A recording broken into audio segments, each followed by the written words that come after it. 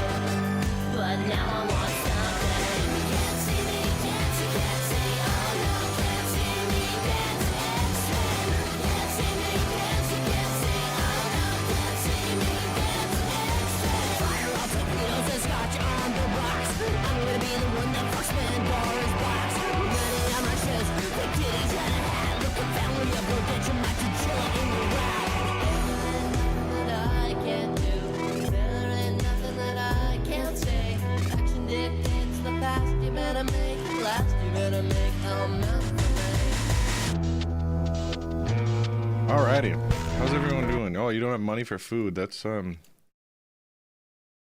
very sad. That hurts my heart.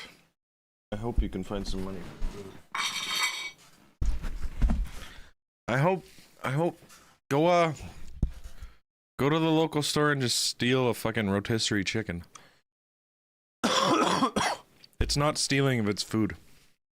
You can tell the cops I said that.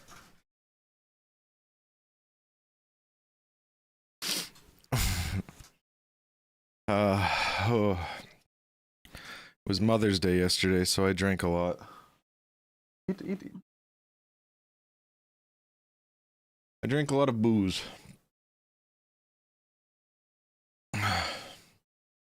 Excuse me. Excuse me. Drank a few too many boozes. You go to a friend's after work and you can eat? Aw. It's good to have friends that'll feed you. It's good to have friends that'll feed you. Okay. Let's play this game. I'm excited to see what happens. It's getting interesting. This game's getting interesting. I need to rewatch the new rehearsal episode. I'm doing alright. A little hungover. Little hungover. Busted my ass yesterday cooking dinner for everyone.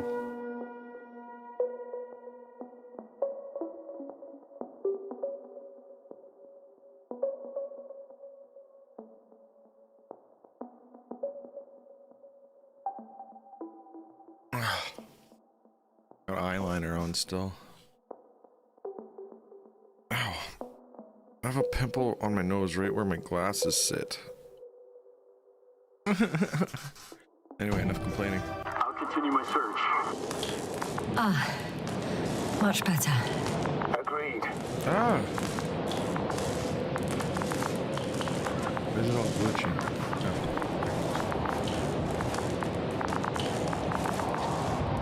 Okay, what the fuck? I'm being glitchy.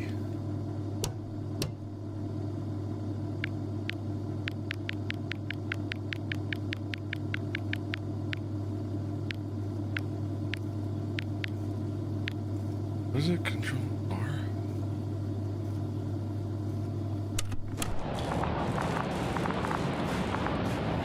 Oh, it's using 100. It's using 100% of my graphics. Damn, Daniel. Is it because it's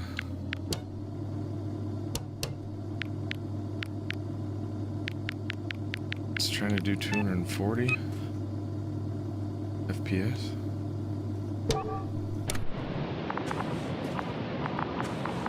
Yeah, there we go, that's a bit better.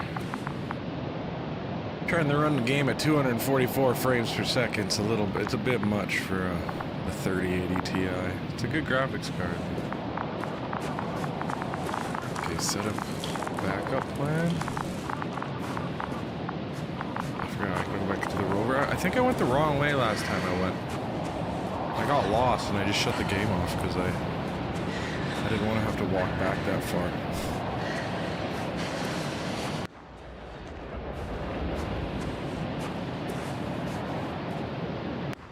Astrogator, Rahitra is firing off flares.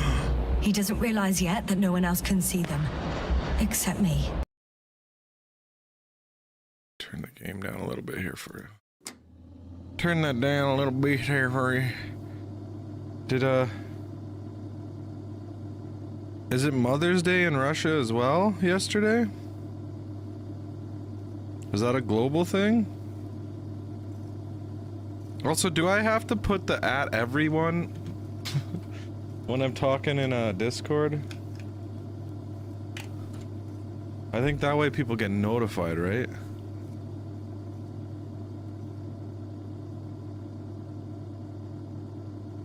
Ooh. I know, I want to set up a...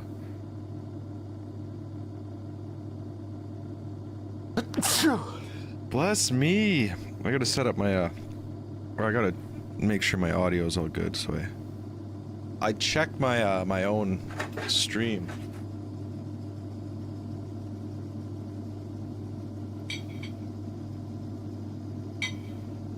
On my phone.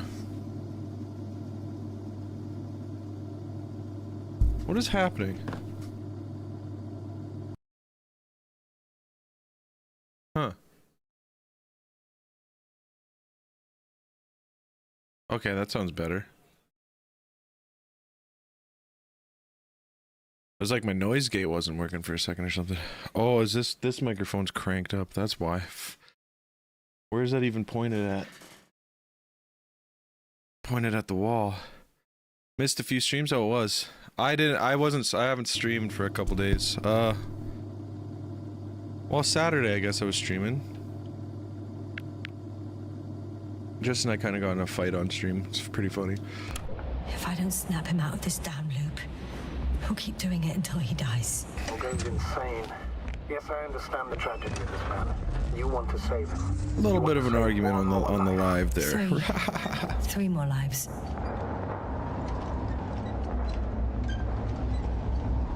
Where am I supposed to go though? Go to Rohiptra. Thank you for telling me. How did it know I asked that?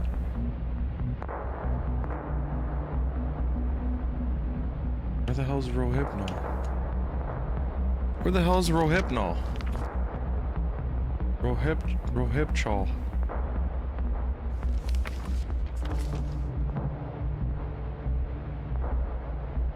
It doesn't say.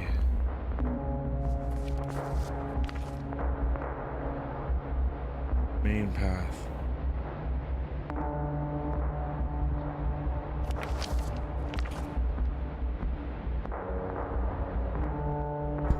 Man, this game is weird, man.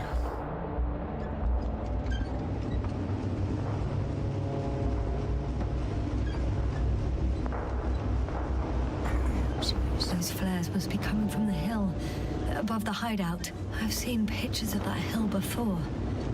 From Look above. for a direct road up the Probably hill. from a balloon. What hill? Remember, at least several vehicles. So there's probably direct access. Yes, exactly.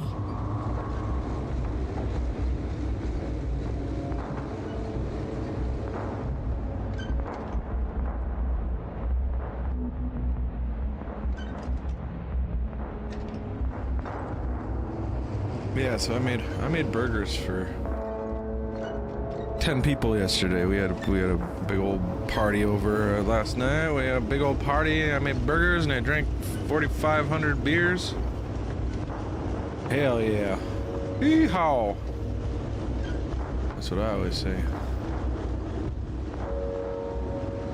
Pretty good.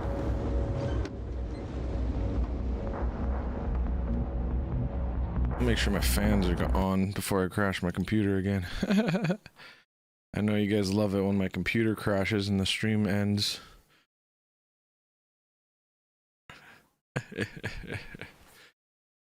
Oh, my hair's greasy. My hair looks greasy. That's okay. Back to game. I don't know if I'm going the right way or the wrong way. Probably not. That's the way I came from. That's the way I came from. I don't know if I need to go back though.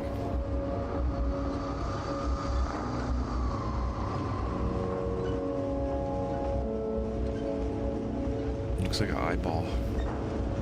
Well, there's two eyeballs.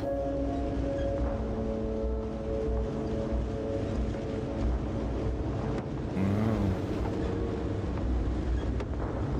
I'm gonna go all the way this way. Oh wait. Why is this playing? I want you paused. I don't want you playing on my thing. Logging up all the resources on my computer.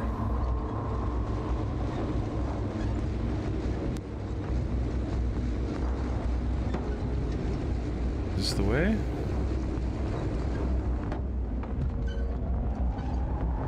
I don't think so. I don't think that's the way. What if I just drive down here?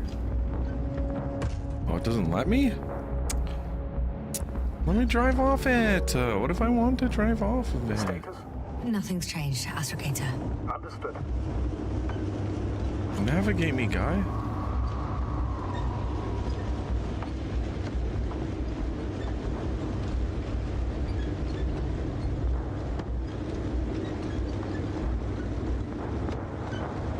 Man, I don't like games that don't have like points that lead you places. Ooh.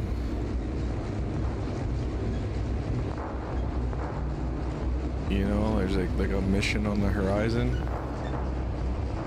I'm just too stupid to figure stuff out by myself. This map doesn't make any fucking sense. I found a direct route.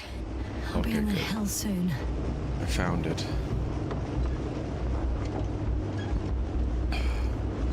Did I find a direct route?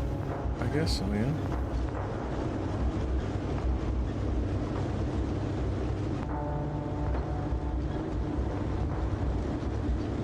Yep. Angel, hold me with all your tentacles and fly me, watch me, even if there's someone else. Oh yeah, oh well, even if there's someone else. I love that song. I love that song. I'm afraid of heaven and all the people in the sea.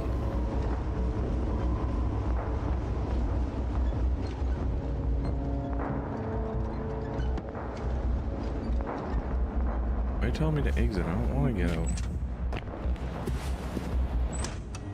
Okay, so I was supposed to go over here. What? Was I not? This is where I was. I made it here. I made it here.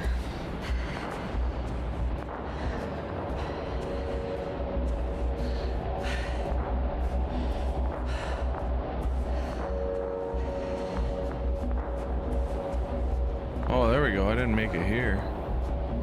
A guy. Asta, back already? I found Milos. So quickly. Where are they? Tell me what's going on. Yes, no. You have to tell us. Calm down. I'll tell you everything. Maybe you should sit. Come on, talk to me. I don't want to sit down.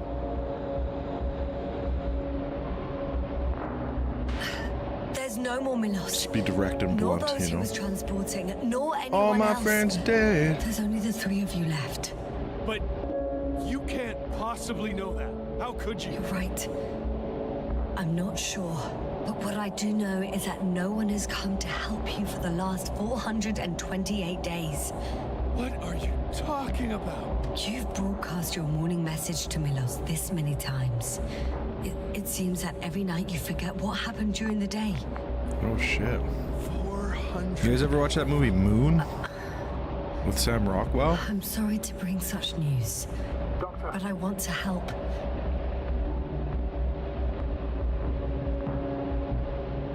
You don't have to wait any longer. hate to interrupt, but we have a problem. The cloud is coming. Right now. Yes, it's closing in on you. Hurry us. Copy that. Is that one of yours? What does he want? It's our astrogator. He's warning us of the approaching Astro cloud. crater. Quick, get us to the hideout. Yeah, quick.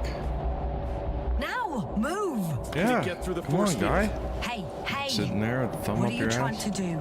I'm done waiting. There's no need to anymore. There's no one left to look for. All that's left is revenge. Astrogator, I think he wants to fight.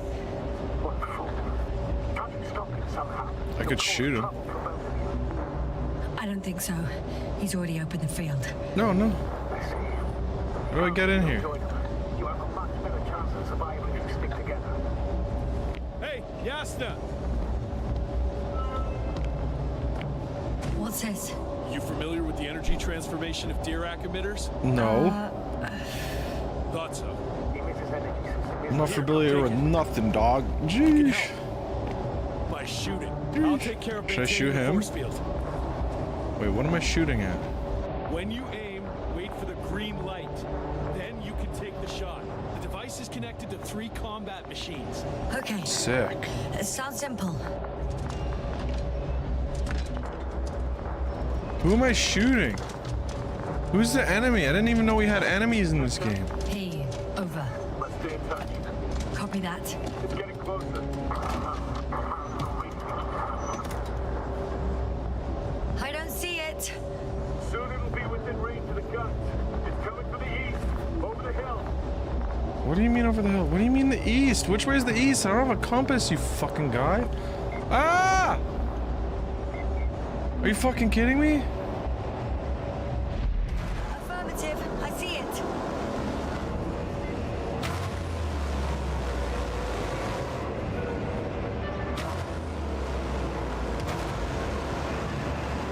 This is fucking crazy. Oh, everything reset? Gosh dang it.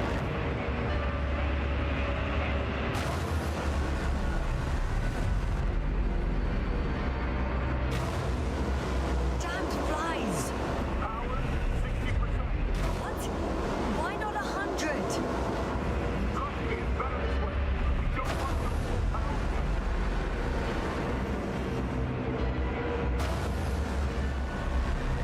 I hope I'm doing this right.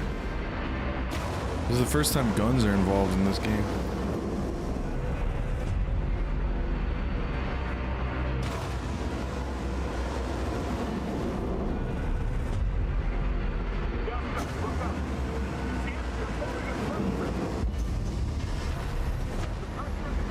I got some. Did it help? Yeah, that should be enough.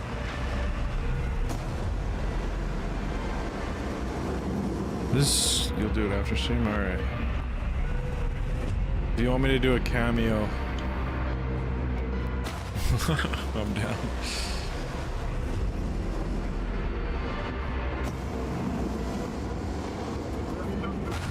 What is it?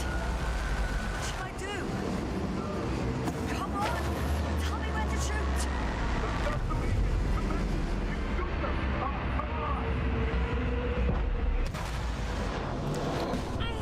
Oh no! Oh no, I'm dead. I'm dying.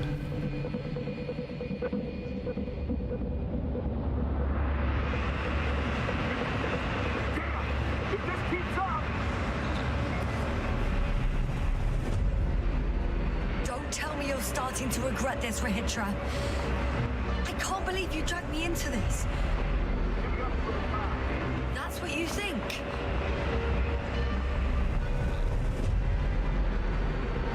Running away is the most reasonable option for me. Maybe it's time. Rahitra.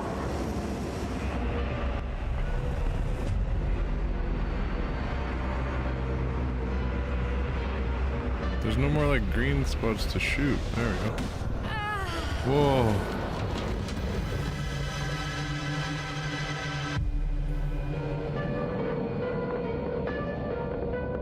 What am I supposed to do? What am I going to do? What am I going to do?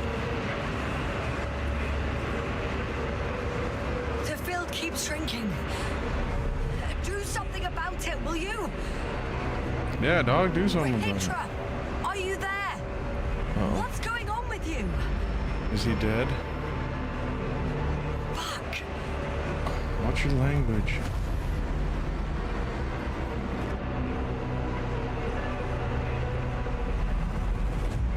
If y'all never ever need me to do something or want me to do something for a video or something, I'm always super down. You want me to record a song for you for something you're working on, or want anything from me? Just ask. Don't be afraid to ask. I'm always down to do art stuff and support art stuff. If you need videos edited, I do that too.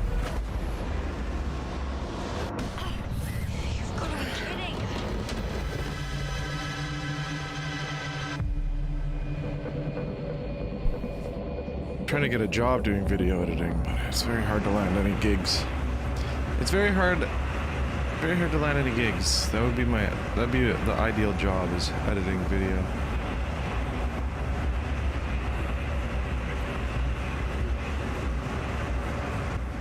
Editing videos. Dream job. Where the hell have you been? I have to secure my people. We can't stay here anymore. It's too exposed. We have to run. But where? Isn't it obvious? Condor. Condor. What are you gonna do? We'll send the Cyclops out to fight. Cyclops? That's a code name for... It's more of a moniker for an 80-ton machine with firepower exceeding all intimates combined. We usually use it in conditions of high radiation contamination, enormous pressures and temperatures. Due to the interference of the force field, it floats several feet above the ground. So it doesn't depend on the Put my surface. makeup back on. I had makeup like this on yesterday. Field, it has an antimatter spherical blaster, and it has the most advanced electronic brain at our disposal. Defeat is not an option. Hell yeah. Hell yeah. I look like an evil villain. Evil villain? What am I supposed to say? This fight has not been enough.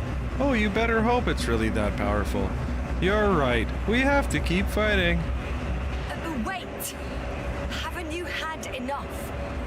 It might be time to hide and consider other options. You must be kidding.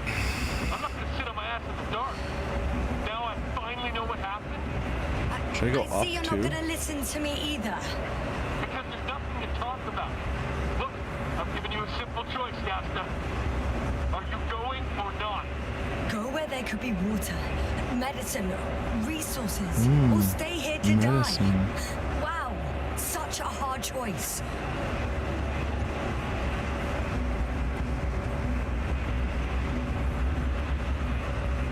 What am I supposed to grab this gun?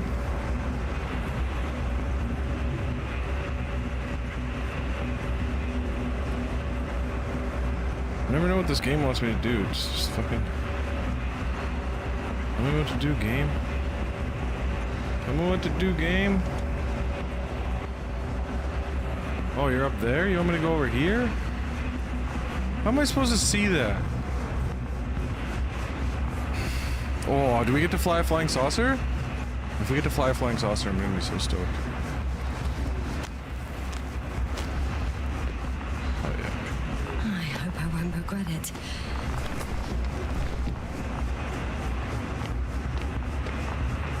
Too bad you didn't mention earlier that you had a working saucer. We could fly to Saucer. Condor right away. Or even into orbit. Working is a big word. It's just a tin can with a couple of sputtering engines. Controlling it technically doesn't work. Somehow it does not surprise me. Let's fly. Just a minute. Fly. I'm waiting for the force field to shut down, which should be soon. Woo! Yeesh. Please let me fly the flying saucer. Please let me fly it. Please let me fly the flying saucer. If the game doesn't let me fly the flying saucer, I'm gonna be so upset. Hold on, was it? Where'd everyone go, yo? Okay, let's take off. I wanna fly. He's not here. Ritra. They just left me in here? He took They're his... inside now. How do you know all this? Well, I heard him talking to them. To you. Didn't he notice I wasn't responding? Yes, he did. He said he'd be back. If he expected me to wait here, he's sorely mistaken. Whoa. Wow. Big It's shipper. impressive. The Condor? Yes, It looked majestic in the pictures. in real life too. I think I know where a hitcher is. Am I gonna black out It's again? expected that we'll lose communications as soon as we're in the car today. Sure thing. So many tons of steel. Indeed. Whoa, You'll have to look at that establish guy. a connection using one of the devices on the ship. I'm sure you'll find one in the command bridge. I'll find that radio. No worries. Ah. So that's their marvel of military technology. The hitcher wastes no time. Is it attacking already? For now, he's only released a Cyclops, as they call it. There's one more thing, Yasser. And this is important. I'll be able to confirm it in a while. But so far, everything indicates What is it, Astrogator? headquarters were right about the Invincible. It's actually flying here. If I'm reading the message correctly, Invincible. they'll be here in a few days. Wait, so is They're the looking for Invincible missing is Condor, the ship? and they have no idea of the danger.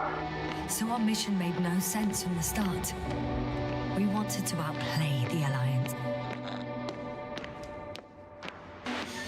I'm boarding. Talk to you soon.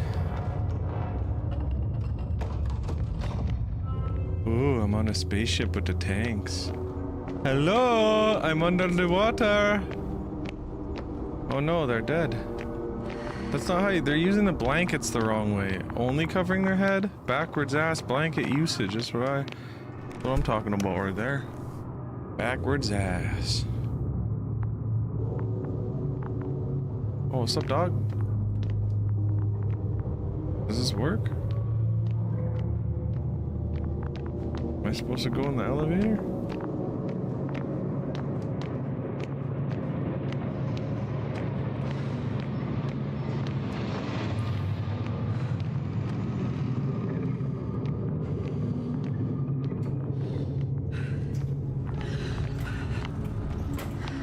Okay, there we go. Where do I want to go? You came after all. In vain. The elevator won't start without a card. I can't give you mine, so... Hey, are you sure you can't help me somehow? What are you muttering? I can't hear you clearly. Rahitra, come on, don't be silly. Over and out. Rahitra. Find another way to get to the bridge? Okay. I'm gonna have to take the stairs? Come on. This fucking lady won't run for more than 2 seconds.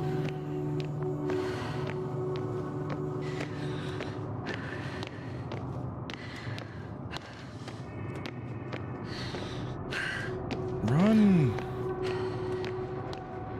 Look at these tanks. This looks cool though. You made a clip, but now I can't upload it. Oh, god dang it.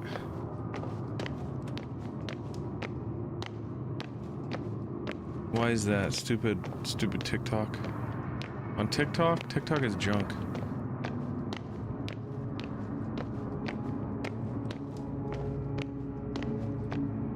TikTok is so junk ass. Oh, wait.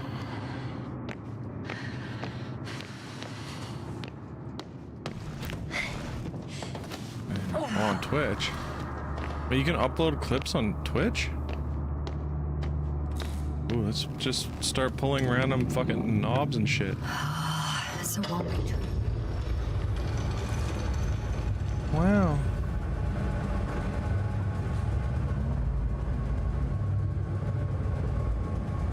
Oh wait, yeah, no, I knew you could upload stuff on Twitch because I uploaded my channel trailer. My channel trailer is uploaded on Twitch. Aw, come on.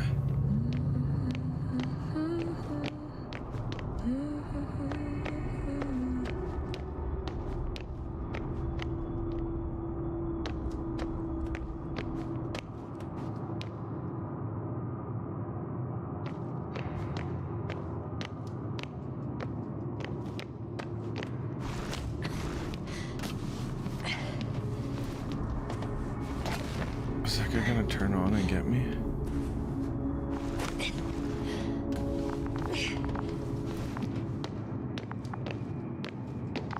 Fucking guys. It's so scary, they're gonna get me. Oh no. What's up, dude? You alright? I don't think he's alright.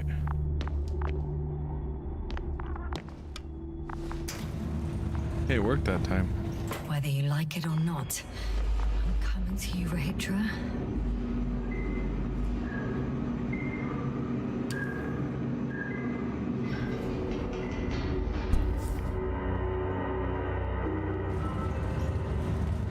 How's everyone else doing? Robin and Boba's hungry. Not quite at the bridge yet, but I'm getting closer.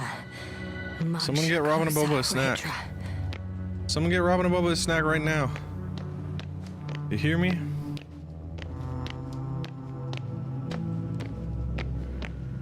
Everyone. Elon Musk.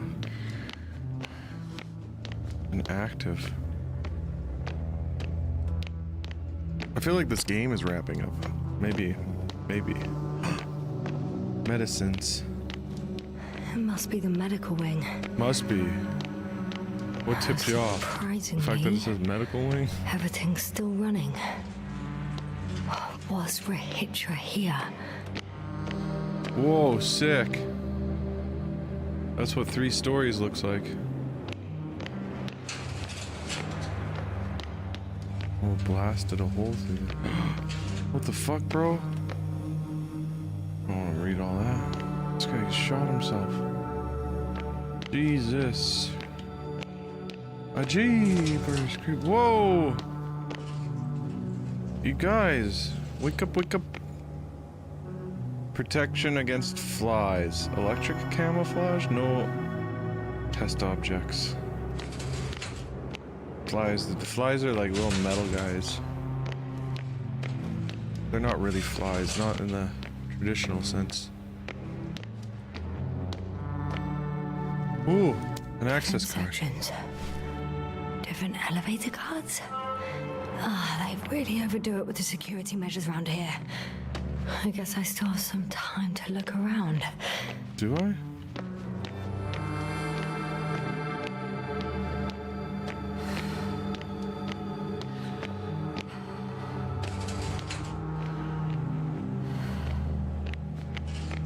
I couldn't live in this pod. Not enough room for me. Where would I put my drum set in a room like that, you know?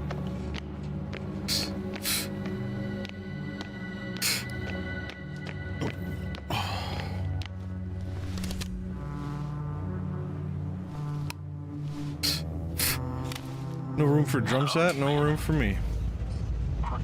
That's what I always say.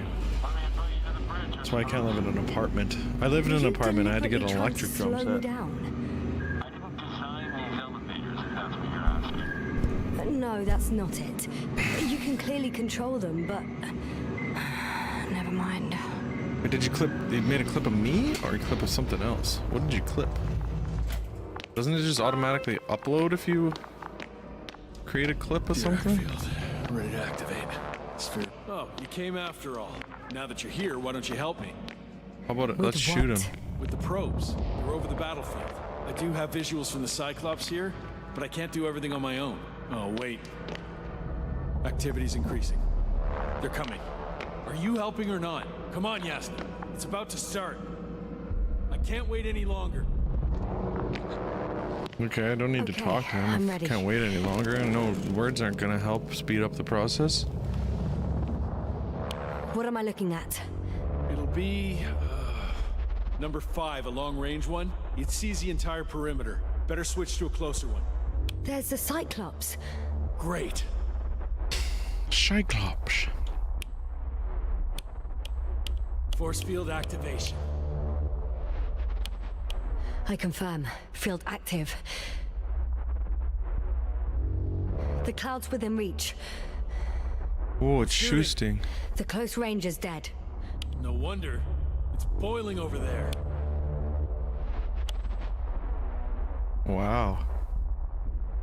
That's not good. Holy smokes. Oh, they're doomed. What are they gonna do? Look at all those things. The field is shrinking. Calm down, Yasna. It will hold. Will it?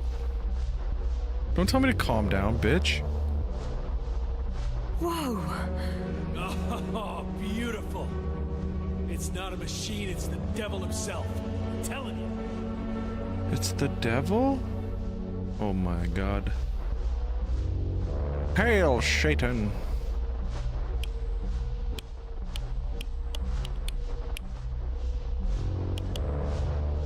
Uh-oh. Shit. I'm losing connection. Do you see anything? Yeah? They're creating a tight formation. Uh-oh. A cyclone. Fucking shit! Oh, you said it would hold. It doesn't look like it's holding, bruh. It doesn't look like it's holding at all. Bruv.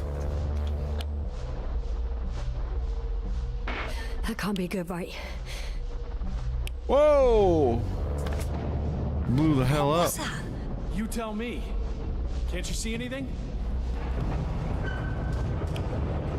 The mid-range is dead. How about the long range? The long range works. Okay, The cloud has stopped attacking. Come here, jump up here. The Cyclops is... Huh? Okay. What is it doing? What did you see? Yasna! The cloud won. What? You said... Don't count on the Cyclops anymore. Circus must have gone haywire. It shot down the probes. Went to Kitty to jump Now on it's me. Come probably here, operating Ken. with a new goal. Like all those machines earlier. I don't understand. How? This is pure madness. Hey, at least we still have the Invincible. Don't mock me. I'm not mocking you, Rahitra. They really are flying here. They'll be here in about... Say hi to everyone. Just Look, it's Lucifer. hold on for a moment, I'll find It's out. Lucifer the kitten. Lucifer. Lucifer the chitty. Lucifer, hail Satan. Hail Satan. Hail Satan, kitty. Hail Satan. I missed what was happening. I got distracted by cheating. Lucifer. Oh, I'm supposed to go over here, I think. Press some buttons? What am I supposed to press? Probably that button that's blinking, hey? Oh, D. D's nuts. What the fuck? Do the thing.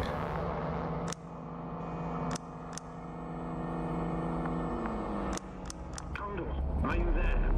Oh, This is the commander of the IC Dragonfly unit, Astrogator. I'm here, Astrogator. they said hi to you, Lucifer. Roar Unfortunately, I XD. don't have good news. Roar The XD, Cyclops what you got out do? of control. Roll with me. What do you mean? Lucifer's Just a like the cute other kitty. machines. Now, it'll wander around aimlessly. Or even worse.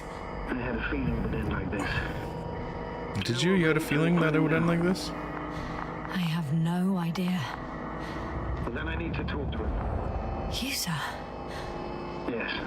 Can you switch me somehow? Okay. I'm switching you to the bridge. I should be able to hear you now. The kitty's on me. Done. Please talk. Hello, Condor. This is Astrogator Novik, commander of the IC Dragonfly ship. I repeat, this is Astrogator Novik to the crew of the USCA Condor cruiser. Please come in. Could you stop with all these? Rohitra, Engineer Rohitra. Among our crew, I'm the last man standing, so to speak, which I guess makes me commander. Who would have In thought? that case, I'm making an official request to join our forces to prevent the danger that threatens both sides. Oh, enough, Novik. Oh, a single-minded Enough. Timberland. I agree. Officially, Go and away. all that jazz. We're already taking steps Go to away, eliminate bots. the threat.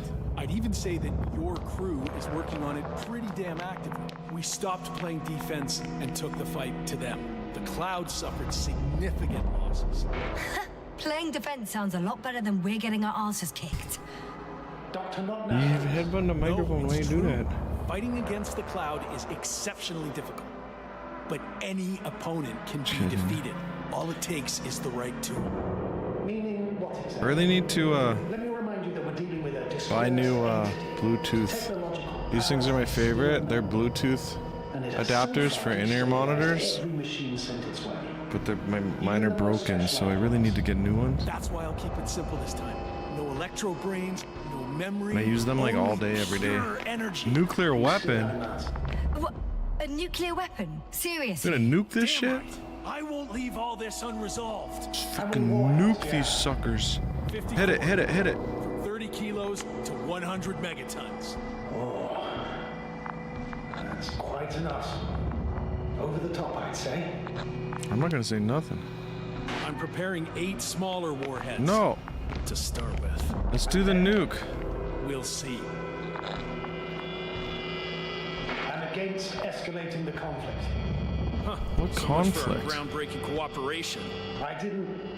Why do you jump to conclusions so quickly? How has it turned out for you so far? Clearly you lack tactical experience.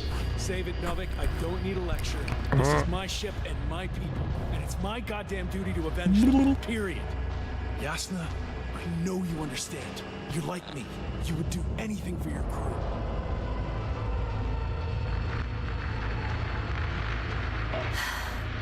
I understand how you feel. But you can't approach this problem in terms of revenge. We are dealing with creations of necro-evolution. Dead evolution. Probably non-sentient Dead evolution? ones. What the heck? Taking revenge on the Cloud is like...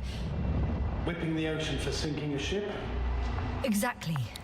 Like Xerxes. We won't gain anything from a mindless attack. On the other hand, knowledge about these creations Let me do the may nuke. turn out to be crucial in Quit helping yapping. their Let me do the victims. nuke. In helping you, Rahitra. My memory, you could... It's possible. Well, thank you. What for?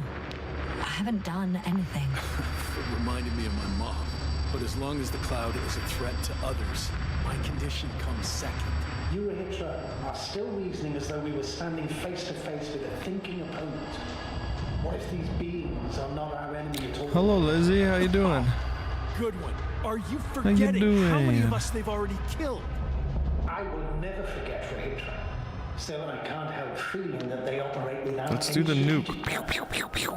They attack from one incident to another. They're non-sentient, as the doctor put it. So what, they're Non-sentient. stupid? And that's why they can't be hostile? It's absolute nonsense. Well, it could be. Yasna, what do you think?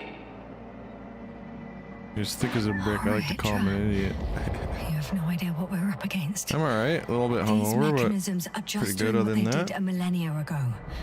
And we were the ones that Pimples. provoked I've them. been putting hair oil in my hair. How? By Give me coming pimples. here with all our gear, blasters, Oh, yeah. transmitters, rockets. It's like kicking a hornet's nest. A hornet's They've nest? faced countless species over millions of years.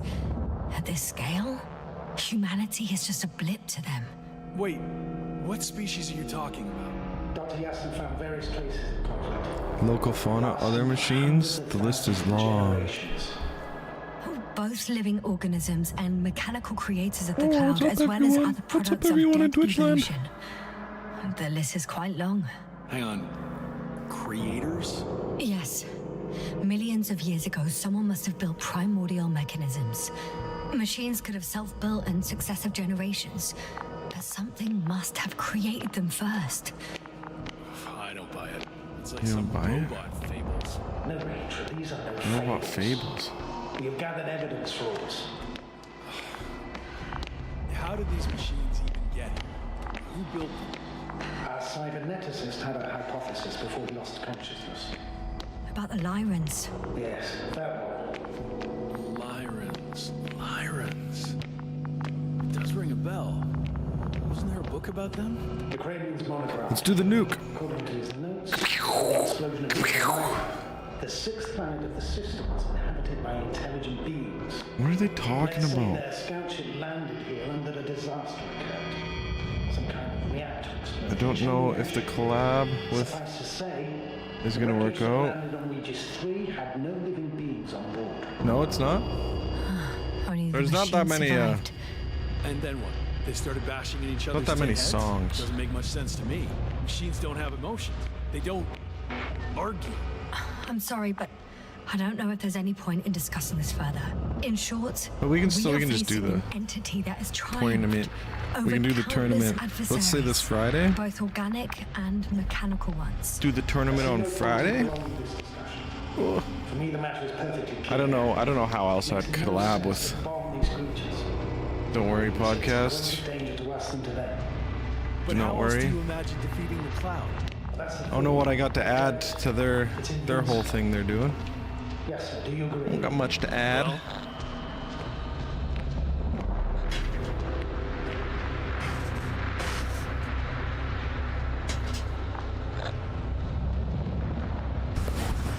Yeah, it's.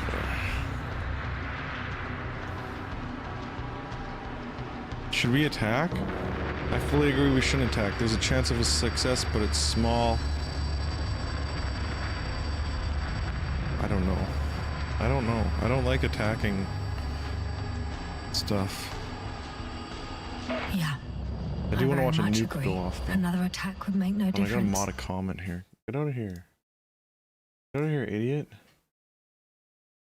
Man. Foolish behavior coming into my chat with that Just a few nonsense. flies are enough for the Cloud to regenerate. what if we destroy their nests? No, Ritra. Unless we want to destroy I'll have to, like, the set up, entire like, a- planet, it's impossible to eliminate them all. And even then, there's no guarantee they would die in space. After all, the flies need no air, water, or Flowchart. food. Only solar energy. Is there like a flowchart But app that you can what else can we do upload your own if images not to and attack? move them around? Is that a thing? Gotta look into that. The Invincible is near. We can wait for its arrival. Huh, right. That is one solution. The nuke? Although I was hoping you'd come back to Dragonfly. Back home. Let's drop it, all right? Further discussion is pointless. The charges are almost ready. Rahitra, for fuck's sake, be reasonable. Whoa, language. You won't stand down, will you? An escalatory solution won't work. Will only needlessly draw the Cloud's attention. Stop arguing. But Doctor, No, Astrogator. You can't always get your way. And you, Rahitra, blow up this Cloud yourself and the entire planet if you want. Just let me fly away first. Can you at least do that for me? Yes, I'll wait. What? Dang it, I picked all the wrong buttons. I want to watch the... prepared Hopper for departure. I wanted to watch how the There's still a bombs matter go of off. access to the landing pad on the bow. Navik, how do you know about our landing pad? I wanted to watch how the bombs You know go what they off. say? Keep your friends close and your enemies closer. Astrogator likes big ships. Right. Anyway, someone has to break the force field and open the dome. The field automatically deactivates when the dome is opened. It's the same switch on the control station. All right. Sounds simple enough. Open the dome. No, let's just launch a nuke. Open the dome above the landing pad. Okay, got it. Everything's ready. Ooh, Astrogator. Saturn.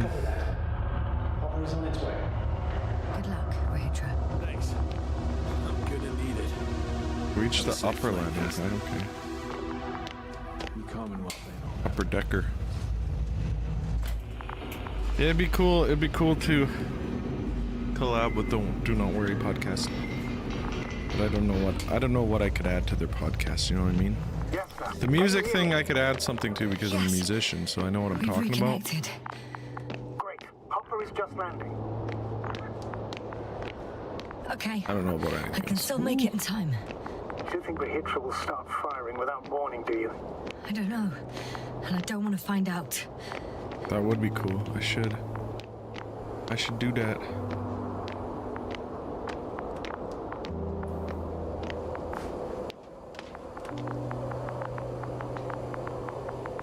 I gotta watch more of their podcast though. What am I supposed to do? Are you ready?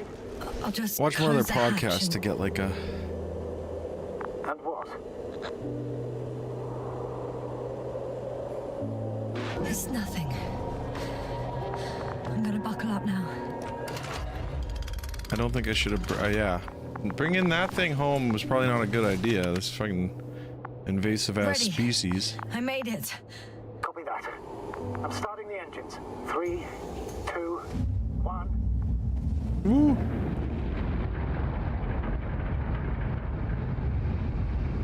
I wonder how many different endings.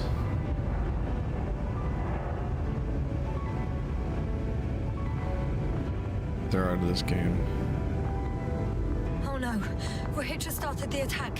Shit! Radiation's rising rapidly. EM field 2. We might get cut off. I repeat, we might get cut off. Oh no. Did he nuke me?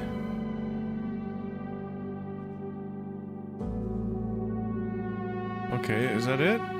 That's the whole game? That's the ending of the game? Pfft.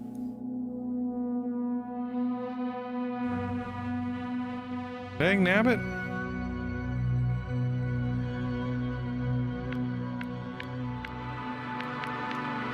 Alright.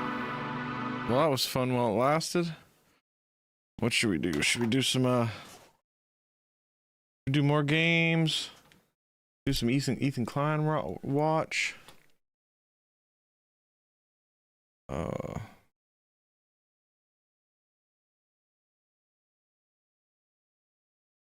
Watch the news?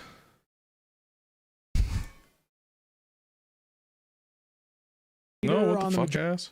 So apparently Ethan Klein has issued an open challenge to like any of his opponents who want to debate him, which is I want very him funny, on the given that HD he has been podcast so actively badly. dodging my open debate challenge to him since literally October of last year. He knows that I want to debate him. He knows all about it. He's afraid to debate me. That's a fact. Yep. Once again, Denims, Idubs, Anissa, any of you guys want to call into the show at any time, I welcome you, please. I would love to discuss any Denims of your is various suing claims. you. This is not what power. Check out fucking If you talk want to talk you. about Israel-Palestine, I'd love to, you know what I mean? Like, I'm just a dumb podcast idiot. I'm sure you guys would trounce me on that, just like Sam Cedar and Hassan Piker did. He says that like He knows that I've been challenging him to a debate this whole time. He knows I'm up for it any time. He's so brazen like this while actively dodging and being afraid of me. They're all fucking terrified of me. It's so fucking weird.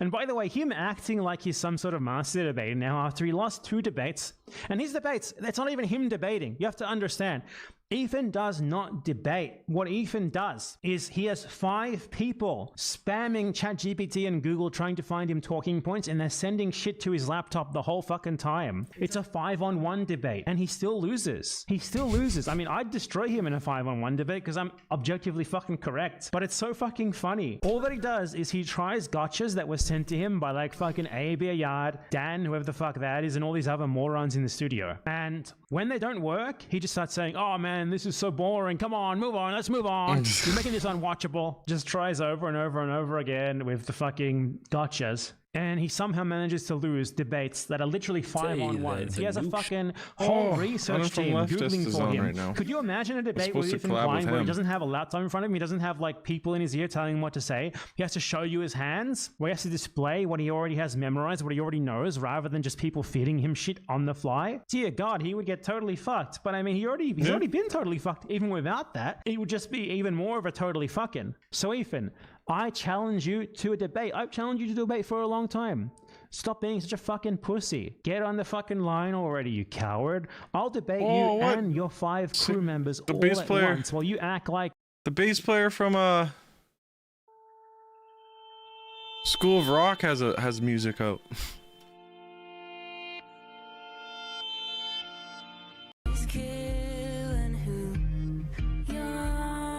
Tip it on its side and cello. You got yourself a bass.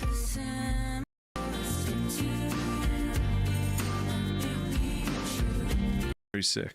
You're high and mighty. I'm so brave. I'm Pretty so, sick. you know, I have 5 fucking people literally fucking tell me what to say the whole time when I still lose. That's your narrative. I'll take you all on 1 on 5. No fucking problem, Ethan. I'll prove everything that you say about you is defamation true. That's why you won't invite me on. That's why you're scared. You know it. You know it. The only possible outcome of you debating me would be an immediate divorce letter from Healer, so I guess that's why you're avoiding it, huh? I will destroy your very being. I will destroy every little victim narrative you've concocted, and I'll destroy you on the facts of the matter of Israel-Palestine as well.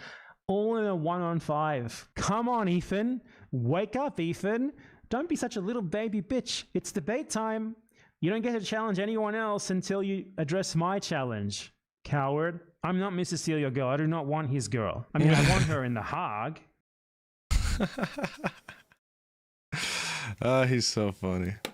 No one's funnier than Bad Empanada.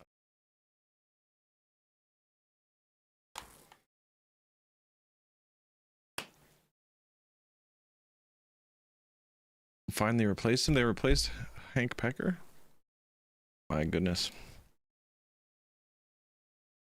Who's this guy? Cool.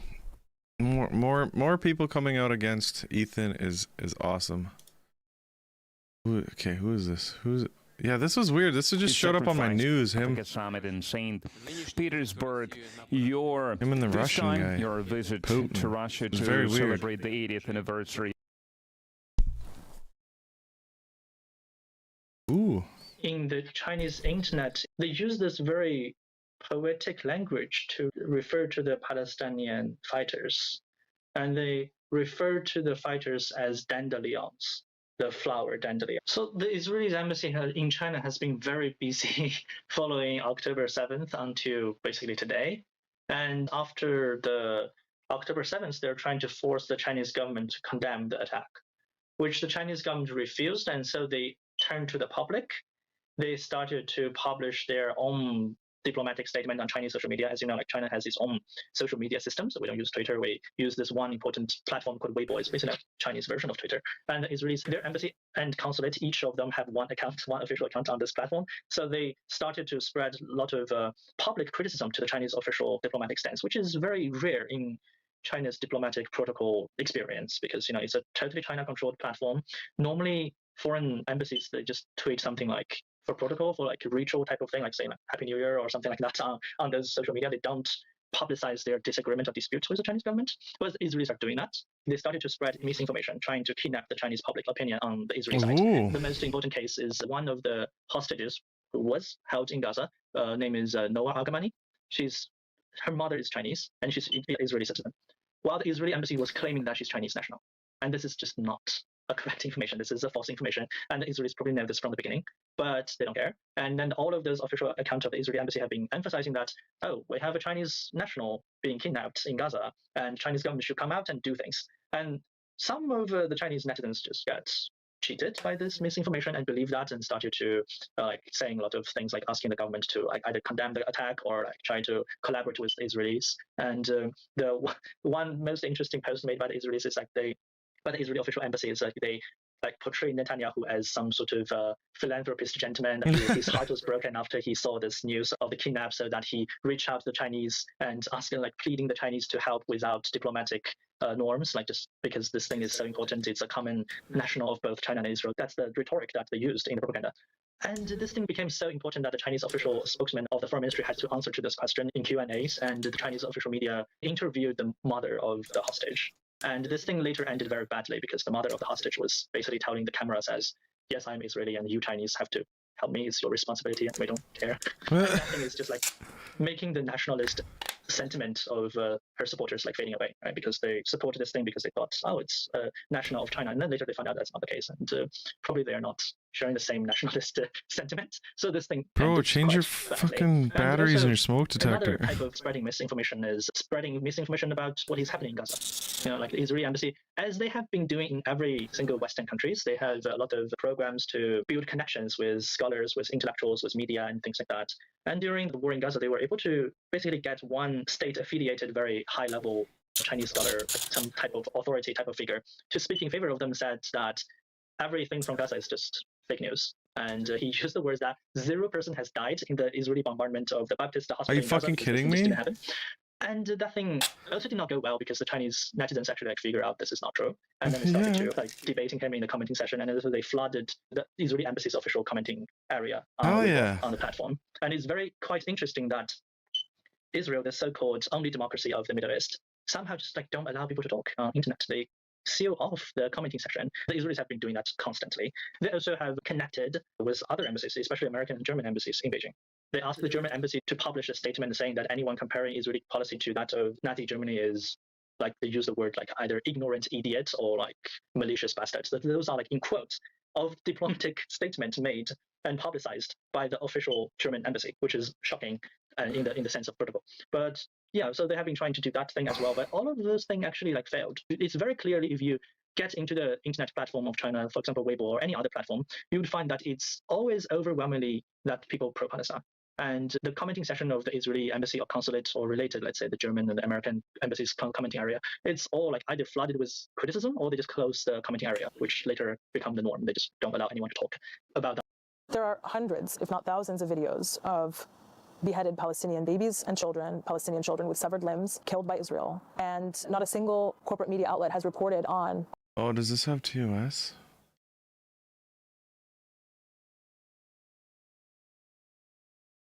This might have some TOS in it. How Israel has systematically beheaded Palestinian children on a daily basis for the last 15 months. And yet every single one of these Western media outlets was so quick to spread the mass atrocity propaganda in order to manufacture consent for Israel's genocide by repeating a story about an incident which never took place. We have some really disturbing new information out of Israel. The Israeli Prime Minister spokesman just confirmed babies and toddlers were found with their heads decapitated. I choked up earlier reading this new revelation about 40 babies being killed. Oh my God. And some of them being beheaded. And I was like, how can any human being do that to a baby? So what message does that send? That mythical beheaded babies, because they were Israeli, are to be reported on when the incident never happened, but that Palestinian babies and children, when they're beheaded and their limbs are severed and they're found hanging from trees with half of their body missing, that they are not worth the coverage to report on their experience, on their premature death at the hands of Israel and the United States. Did you know that Israeli occupation forces tied explosives to the body of an 80-year-old Palestinian man who was forced to clear booby-trapped houses, and once they released him, they shot and killed him and his wife? Did you know that Israeli soldiers were captured on film raping a Palestinian hostage? And when news of this came to light, Israeli far-right politicians and soldiers and ordinary people protested outside of the facility where the soldier was being held, demanding that he be released. And in parallel, the Israeli Knesset engaged in debates on the right of Israeli soldiers to rape Palestinian hostages. I had a dream that China had a giant ship with its own Iron Dome on this ship, and it went to Gaza and delivered a bunch of help for them. It was a good dream, but it's only a dream. מחבלי נוח'בה לא נגמר. אנחנו לא יכולים להמשיך כרגיל. להכניס מקל לרקטום של בן אדם, זה לגיטימי? כן, אם הוא נוח'בה הכל לגיטימי לעשות. אוקיי, הכל. One of the soldiers who was involved in the rape had a media tour all around Israeli media stations and took off his ski mask and was revered as a national hero by members of Israeli society. Did you know that a young Palestinian boy by the name of Saddam Rajab was killed in the occupied West Bank after an Israeli occupation soldier shot him in the stomach? Jesus, I can't watch that. I can't watch that on here. Can't watch this on here. I'm gonna get in trouble. The speech government. What the hell is that? Why does it do that? In June 1960, the Republic of Congo, modern-day Democratic Republic of the Congo, celebrated its independence from Belgium with King Baudouin of Belgium in attendance. During his address, King Baudouin expressed admiration for King Leopold II, despite the fact that Leopold's rule resulted in the deaths of over 10 million Congolese people. He suggested that the Congolese should not make any changes to what Leopold II had done for the country unless they were certain they could do better.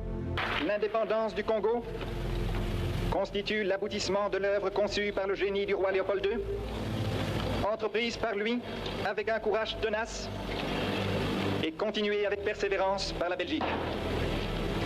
Elle marque une heure décisive dans les destinées, non seulement du Congo lui-même, mais je n'hésite pas à l'affirmer, de l'Afrique tout entière. King Baudouin's remarks were deeply patronizing and insensitive, considering the brutal suffering endured by the Congolese people under King Leopold II's regime. However, when Prime Minister Patrice Lumumba took the stage, he made sure to challenge the king's perspective and prevent him from having the final say. Combattant de l'indépendance, aujourd'hui victorieux, je vous salue au nom du gouvernement congolais. À vous tous, mes amis, qui avez lutté sans relâche à nos côtés, je vous demande de faire de ce 30 juillet 1960 une date illustre que vous garderez ineffaçablement gravée dans vos cœurs. Une date dont vous enseignerez avec fierté la signification à vos enfants, pour que ceux-ci, à leur tour, fassent connaître à leurs fils et à leurs petits-fils l'histoire glorieuse de notre lutte pour la liberté. Nous avons connu les ironies, les insultes, les coups que nous devions subir matin, midi et soir. I can't understand French and I'm not reading it, so I don't know what's happening. I don't speak French and I don't know what's happening. You will hear about the African Union. Yes, it exists. I think we watched this. But what is the effect of the African Union in reality? Yeah, we watched this one the other day. Good speech. Very good speech. We like scaring Westerners.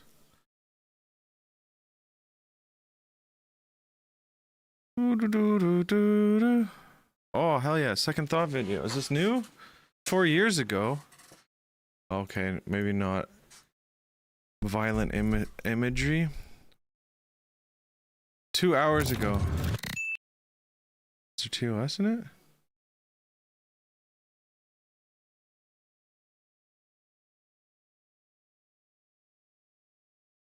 Might be. Is it just me, or does it seem like conservatives are getting really comfortable with casual cruelty these days? The Cruel Kids table. The Cruel Kids table. Are you cruel? They want to be able to say slurs. People feel like they can say the R word specifically. We're going to call them fags and again. Many people feel or see a power in that. It was an act of astonishing cruelty and callousness. There's literally a floating island of garbage in the middle of the ocean right now. I think it's called Puerto Rico. Can you come take it out of my ham? I'm gonna eat half this plate during the break. Maybe I'll call the ICE hotline. I don't know if I'll have enough time. Somebody's getting deported. I actually find it hilarious. I find you guys to be subhumans. Since the inauguration, we've seen conservatives lashing out. They're excited. They're calling people slurs as if it's edgy and not just sad. And while this isn't new by any means, it does feel more intense and shameless now that Trump is in office. And our country will be woke no longer.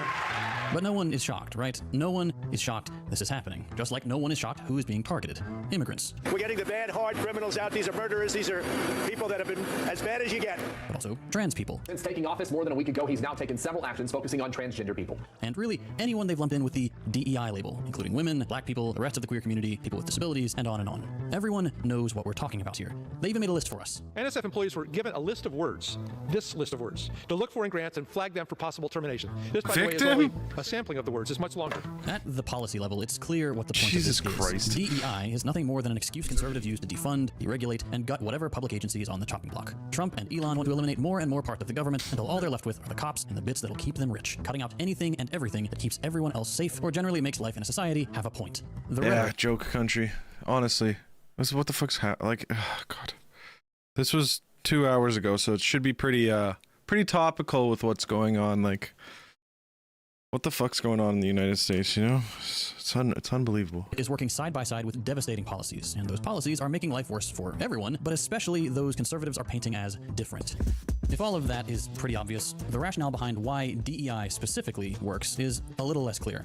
That is, until you realize that this kind of thing isn't all that new. It's part of a long American tradition of backlash politics. And to really understand it, to really grasp where this misplaced anger against disenfranchised people is coming from, we're going to need to talk about the economic roots of conservative politics and how liberal politicians like Biden and Obama have played into this. I think I can just keep it on normal speed. He talks fast enough, I think. Second thought. Everyone go sub to this channel. I just wanted to take a quick second to thank our channel sponsor, Aura. With the recent demonetization wave of left-wing channels, a lot of people have very kindly reached out to ask how they can support our work. One of the best ways to keep this channel afloat and get some quality peace of mind while you're at it so is to handsome, sign up curly for hair, Aura blue using my eyes. link. Wow. If you're not already familiar with Aura, it's an all-in-one digital safety solution that helps protect against identity theft, financial fraud, and online threats. If you're anything like me, I'm sure you're tired of having dozens of separate subscriptions for every aspect of your life. Since I switched to Aura, I've been able to cancel a bunch of those because Aura's got everything I need. It's a VPN, antivirus, password manager, encrypted storage. It provides credit monitoring, dark web monitoring, up to $1 million in identity fraud protection, spam, $1 million? call, text, and email blocking, even comprehensive and customizable parental controls so you can keep your kids or your aging loved ones safe online. You can get a 2-week trial completely free when you use my link. Kids are That's aging plenty loved of time ones. to see whether any The of your old personal people data has getting been fooled by all the compromised and AI. to opt out of all those obnoxious spam lists. If you're serious about protecting yourself and your loved ones online, give Aura a shot. It's a great service that I personally use, and every sign-up directly supports our work here at Second Thought. Thanks for your consideration. All right, back to the video. Let's talk about backlash. Back to the show. If you haven't heard about it before, backlash, or more commonly, white backlash, is a term we sometimes hear when progressive politics are violently reversed by conservatives. It's usually called white backlash specifically because we've seen this happen mostly when white conservatives violently make sure white people stay above everyone else. The most obvious example of this happened after the Reconstruction era. If you remember, the 15th Amendment made it so that states couldn't deny black men the right to vote anymore, and as a result, 500,000 black men joined voter rolls and elected nearly 2,000 black representatives. This obviously didn't end racism or white supremacy, but that possibility was scary enough that, in response, white conservatives got to work finding ways to exclude black voters to make sure it never could. You've definitely heard of this already, but the Jim Crow era backlash to Reconstruction meant a whole new list of things designed to keep black voters out, like literacy tests and poll taxes at the voting. Yeah, Second Thought's really good. The Second Thought, goes definitely sub to them. I think that link got sent in there. And he's on a podcast called The Deprogram with two other of my favorite peeps. Oh, you are? Hell yeah. Yeah, he's Second Thought. He's right there. Right there. And Hugo Panek. And Hakeem. But yeah, he's fuck yeah. Hakeem. He has the Lenin. How do you spell it?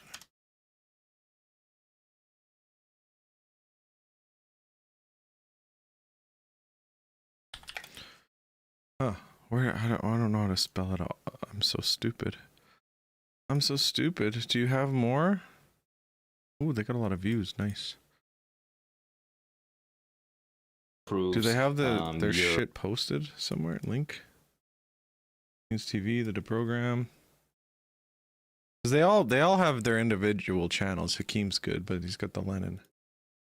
Ooh, my stomach. Parties also ran all-white primaries to make sure black candidates weren't even making it on the ballot, and generally made it near impossible for black Americans to vote or get elected.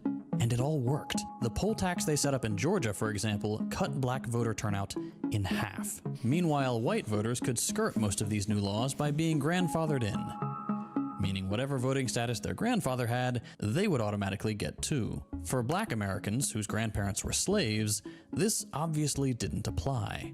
Whites had literal inherited privilege, and so society remained heavily segregated to the benefit of white Americans. But like I said, this didn't stop in the— Okay, hold on, I gotta run to the bathroom. I'm just gonna leave you with my video, because I want to watch that.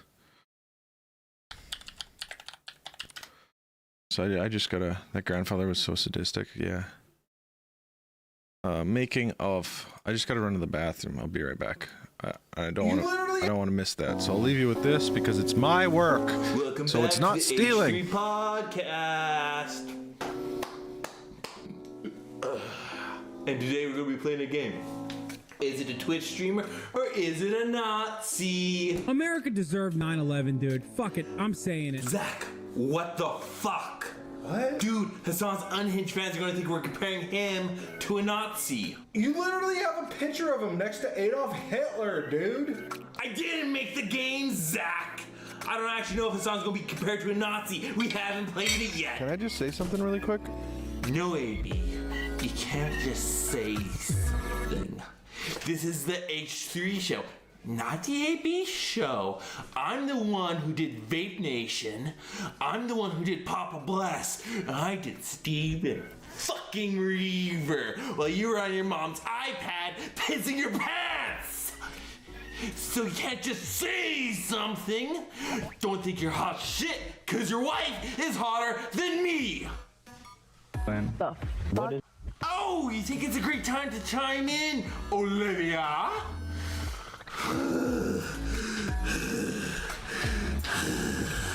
when I drop this content nuke on Hassan, you're all finished! Every single fucking one of you! Okay? I'm the one closest to Bernie Sanders, not any of you fucking clowns, and definitely not fucking Hassan! Fuck the button, Dan! Fuck the button, Dan! You fucks.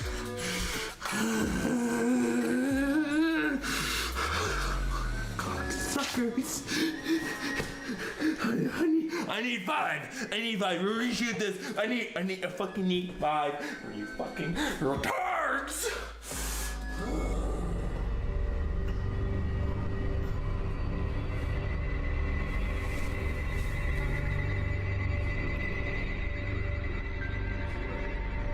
Oh, Hassan. My Turkish delight. Oh, how I missed you. Why did you have to disagree with me? I could have had it all. I could have had it all, but you had to disagree with me. Hasbro could have paid us both. We could have been rich. Rich beyond our wildest fucking dreams. I can't turn my back on my one true love. Oh, my one true love. Sabra. Oh, Sabra, I can't turn my back on you.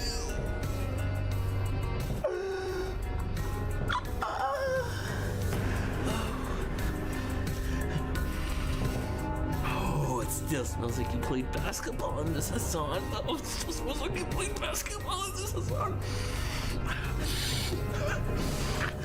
See, Hassan, you like it. Just say you like it, say you like it, say you like it, say you like it. None for you. If you don't like it, then more for me. Oh. Oh.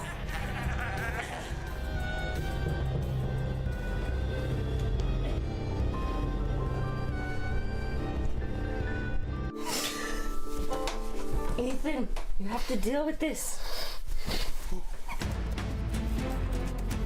Hey, with Ethan Klein, welcome back to the HD podcast. Fine. Hassan, I can't escape Hassan. Hassan, I can't escape Hassan. I'm good. Of course. McConnell, who fell down the stairs like Nana. Oh, tell me more about the Cartier. Ooh, is that sapphire? Is it sapphire? Oh!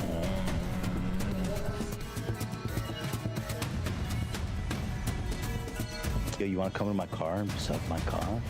I had the fucking baby gloves on, and you cried like a bitch after doing Teddy Fresh ads in the midst of our genocide coverage. Still friends. 9/11 because they hate us. Hassan are still friends. A lot of people are in much more denial. They're like, absolutely not.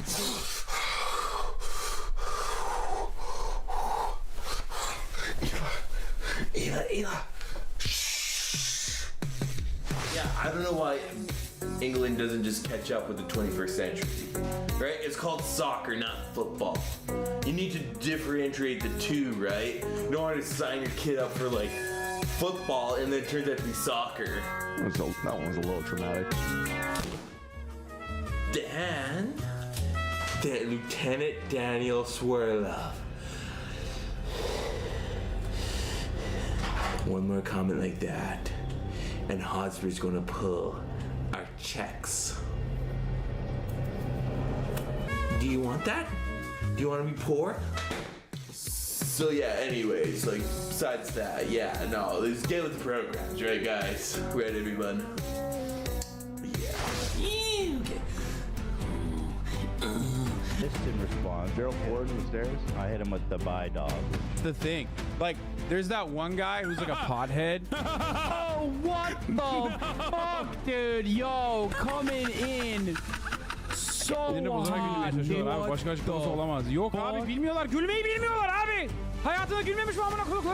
Can you face any This more is my charges? mood dang. I'll take the mic. Bro, what is going on, dude? Oh no, you can take it. Bro, I'm sorry. please, dude, fix that. Fix that. You look like you're about to get assassinated at a theater, dog. Don't do it. Ethan, you gotta deal with this. You seen a prolapse video yet? Prolapse? Like a prolapse? Like a, what's that?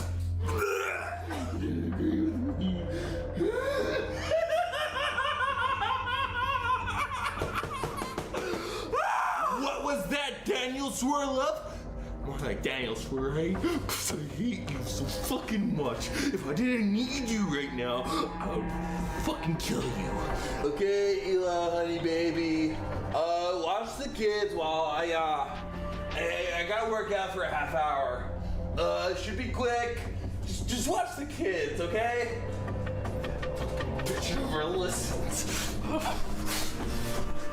Ooh, there it is. Daddy's little workout. Ooh, ooh, ooh. 1, 2, 2. Ooh.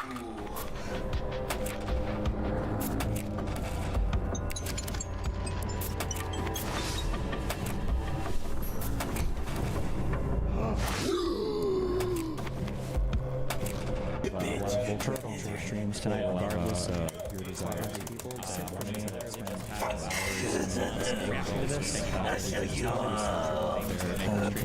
reasons for why sharing things non-consensually. I do think it is kind of funny. I won't say that because TV show on board. Because we're in Hassan's world, like so deeply. Hassan's voice changed over the years. Oh yeah, I'm doing research. You step up. It's everywhere.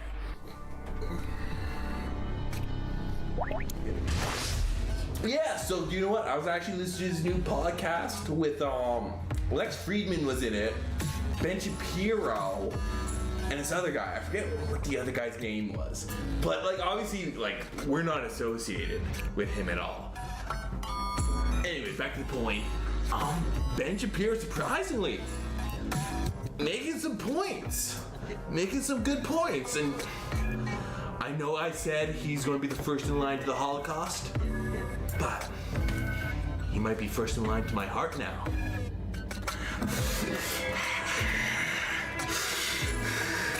There is nothing wrong with jerking off to AI porn.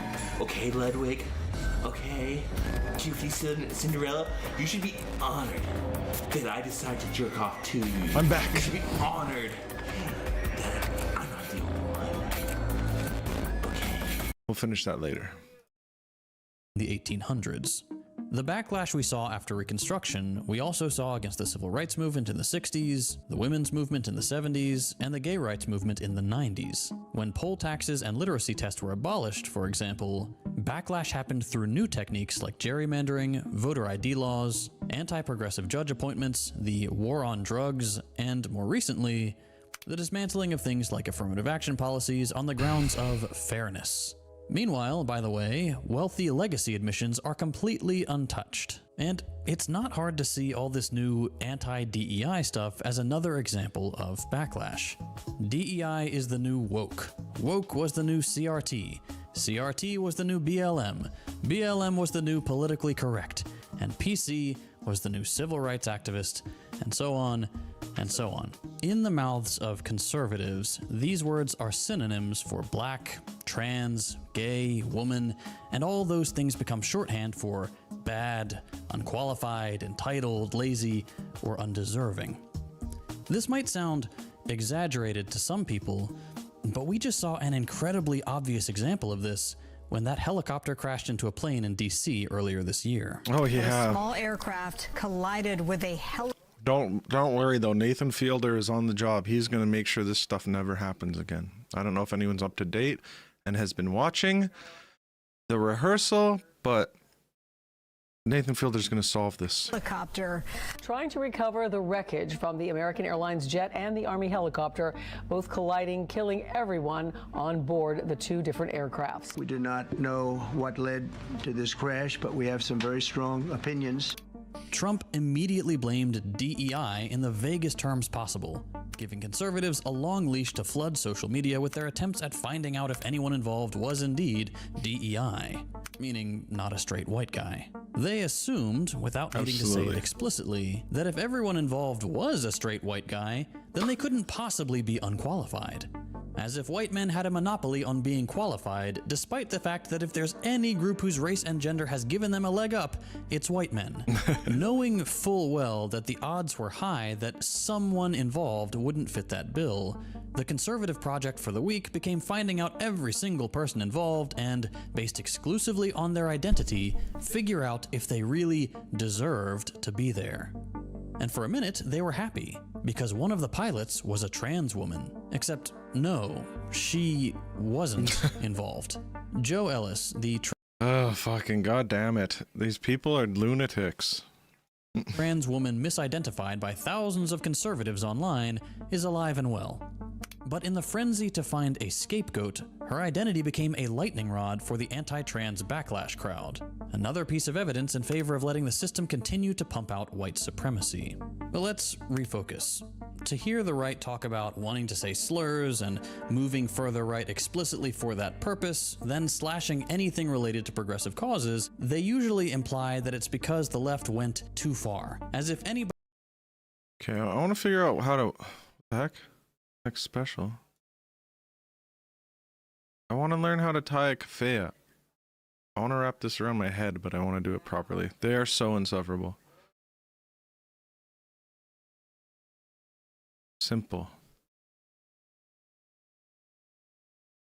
Head wrap.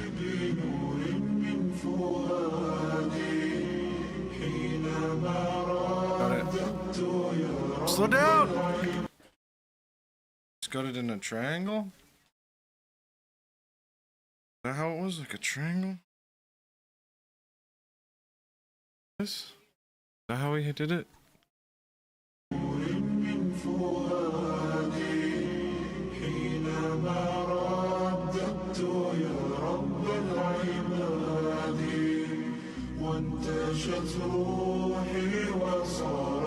Twist 3 times on both sides.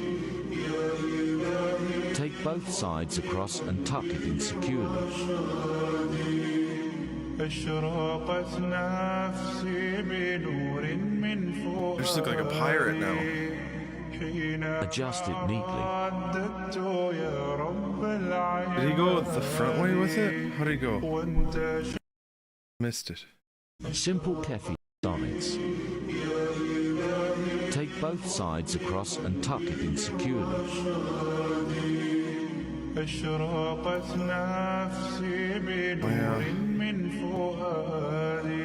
Cafe is not that long. Adjust it neatly.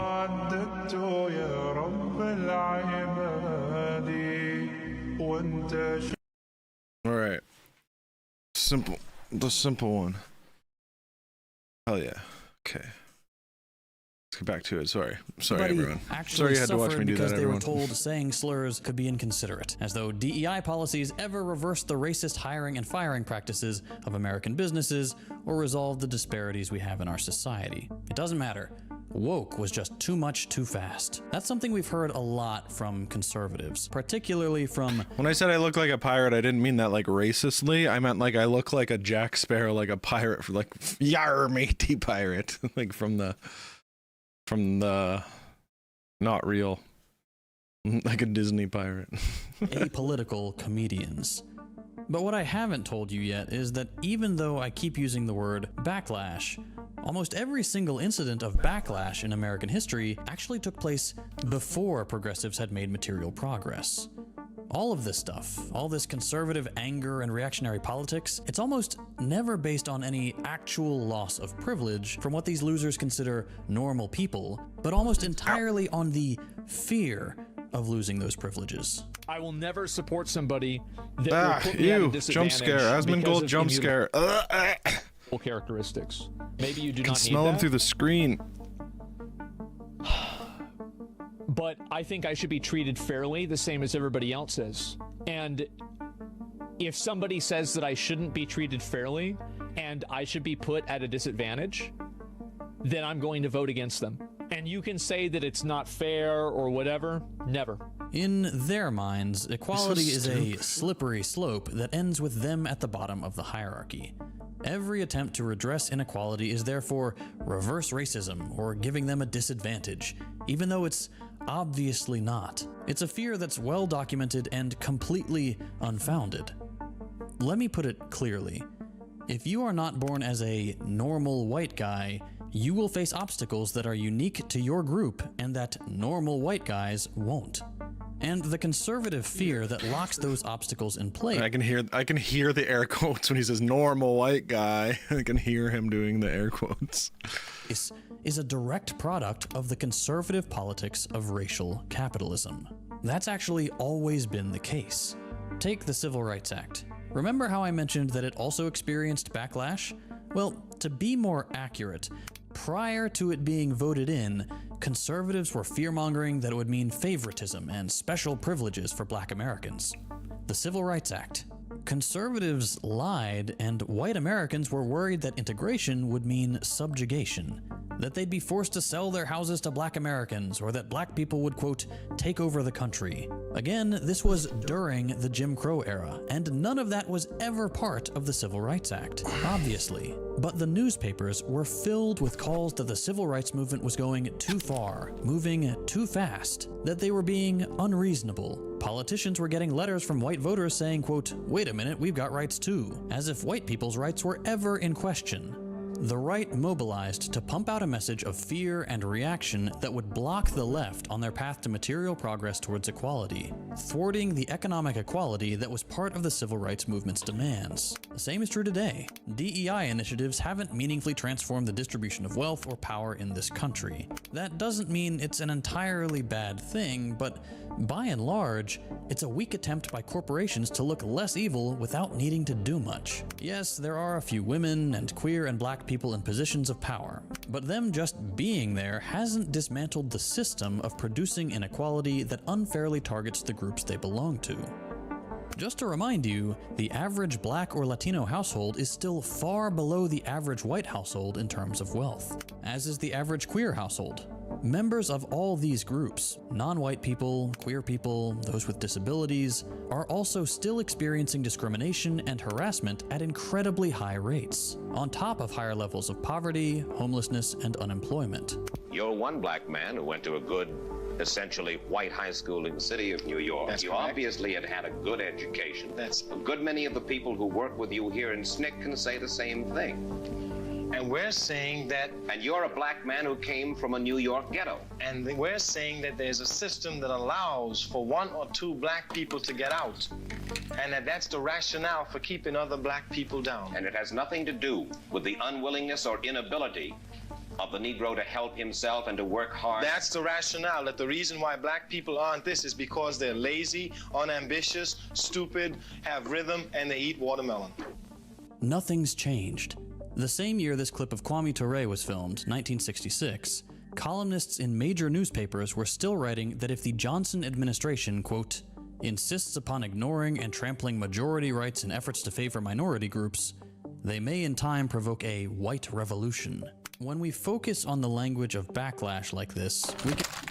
Ah! What have I done? I'm just trying to go live on on TikTok too. I'm just also trying to go live on TikTok. Because I try to get people in here. Okay.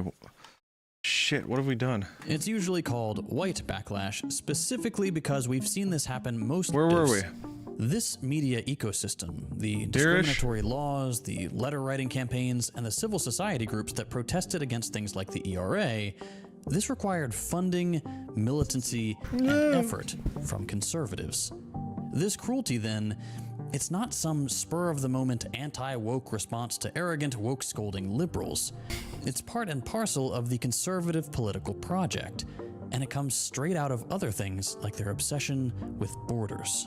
See, part of the current obsession with the border is that it's an acceptable way to engage in racial capitalism for conservatives and liberals alike. Capitalism and capitalists have always been able to use race to distinguish people and use their differences to put people into deserving and undeserving boxes. Labels like DEI become shorthand for these boxes in popular culture while keeping plausible deniability, by the way. In any case, those in the deserving box get well-paid jobs and/or a high social status, or at the very least, they can enjoy a safety net of some kind, knowing that for as bad as things might get for them, they will always be worse for those in the undeserving box. And once you've made a box, what is true for race can be true for differentiating people along any lines, meaning gender, sexuality, ability, whatever you want. Until recently, all of that was fair game in everyday discourse. Plenty of politicians could get away with saying that black people, women, queer people, people with disabilities deserved less. It went without saying. Things are a little better now that that's not so true anymore, except when it is, like with immigrants. While centrist politicians can't attack— What the fuck? My guitar just fell out of the wall.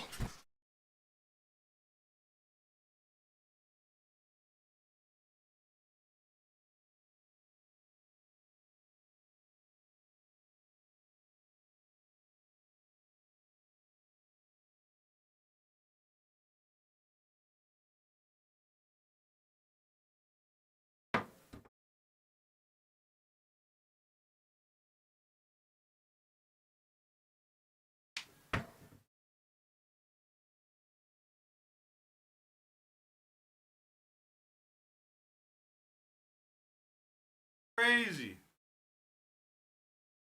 My guitar just fucking ripped itself out of the wall, fell down. That's unreal. Unreal. Just ripped right out of the wall.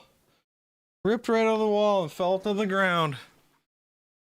Sheesh, it's lucky I don't buy expensive Yeah, my guitar just I have like my guitars hanging from my wall. You've probably seen them on with the wide lens.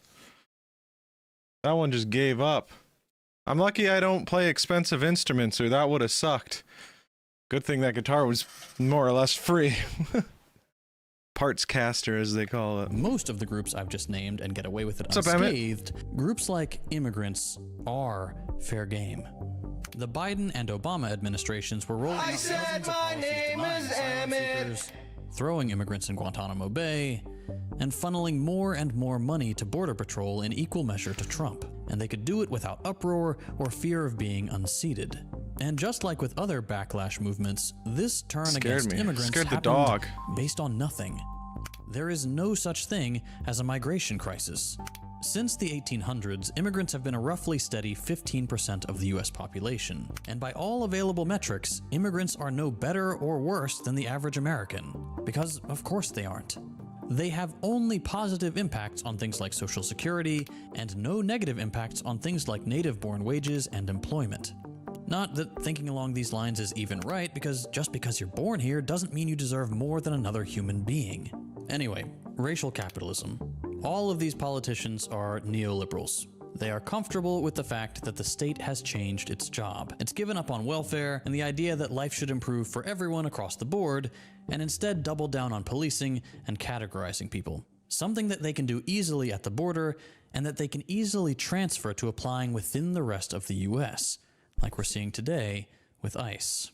Like with the rest of the backlash politics, the intensification of border policing comes from a baseless fear of being replaced, and the assumption that that would mean an inversion of the hierarchy. Again, nothing like that has or will happen.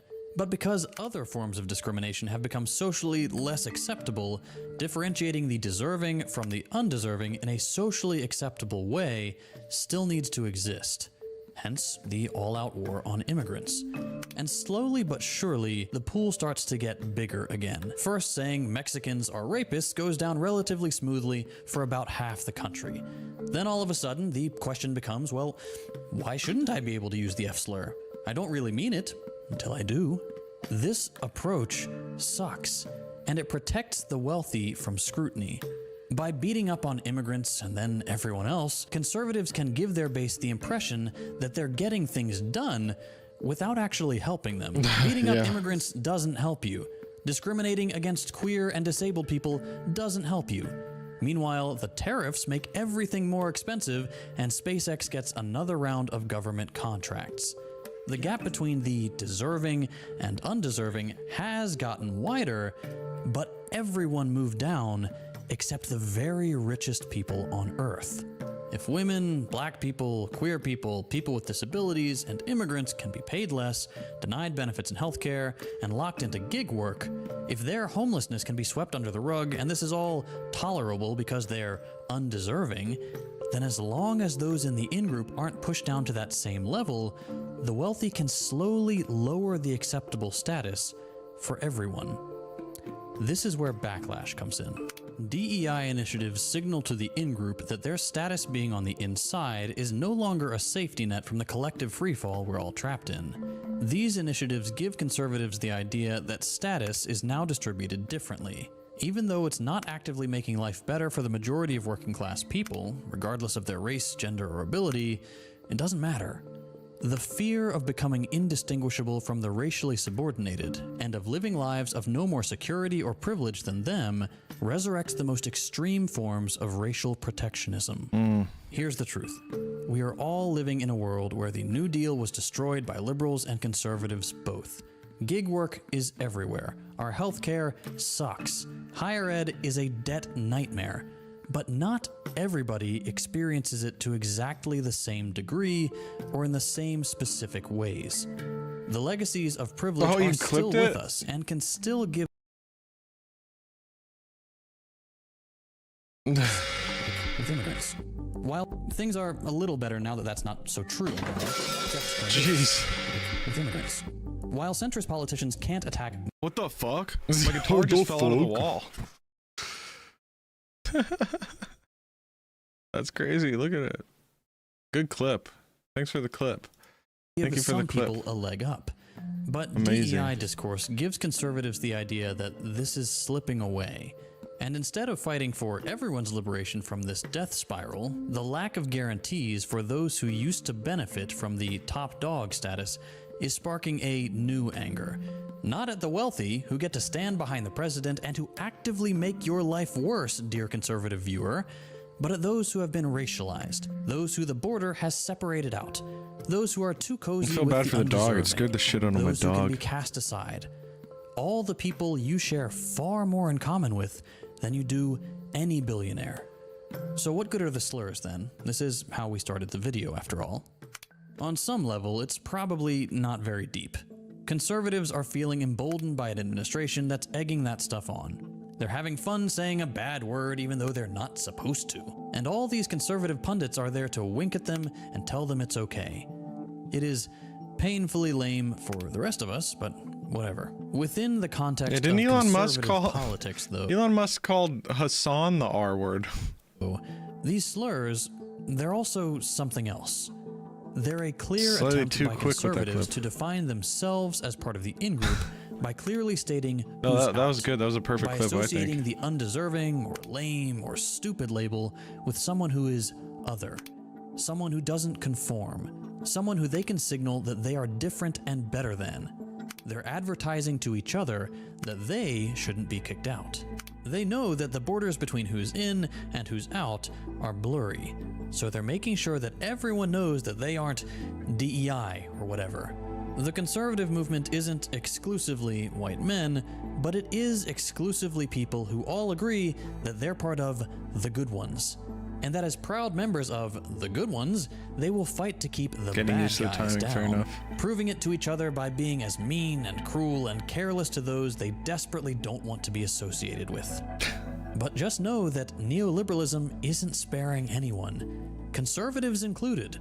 The party's over for all of us. And sadly, for a lot of people, just believing in the fantasy that you can be spared because you're the right kind of person can sometimes be enough. So if you're not ready to fight for equality, if you're too stupid or arrogant to see that you're next on the chopping block, why not be cruel if it'll make you feel safe and powerful in the meantime? That's a good take. That's a good take. I'm in that. Yeah, the good ones, lol. Lucas, how you doing? How you doing, George Lucas? The new F word. Oh, 2 weeks ago. Let's watch Ethan Klein is wrong about Israeli society. How about, huh? The hostages and think that the government needs to stop the war and focus on getting the hostages back and not killing innocent civilians. So that I wonder about that last part. I wonder if Sam Cedar. the Israeli body politic. Oh, you think that? Oh, Sam Cedar's so hot. God damn. And then it freaking cuts back to this troll ass hot guy. Go to chilling like a villain, eating pie filling. I'm doing all right, you know, just pretty much about the same thing. Watching some YouTube on Twitch, making fun of Ethan Klein because that guy's a clown ass. The Israelis want civilians to die. There were massive demonstrations in Israel. Tens of thousands of people in a country that's relatively small. Why don't you cover the pro-rape protests, Ethan? Why don't you ever talk about that? The big riots that broke out saying that Israelis get to do whatever they want to Palestinians. Cover that. Yeah, H3. He got me addicted to drama. So now the only drama I watch is his downfall. Yeah, he's lost it. So I think characterizing like and I'm saying that, and I look like this right now. To kill civilians is a little sick, personally. Ethan Klein appears to harbor contradictions. In his recent conversation with Sam Cedar of the Majority Report, he claims to have optimism with regard to Israeli society. Israelis do not wish death on Palestinian civilians. He claims this is evident in the protests in Israel for the end of hostilities in Gaza. Straight up. Though in more casual conversation, he not only tolerates but appears to share a more jaded outlook. The thing is, in Ramallah, there's a lot of, there's going to be like Hamas operatives and Islamic jihadists and stuff that live there, so I don't even know necessarily if it's like the ordinary people, but yeah. Yeah, he was one of the top YouTubers. How the mighty have fallen. What did I miss? Whether sincere or not, I found his incredulousness at the notion of Israeli society supporting the killing of Palestinian civilians interesting. Following October 7th, what Americans could glean from reactions inside Israel to the carnage in Gaza was no less than completely horrifying. Seeing any images out of Gaza is just like, it's so horrific.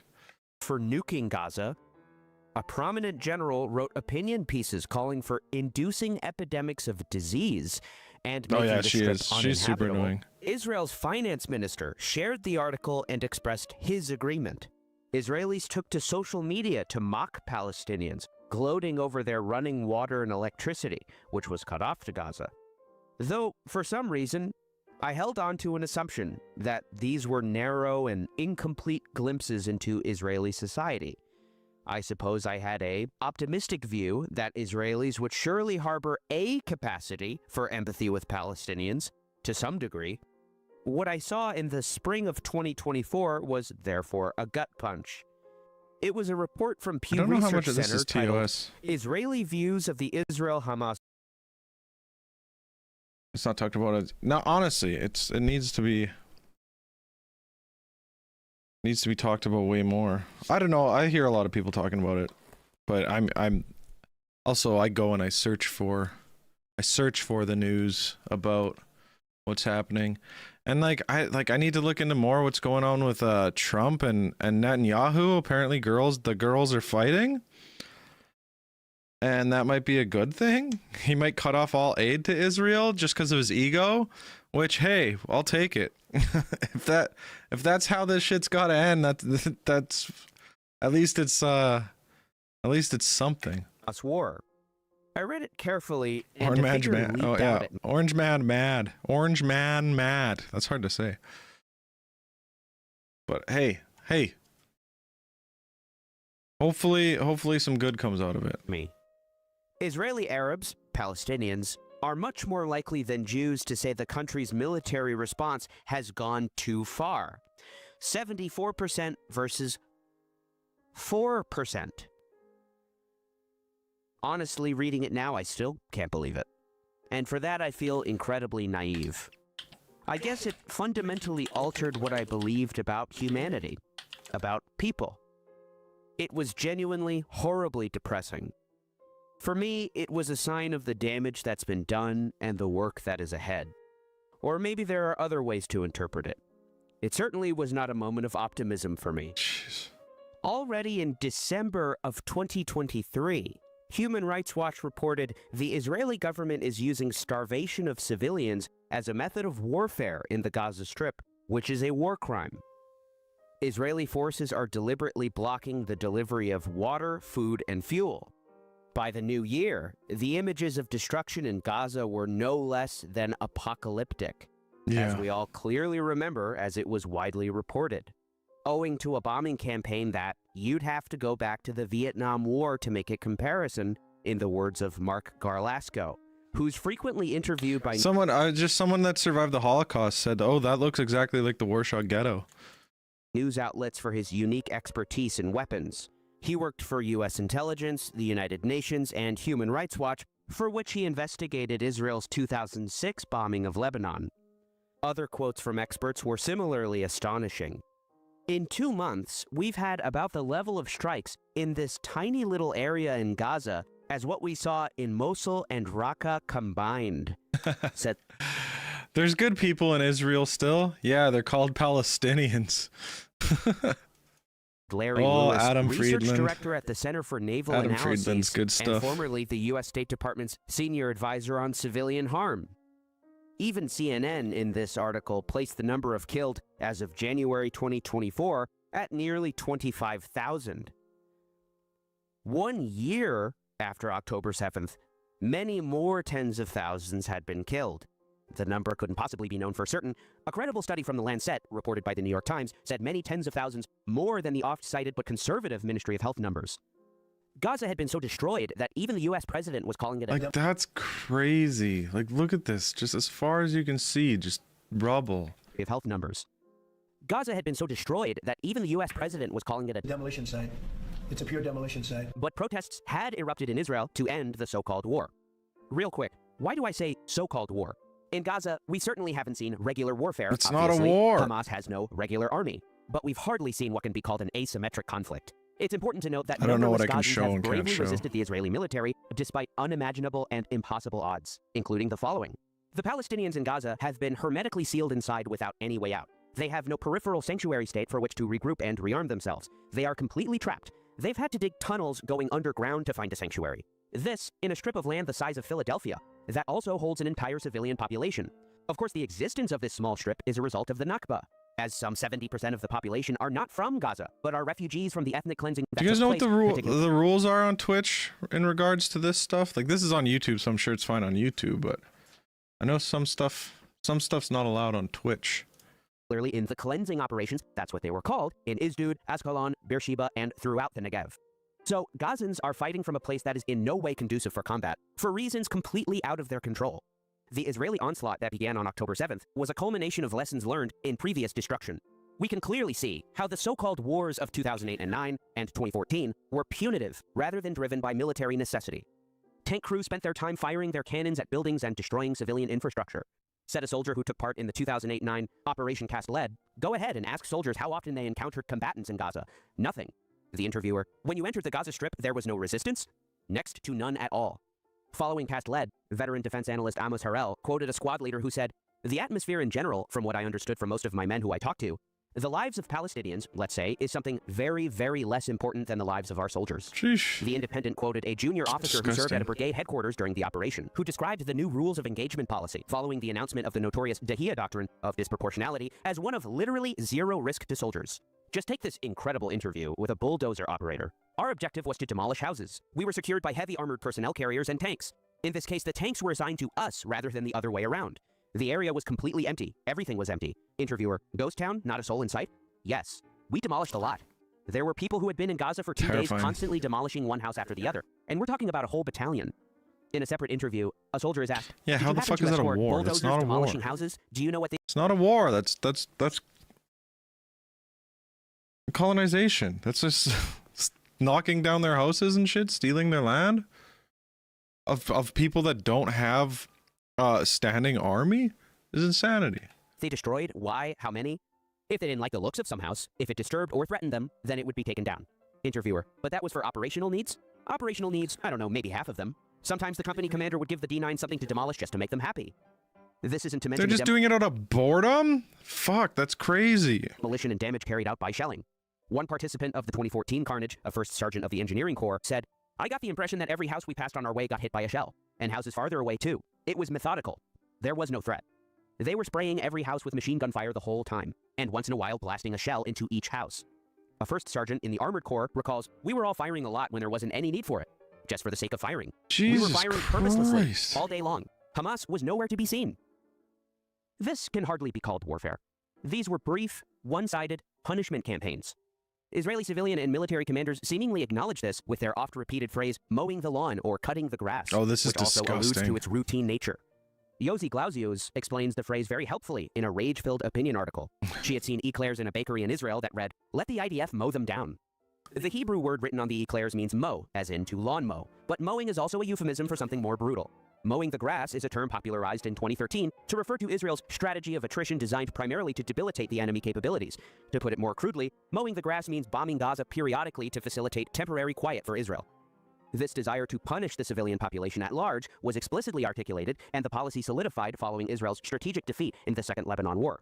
Giora Island is former national security advisor to Ariel Sharon and Ehud Olmert. Before this, he was head of the IDF's planning and operations branches. He now continues writing policy prescriptions and opinion pieces, particularly for Ynet and their affiliated Yediot Ahronot. You'll know his so-called general's plan to starve North Gaza. He's the general. Surrender or to die in starvation. This is the all simple plan, which is fully consistent with all the international demands and fully consistent with the law of the armed conflict. That the military quickly began implementing the plan is a testament to his influence in the Israeli defense establishment. Eran Etzion was deputy head of Israel's National Security Council until 2008. The ousted Defense Minister Gallant denied on camera that the government is actually implementing this plan. Netanyahu denied it also in a closed session with Secretary of State Blinken. And then when asked by Blinken to say it publicly, Netanyahu refused. Back in 2008, he wrote that in the event of another war with Lebanon, the suffering of hundreds of thousands of people are consequences that can influence Hezbollah's behavior. Israel's most recent offensive began with bombing, starting on October 7th. The ground invasion didn't begin until the 27th. This was accompanied by a further tightening of the siege, which had already been in place for some 17 years. Hassan Alian, head of Kogat, the agency responsible for That's the facilitating... biggest thing. People, like, history didn't start on October 7th, people. Like, this shit has been going on for 70 plus years, and the siege has been going on for 17 years. 2023 was the deadliest year for Palestinian children to date. Like, do people not understand that and what that means and why it's not surprising that an act of resistance like this happened? Aid distribution said plainly that these measures were revenge for October 7th. مع هيك وحوش بشريه رايحين نتعامل كيف لازم. اسرائيل فرضت اغلاق كامل على غزه ومش راح يكون في عندكم كهرباء ولا مي بس دمار. بدكم جهنم راح تحصلوا على جهنم. A sense of retribution and revenge must have fueled the other measures with regard to targeting.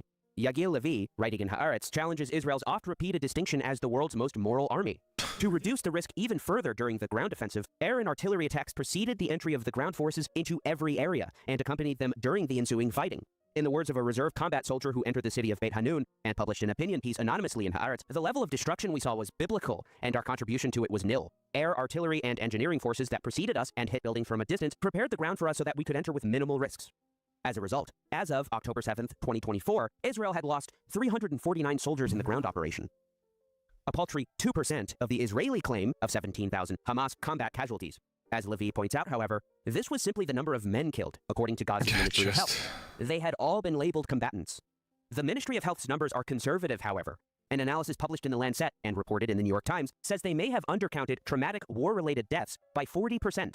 The number may have reached over 70,000 by the end of 2024. Worse yet, the analysis did not account for other war-related casualties, such as deaths from malnutrition, waterborne illness, or the breakdown. I don't understand how it wouldn't be so much higher than the numbers they're getting. Have you seen the place? Of the health system as the conflict progressed. Like, bombs do that kind of destruction to buildings. Like, imagine what they're doing to the people. That this could be called a war is patently absurd. Israeli leaders have made their targeting and punishment of the civilian population known with their widely reported statements. Already by June of 2024, some 70,000 tons of bombs were dropped on a piece of land less than half the size of New York City. That number is more than were dropped on Dresden, Hamburg, London in World War II. Combined. The massive destructive power, with 2,000-pound bombs being common, erased entire towns. Amos Harel, chief defense correspondent for Haaretz, went to Jabalia and took photos and reported that the town, previously home to 100,000 people, was gone. Others shared the same fate, as described by Ahmad Tibi, one of the few Palestinian members of the Israeli Knesset. Entire towns, like Beit Hanun, Beit Lahia, and Jabalia, have been wiped off the face of the earth in bombings by the IDF. Cities comparable in population size to Herzliya and Dimona have been bombed into rubble. And the world, with its silence and its armaments and its material support, is supporting this. The media in Israel wobbles between total denial and depicting the actions as heroic, justified, essential deeds. We have arrived at an absurd rule. Nothing justifies October 7th, but in the name of October 7th, everything is justifiable. There is no security justification for That's such a good massive bombing. quote. No military action can justify bombing Jesus. helpless human beings or the eradication of Beit Lahia, Beit Hanun, and Jabalia from the face of the earth. This ethnic cleansing is reminiscent of the ethnic cleansing of 530 villages in 1948. In the Jewish Israeli public, voices of protest and resistance are hardly audible. Israeli outlets reported on Netanyahu scuttling negotiations, and it was an open secret that he did so in order to placate his ministers. A hostage deal would cause his government to collapse, and so Israel was effectively being run by the government's most fanatical ministers. Israel's left wing was furious and made as much known. My impression was that, certainly not all, but many Israelis had had enough. Also a year after October 7th, the Israeli Democracy Institute released a report on the public mood. On ending the so-called war, it was only an even split among Israeli Jews. And not even really. Only 45% wanted an end, 43% didn't, and 12% were no help at all. Of course, the better part of all Palestinians wanted it to end, which added several percentage points to that camp. I wrongly believed the calls to end hostilities was a broad and popular movement among Israeli Jews. The protests were large and widely reported on, but they were far more partisan than I had realized. Worse yet, however, were the reasons that this sector of society had for ending the so-called war. A little more than half said for the safety of the hostages. This amounted to the most common reason. The second was because they could focus on another war with Lebanon. Jesus. Then it was that the fighting achieved what it could, 9% didn't know why, and 6% because of the great cost in human life and the desire for quiet, peace, and security. And 2% said for improved relations with the U.S. Someone who's been grappling with Israeli society's moral decline has been Rachel Fink. She illustrates poignantly a personal crisis for her upon seeing Israeli news coverage showing desperate, starving people in Gaza. On Sunday evening, when Channel 12's main news broadcast featured some of the most gut-wrenching footage coming out of Gaza, hungry children clamoring around a soup ladle in desperation, I felt for a moment a sense of relief. Finally, I thought. Finally, an Israeli journalist has made the brave and morally virtuous choice to do his job, to report the truth. That feeling lasted right up until said journalist, Elad Simchayoff, began to speak. Because it turned out that this wasn't a segment about Israel's failure to uphold international law or protect civilian life. It was a report about Israel's failure to sell the war properly. Jesus. Not a failure of policy, a failure of branding. As I watch, I experience a kind of emotional whiplash. Oh, these Time and people again, are Simchayoff starts a sentence monsters. that sounds like there might be a moral reckoning coming, and it ends with a plea for better PR. But it is also possible to wonder if perhaps it is time to improve our, Simchayoff begins contemplatively, humanitarian policies, accountability, Hasbara efforts with skilled spokespeople, a clear and effective strategy and believable information. How do you Hasbara your way out of that? Like, you're starving people to death. Like, you can't propaganda your ass out of this shit. Like, people are seeing this happen. There's I don't care how skilled of a spokesperson you are. You can't fucking talk people into thinking that this is okay. You are now a pariah state. The world can't stand you. Declares, that's not a punchline, it's his game plan. For much of Simchayoff's report, as his voice plays off camera, B-roll footage of starving Palestinians begging for flour and wandering through the rubble of pulverized buildings runs in a loop. When it cuts back to anchorwoman Yonit Levy, she sums up the segment with a single line. Those are the images being shown to the world, she says, with clear disdain. How many different kinds of delusional do you have to be to air horrifying footage of human suffering beneath a voiceover lamenting the challenges of public relations? What does it say about a society when you can look at a child, sunken-eyed and silent with fear and grief, and decide the real injustice is that she's hogging the spotlight? Crazy. We're now entering a third month of a complete and total blockade of all aid into Gaza.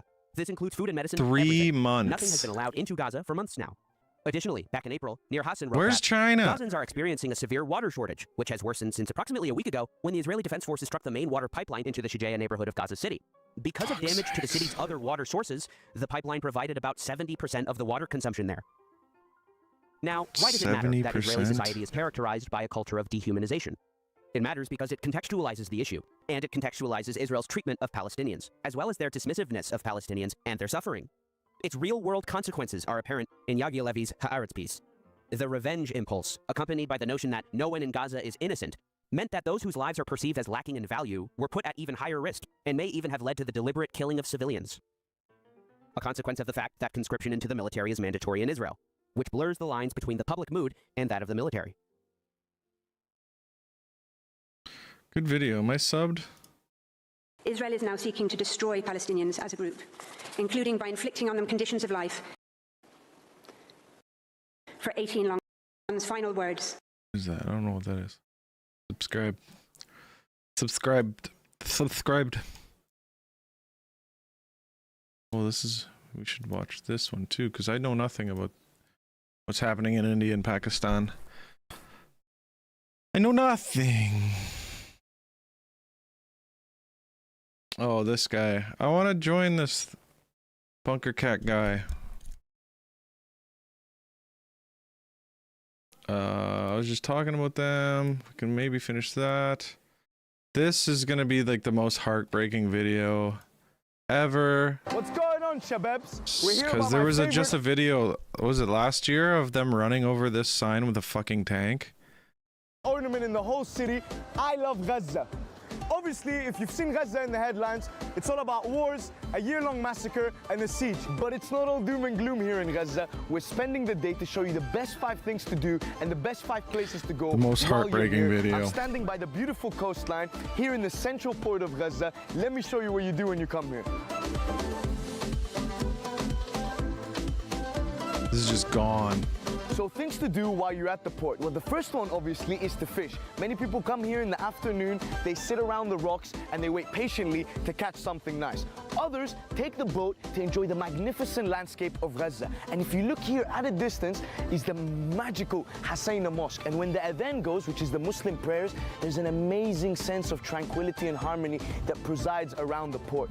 And finally, a little cheeky one, most people come here if you want a little romantic date, you bring your date, you take her here by the rocks and you enjoy some quiet time.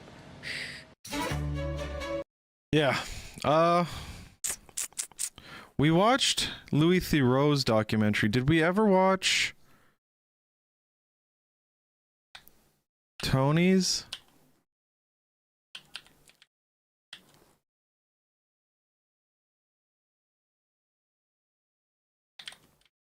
I don't know if we ever watched this one.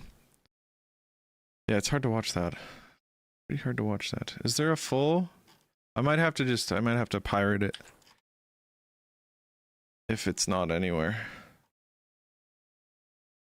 More of a contributor to this. I don't think we finished watching this one too. You can enjoy more and then accept it because you were so bored. And what does it make you when you participate in a raid in a nice Palestinian city just to watch what's going on because you were curious? And I'm not asking her to get on the podcast right now and apologize for what you did 20 years ago. I don't need to ask someone for something that maybe warrants a response. This type of attitude towards her mandatory service is a contributing reason as to why people not only see you as someone without a good take, but also a soft take. Thanks guys. Subscribing is free. And despite the countless credible news articles that exist available at your disposal, just look at this clip of them reflecting on this podcast in 2023. Arrest anyone that night? They did. Did they bring it in the same car with you? No. There's a few. It's November 2nd, 2023. Gaza is under relentless bombardment. Thousands are dead, most of them civilians. And Ila, an Israeli who served in the IOF, is on camera watching an old podcast clip where she talks about her military service. You'd think in that moment she might say something, reflect, acknowledge, criticize, but no. She just sucks on a lollipop. This is the same person who insists no one else can speak on the conflict unless they're Israeli, not even Jews from outside the country. And yet, when given the chance to speak from that so-called position of authority, she says nothing while the bombs fall. However, Ethan has something to add. It's so complicated. Yeah. From their perspective, it's like, these guys. But they go specifically to... Oh my god, I'm almost like even empathizing with Impossible. the Palestinians in this fucking clip. My goodness. A round of applause for this hell of a man. Voices for Palestinians Instagram, put that post back up. By God. Yes. Yikes. Yes. Fast forward to February 7th, 2025, and Ila getting a Star of David tattoo. Ethan says she's embracing her identity. Sure, that's one way to look at it. Although I must say that this pose with this tattoo could leave some people to wonder what's happening here. And when the backlash rolls in, with people calling her out for the tattoo, some even comparing it to a swastika, she's suddenly ready to speak. She's not silent then. She's fully here to talk about the anti-Semitism she faces and call people out. But where was this voice when the hard questions about Israel's actions were on the table? Where was the voice when it was time to acknowledge the responsibility tied to her identity? When watching this, it left me with a weird aftertaste. When she watches Hassan use the word genocide in regards to Israel's actions, Oh, it's not a war zone, so we can't say that it's a war zone? That's not woke enough? she gets snarky and defensive. The crickets are still cricketing about her lack of public criticism in regards of almost everything Israel does. But when it's time to defend her right to wear a symbol that, let's be honest, not only represents Judaism but also Israel, she's loud. She got the words to speak up. But when it's time to speak out about the actions of her country, the silence is deafening.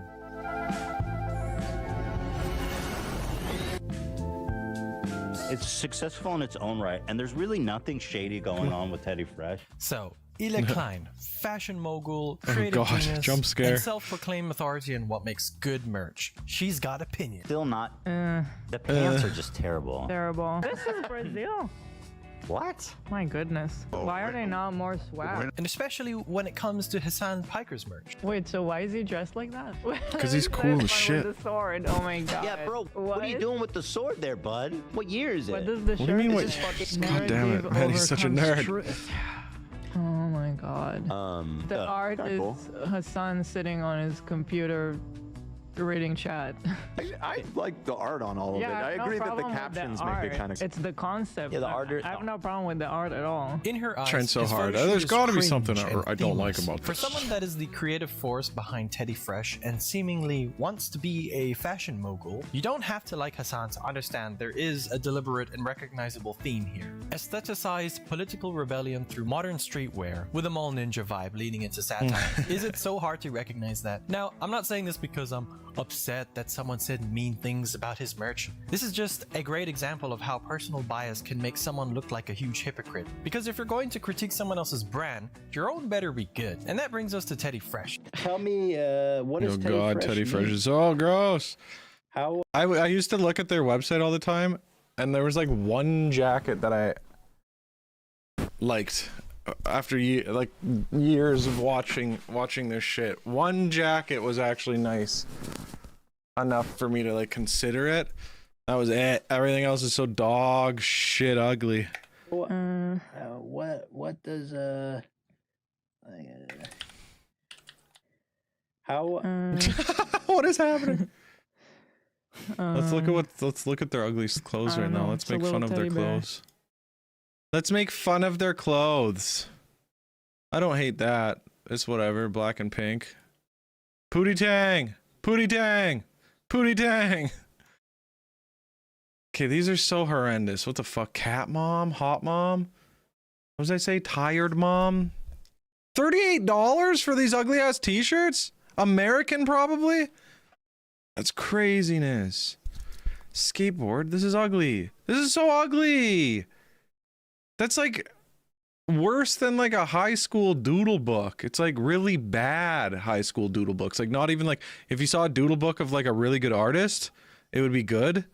And then there's this that looks like a freaking elementary school doodle book for like a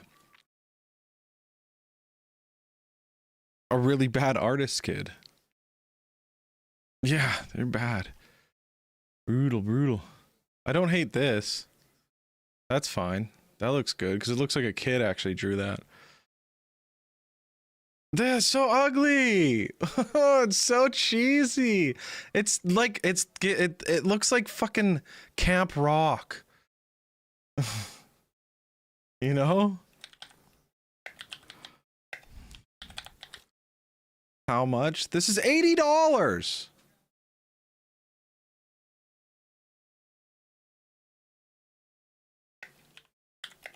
It looks like Disney Channel clothes.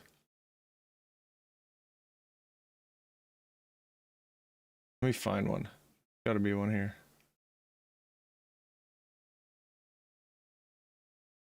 There's one specific one I'm thinking of. I don't know if I'm gonna be able to find it.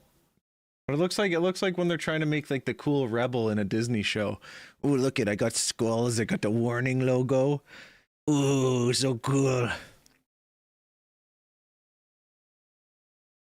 $85 for a hoodie. Whoosh, whoosh. Oof, these are bad. Okay, what the fuck? You're just like borderline ripping off Hassan's merch in some of these. Pootie Tang. Pootie Tang clothes. That's so funny. That's such a fucking funny meme. Just like Pootie Tang and always frowning. Hila has always emphasized what how is much of Pootie Teddy Tang? Fresh I don't even is know what her that is. original vision. The brand, she claims, is deeply personal, uniquely designed, and all her own work. In 2017, again, the same interview with her husband, she explained how she loves to draw her designs by hand. Back then, she was still in the process of understanding their own concept and developing Teddy Fresh. Now, 8 years later, I wonder if Hila found her concept. Because what we see a lot of in their marketing is this kidcore. Adult models dressed like kids and presented like kids and teenagers, paired with environments that contain things like a poster with the words on the wall. Referred to as lolly. Show us. It's like a genre of hentai where the girls are very young. And it's interesting to see her reaction to this because her own brand's marketing sometimes leans into aesthetics that aren't, of course, the same thing, but kind of in the same neighborhood. And then those themes paired with featuring young children, also with their faces unblurred, is undoubtedly critical. I just want to say that this is quite irresponsible and that if the issue is about how people present their merch, then Teddy Fresh needs to take a look into a mirror. Now let's talk a little bit of Control-C, Control-V. They suck so much. There it's have hilarious. Been a few instances where Teddy Fresh had been accused of dipping a little too deep into the honey jar of inspiration from fellow designers. Oh, yeah. Some might even say they snorkeled. Now, I just want to be clear that I am not accusing Teddy Fresh and the people behind it of stealing designs. Why not? I just want to point out some you can do similarities here. The Teddy Bear X-Ray long sleeve tee from 2021 is particularly interesting because two parts might appear as quite similar to two separate designs. This is a long sleeve tee from Philip Klein. It looks like the body was ripped directly from this way design cooler. by Philip It's Klein, like except a for the way head. fucking cooler shirt. They just took that shirt and made it way worse. An illustrator's portfolio called Seagal's Design has a teddy bear with a head that could be identical to the head of this teddy bear from Teddy Fresh. Oh my god. Look at the sewing holes of the button. They're at the exact same position. I understand that it's hard to come up with new designs, but come on. Didn't you draw a teddy bear like a lot of times? I made all kinds of sketches for the teddy bear. That's actually the shirt that I made all kind of sketches for a teddy bear. the shirt that has all the Teds all over it. Or was that all the... Those were all my attempts at making the logo. It's very much possible that the design was licensed, but when was there maybe disclosure about Teddy Fresh deciding to license designs? It's okay to be transparent about wanting to save time, resources, and money. So we didn't realize it was an exact copy until it was brought up recently. And then people say, well, why don't you do your due diligence? I'm like, bro, it's a fucking knitting book from 1995. The design is dead from this planet. It was like some cosmic coincidence that someone even found it in a thrift Cosmic store. coincidence, eh? Cosmic coincidence. He used that against people recently. I didn't realize he's been saying that for a long time. Also, cosmic coincidence is just stupid. Redundant. This is the truth, then fair enough. However, it's crazy how frequently cosmic coincidences appear to occur. Here is a Teddy Fresh sick-ass graphic of a bear about to maul someone, and here is a PS3 game from 2013 called Cabela's Day. Honestly, it doesn't make any sense. Like a bear. It's a bear. Why would you steal a picture of a bear? Just draw a picture of a bear. Go take a picture of a bear. Go buy a picture of a bear from a company that licenses images.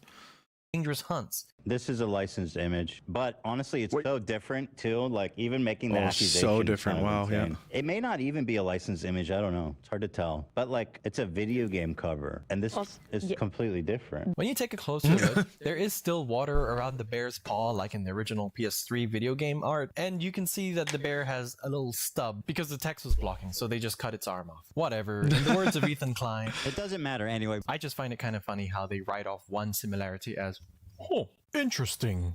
I will admit is a little too close for comfort. I don't know what happened with this one, to be honest. Yeah, it's Prada. I recognize that sweater. It's a Prada sweater with the flames. I mean, this one's on a hoodie. Yeah, I mean, this one's a little sus. I agree. I'm not sure what happened here. That's probably maybe the only one that he could call me out on, that I can probably look a little deeper into. And also, like I mentioned earlier, I reached out to the charity organizations and their good That seems like, how would you even like go about looking up like, oh, is this design plagiarized? If like one of your probably underpaid employees, probably very underpaid employees at Teddy Fresh comes up with a design and shows you, how do you even check if it's an original design? Like you have to like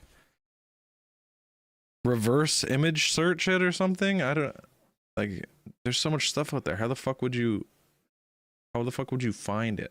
Good cause section to verify the donations that have been made, because why not fact check the fashion brand by H3? And while Victims First spoke very highly of Teddy Fresh and said that they were the largest donator at that time with an awesome contribution of $119,556,000 to the— Yeah, but what if their sources is I drew it?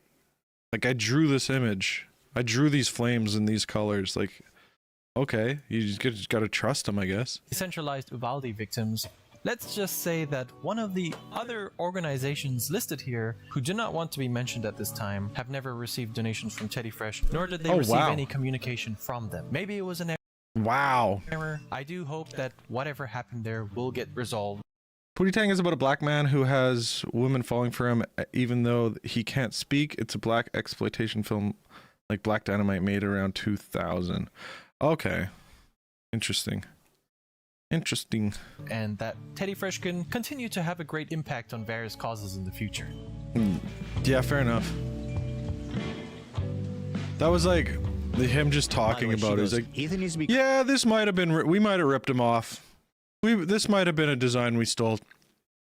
Anyway, let's move on. criticized for being pro-Israel, and also Hila said bad crazy stuff. Okay, well, clearly you're gonna have evidence to support that, right? Absolutely. Please fasten your seatbelts, stow your disbelief, and prepare for a smooth descent into some absolutely wild podcast commentary. Here, Hila and Ethan are reacting to iDubbbz's Content Cop video, in which he contextualizes his wife's background, half Lebanese, half Irish, pointing out that historically her people were on the receiving end of colonial the IRA, violence. up the Ra. Half Lebanese and half Irish. Oh, wow. Yeah, we know. For anyone unfamiliar, the Irish have been on the receiving end of a lot of oppression and genocide. On the part of the Lebanese, they've received a lot of oppression. Honestly, I would think so, because if like they have people actually working for them, they're probably putting in the work and actually coming up with designs. It's definitely them stealing shit. That's like, especially Hila, like that's like the most classic Israeli thing to do. It's like, no, this is ours. This is ours. This is ours. Yeah. Fried rice is Israeli. Oppression and attacks from the IDF. So Anissa is very well And sir, do you happen to know of any violence perhaps coming towards Israel where Hila grew up? Perhaps from Lebanon, Hezbollah, perhaps? Does that ring a bell to you? Go fuck yourself, dumb, you ignorant fuck ass. How dare you attempt to lecture me on this conflict? Familiar with the propaganda. Oh, he's the worst. He's so fucking gross. Out of Israel. Choosing now Honestly, out of all the times to be like, please defend me. No, we're not gonna fucking defend you. Okay, so this is very interesting. Wow. He says on the day that CPS was called and we're understandably heated, he goes, no, I'm not going to defend you. Why? Because you're Israeli. You're Israeli. That's literally what he said. I mean, his he argument. made Do I have it to wrong? include the flags so a 5-year-old could understand what he was saying. So yes, that's what he was saying. I feel like that's exactly what he's saying. Yeah, Israeli's not a race, bro. It's a fucking genocidal state. And right now, if you are not regretful of your service to the IDF, you probably should be ostracized until you come to terms with it. Like, you committed war crimes. Technically, she should be in prison. And correct me if I'm wrong. He put the Israel flag and he said, no, she's not going to defend you. Yeah, I just don't want people to be like, that's not what he meant. I mean, I don't see it any other way. She should be in prison. Anti-Semitism. There is so much to unpack here. For example, Hezbollah was formed in 1982 in response to the Israeli Yeah, exactly. Hezbollah is a resistance group, and it was made as a response to Israeli violence. It's not an offensive force like the IDF, the IOF. Let her do her time, then we can move on. Yes, truly. invasion of Lebanon. How on earth can you, Ela, sit there and let Ethan talk down generational trauma while flipping this around into a narrative that makes your home country look like the victim in all of this? You, who once claimed that non-Israelis can't speak out without authority on these matters. This is funny, Kay. I just saw this the other way. Kyoto Lodging exposed for discriminating against Israeli guest. No, they're saying a pledge of non-involvement in war crimes. They're making Israelis sign this, which is awesome. I've never been involved in any war crimes that violate international humanitarian law. I've never committed war crimes, including but not limited to attacks on civilians, women, children, etc., killing or mistreating those who've surrendered or been taken as prisoners of war, torture, inhumane treatment, sexual violence, forced displacement or use, and any other acts that fall under Article 8. I love this place. This place is awesome. Is this the place? Oh, this is just in Japanese. They're fucking, that's not, I don't think that's discrimination. If your army has killed enough children that there's a 12% chance that you've killed a kid, I think that's very fair. I did that math. It's probably, I'm not very good at math, but that's what it added up to. A 12.8 chance that you've killed a kid if you're in the IDF. Honestly wonder if you even realize that it was Israel, your own country, that occupied Lebanon for 18 years during your lifetime, or that in 2006, following the killing of 3 Israeli soldiers and the capture of 2 by Hezbollah, Israel responded not with diplomacy, but with massive airstrikes, artillery, exactly. Literally, the IOF is directly responsible for the creation of Hamas. Israel is directly responsible for any resistance groups.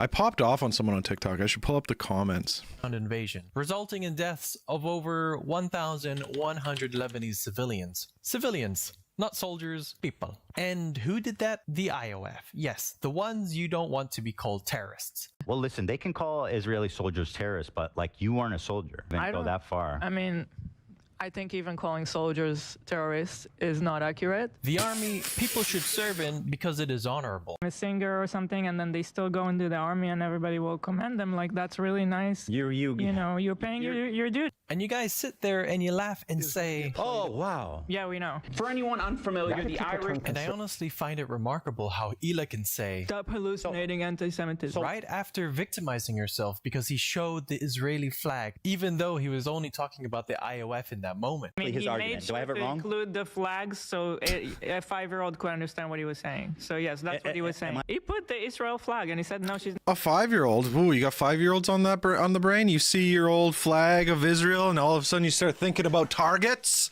Is that what that was? Is that what that was, Ela? Oh ho ho! I'm not going to defend you. Stop hallucinating anti-Semitism. Now, I want to be very clear that obviously Ela and Ethan have the right to criticize Hamas, but it sure is interesting to see what they criticize exactly. Like here when they pause right after hearing that Israel's occupation must end in all Palestinian land. The occupation must end in the Gaza Strip. No, I'm talking about all Palestinian lands. Once again, that's funny because it's exactly related to what he accuses me of spreading Israeli propaganda about. My point is when Israelis hear from the ocean to the sea, they don't say that of Israel. No one says ocean to the sea. It's river to the sea, you lug nut. And guess what? That's what the guy from Hamas is saying on the screen of the clip you showed. I don't understand. If a movement is for peace between 2 people and one people is telling you they're not comfortable with this statement, shouldn't we change the statement to something that both people can get behind? No, because they'll say, well, but what about our feelings? What about our feelings? Hasn't anyone considered our feelings? Oh. Say that Israel's the aggressor, so they shouldn't have to adjust anything. Yeah, but that's like watered down American version of what's happening there. A moment of striking honesty from someone who is often quick to silence criticism. I wrote a bunch of conclusions for this video, but to simply summarize it, my takeaway with Ela is that no one can win. Thanks for watching the video. Bye-bye.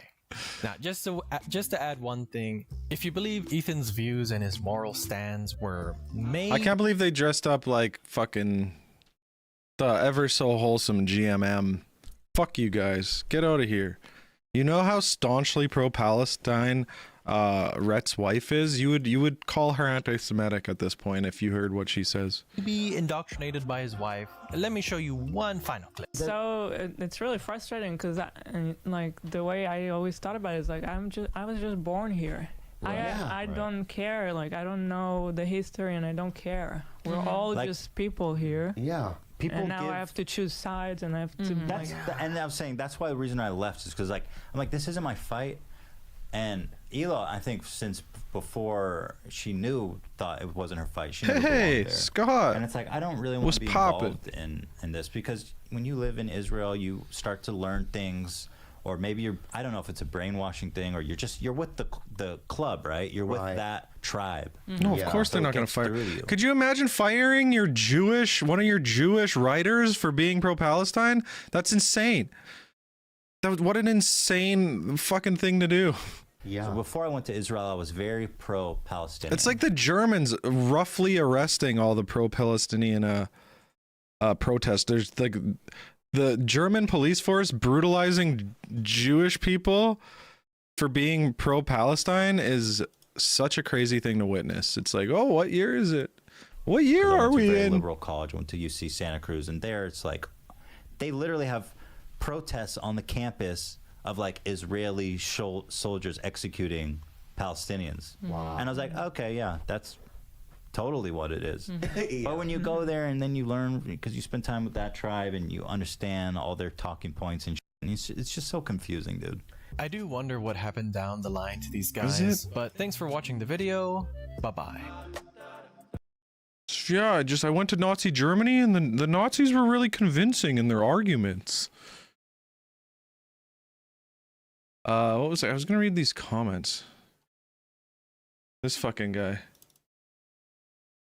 Is it this one? This guy's so stupid. Like, these people think that history started on October 7th. That's the most frustrating part. But let's watch Anthony Bourdain go to Jerusalem, which a big reason, a big thing that sparked the attack was the removal of Jerusalem, or they moved the embassy to Jerusalem. Intense as the Thoreau doc, because he actually goes to like interviews like the nut job maniac settlers.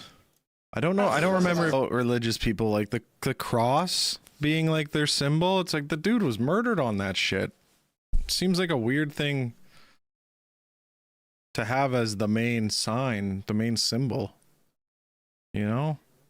Wouldn't you want to pick something like nicer? Like maybe some like a cool little... What a nice normal people, you know?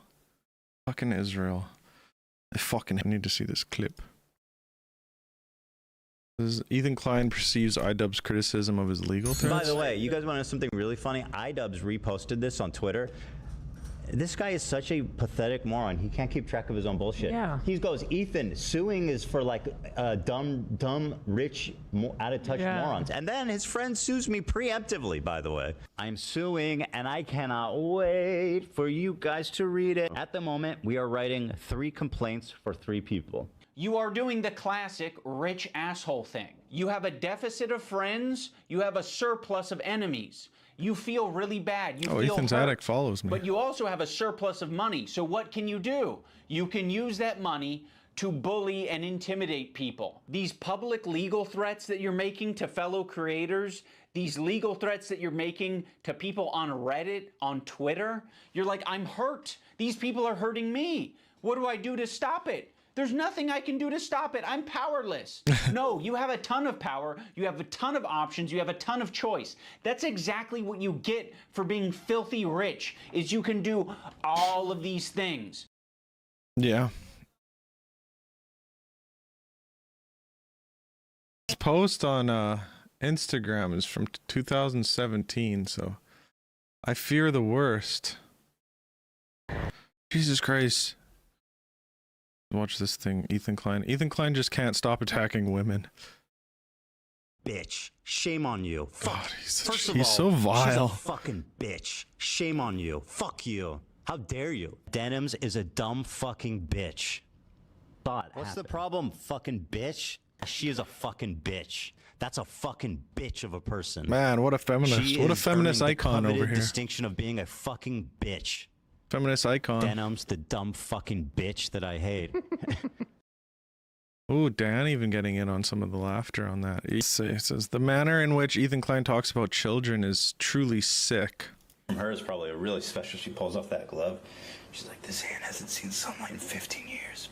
I haven't touched a cock since I was, I want to say 8, but that's really wrong. I haven't touched a cock since my Uncle Bob took me Check to this his man's cabin when hard I was 12 drives. years old. They're like, whoa, you got the job. I will plant child pornography on your computer, and I will send the FBI to your home if you do not like this video. Or I will fucking straight up YouTube hero the FBI to your house on child pornography charges. Well, you don't need to jump straight to child pornography. I'm a YouTube hero 100, Ian, and if the next time you come to my house, you'll be climbing up a ladder straight into fucking rape me and the ass prison for child pornography charges. Don't step to me. Oh, nothing like a funny twist to the end of a little child rape video. I want to know what's that twist. Bring lube. Bring beer and lube. God, I can't even watch it. It's too gross. He's too. I'm very curious about this though. Okay. That is, I think. This is 40 minutes long. Try to create an environment. I just need a highlight. It says Twitch stream. Hassan confirms that the Trump administration has been monitoring for him for quite some time. That after discovering in the process of that conversation, he would ask additional questions. So he kept saying, "What do you do as a job? Do you talk about the news?" And I was like, "Yeah, I talk about the news." And he kept saying, "Okay, so when you talk about the news, do you talk about the war?" And I was like, "What do you mean by that?" He's like, "Do you talk about Trump?"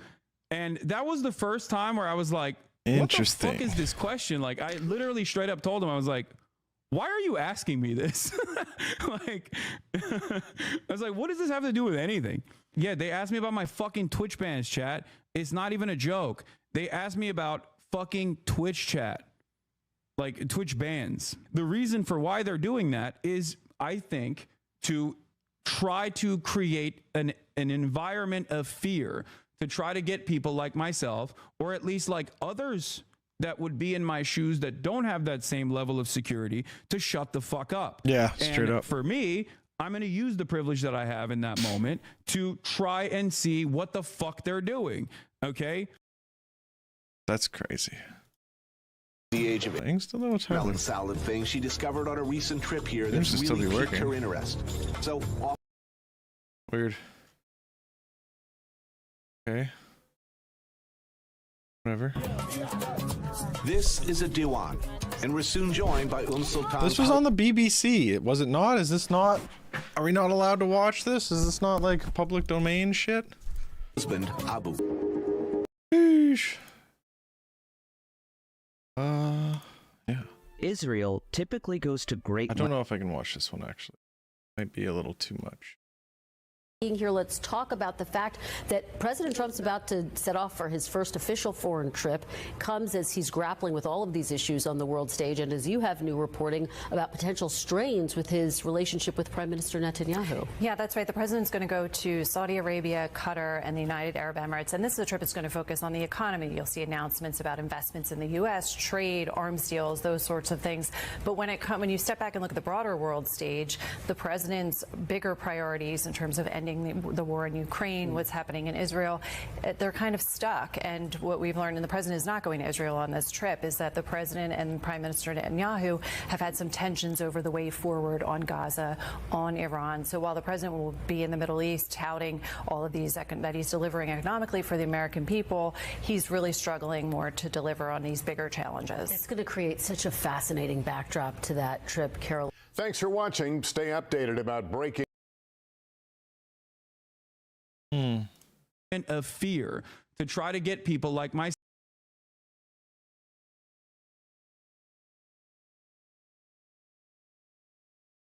I don't know. I think there's too much TOS in these videos. Okay, let's switch it up. Time of our lives? No, none of that. Thank you very much. This is not a High School Musical 2 video. It's adventure time. Come on, grab your friends. Okay, maybe we'll stick on this for a little bit longer. We'll do some more Ethan stuff. Do some more Ethan stuff. Do some more Ethan stuff. What do I have to watch? Go current. Enough, I saw Who is a this? Gokunaro video. When I clicked it, first thing he said, if the content cop is on Ethan, I'll literally eat a shoe on stream. Who is this person? Who is Gokunaro? To be fair to him, I was that confident. Yeah. People who don't know Oh, what the this fuck they're fucking talking about idiot. are claiming that iDubbbz is going to be making a content cop on Wait. Ethan Klein. Wait, is this guy an idiot? Delusional. I can't remember if Not this guy's good or happening. not. If that happens, I will Maybe he's eat not a an shoe. idiot. Maybe he's not. Hold on. I've made. Oh, really? That's awesome. That's this one? Okay, maybe we will watch this. Fuck that. Go to very distant lands. Take the dog and then the And the time is now for us to discuss the idea of trans themes in that show. You're probably I fucking love Adventure Time. wondering, did I really put into the script? And the answer is yes. Now, I'm sure that we all know here that there are no explicit, defined, categorized, canonized, blessed by the Vatican trans people within Adventure Time.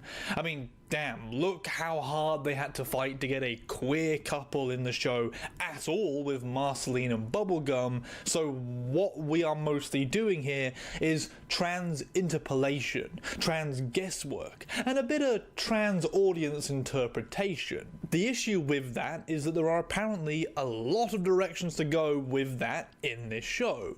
There are many avenues that people like to consider as potential transgender characters or trans-adjacent characters who seem to speak to those people. From BMO to Tiffany to Turtle Princess to It's TV so to good. Bronwyn to, I have a well, let's face it, poster to every back there. character in the show. My people are busy adopting anyone who doesn't explicitly say that they are cisgender into the umbrella. But I decided on talking about a character and episode that most speaks to transgender allegory and theming in my opinion, which is that of Princess Cookie. He's only trying to be what following Howie's dreams make you want to be, man. Oh, also to bring people up to speed on this show if you don't know, and if so, I'm very sorry for waiting this long to give you the actual intro of what the hell's going on here. Adventure Time is a kids show about a boy named Finn and his best friend dog named Jake, who go on adventures through the post-apocalyptic land of Ooh and interact with a bunch of bizarre and wacky characters who often embody a bunch of very varied backgrounds. Come on, fool!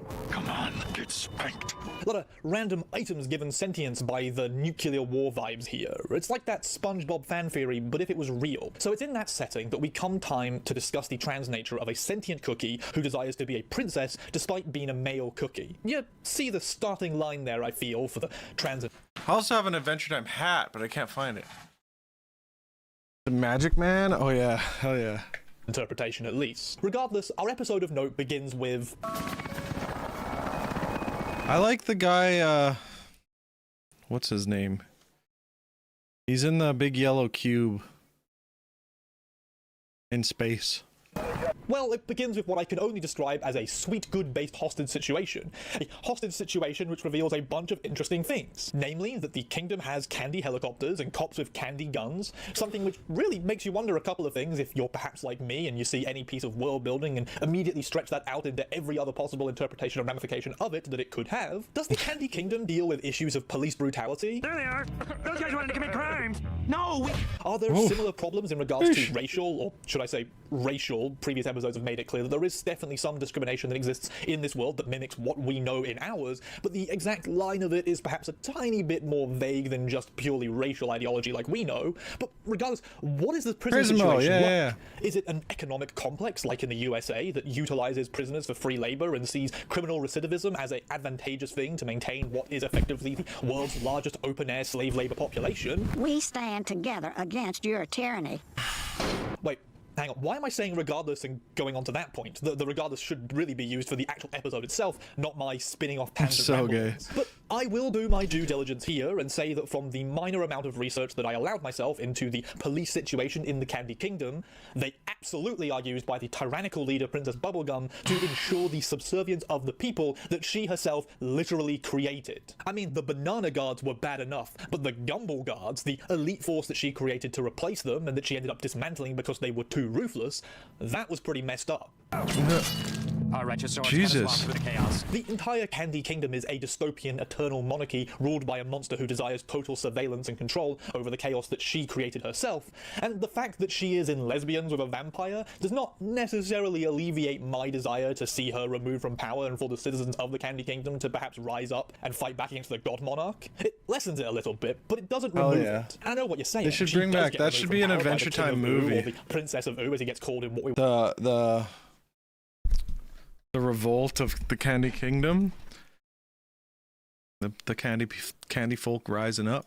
We'll get to later on during this video, but then she gets put right back in power when the Candy people rebel against the power-hungry monarch that they elected to replace the other power-hungry monarch. And even being legal, I mean, I made everyone. I mean, she's literally tracking all the people. Oh, jeez. Let them all go, Banana Guard number 3.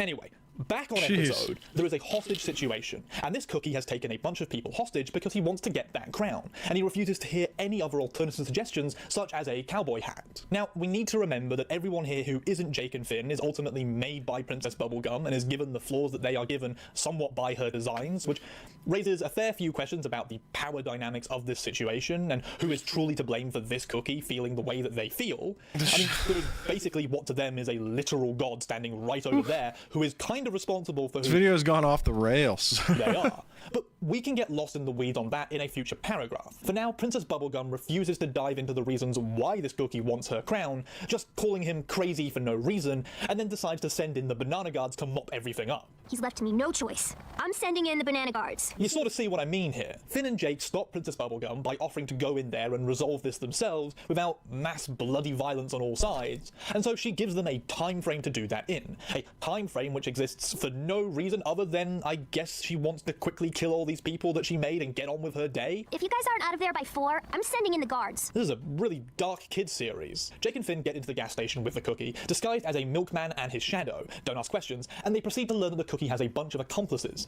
namely all the chips that are in his body. Chipler's on his way.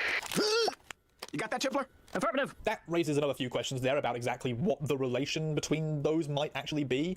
Like, is it a parent thing? Is it a parasite thing? Is it a cohabiting thing? What's the connection between a cookie and the chocolate chips inside the cookie if all of them are sentient? Jake goes to distract the cookie by offering him some milk, and then complains about the princess to try and get close and find out why the cookie wants the crown so badly and hates the princess. We then get a little bit of a hint towards something when Jake complains about how he was forced to be a milkman by the princess despite wanting to be a mailman, which the cookie offers condolences on. But the princess made me be a milkman anyway. Boy, I hear you, brother. Perhaps relating to some way that the cookie wants to be something other than what they are, than what the god that created them has kind of forced them to be, and you sort of see the trans element here. We then get the cookie's backstory, learning that Cookie was an orphan, and that everyone at the orphanage was super depressed and unable to do anything but lie around in filth. No, we're too depressed. Things went on like that for a while. Jesus Christ, until one day the princess showed up and changed the attitude in the place by reading stories to the kids and getting them all energized. Upon seeing this, Cookie realized something about themselves, unlocked something deep within, that they wanted to be like her too, that they wanted to be a princess, something that they told her when she said that they could be anything that their sweetheart wanted to be. I want to be a princess like you. However, upon telling Princess Bubblegum that desire as a child, she laughed a little laugh at them, like what they expressed was silly or foolish, or just some child shit that couldn't really actually be achieved, and seeing that happen broke Cookie's heart, and made them feel terrible inside. All of which led them to where they are now, crying as they tell their story to a dog spy for the person who forced them back into the closet. Holy schmow, man. That's terrible. That's really terrible. You see where I'm going with this, right? I'll get more into that in the conclusion, don't worry. Jake feels horrible upon hearing this story and seeing the way that Cookie has broken down emotionally, and attempts to soothe things by arguing that perhaps the princess just didn't know how much that meant to Cookie, that she just wasn't aware how deeply felt this desire to be a princess was, which for a lot of obvious reasons doesn't quite work. I mean, this Cookie has internalized that moment and the feelings from it for years and years, has clearly constantly thought about the downtroddenness of that instance, and how they felt like their ability to choose who they were was taken away from them through that mockery. It really messed me up. I wonder if any trans people might be able to relate to that, or connect to something there in their own childhood. I bet I can think of a few. I mean, shit, I had a bunch of those with people when I expressed anything that was considered to be from a different gender or tried to explore things outside the binary. I remember getting heavily mocked in primary school for just reading a book that was designed for women. So I've got to imagine that I ain't alone in that one. It really does force you back into yourself and create tons of mental health issues down the line. And to hear the princess who caused this so casually dismiss the cookie earlier on as just crazy speaks a lot to some really fucked up bigotry on her side. What's his beef? I don't know, guys. He's crazy. She refuses to entertain further notions about why this cookie's acting the way that they do, refuses to see causes for the problems in her own people, and instead just resorts to police brutality against the trans allegory in question. And that just got a hell of a lot worse now that I've said it out loud like that. I mean, fuck me, how many trans people fall into that category, right? How many trans people have faced something similar, have found themselves fucked up in a bunch of ways by a system and country that hates them, only for the results of that fuck-uppage to be dismissed as just mental illness and crazy, with no care for reasoning of it, and ultimately leading to police violence against that trans person. Adventure Time is really, in my interpretation here, exploring a darker metaphorical topic than most police shows that I've seen which cover stuff like this. And it's for kids. That's actually probably a good thing, really. It presents themes that are important to process, but through a silly and extended lens to the degree that it's not immediately traumatic and is disarming in its own way. It is important for children to understand some of these themes and to see them when they're kids. But I've lived through something like this once before, and...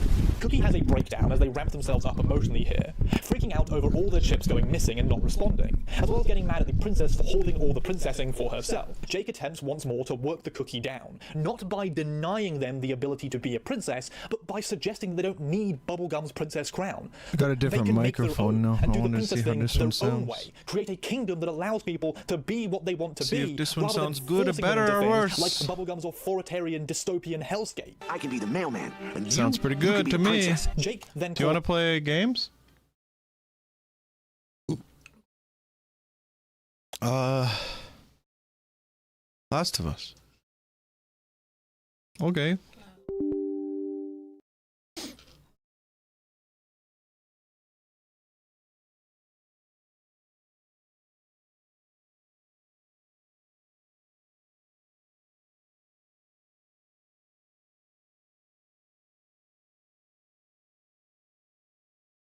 Well, that sounded chewing. Cool hat. Cool hat. I need to put on something.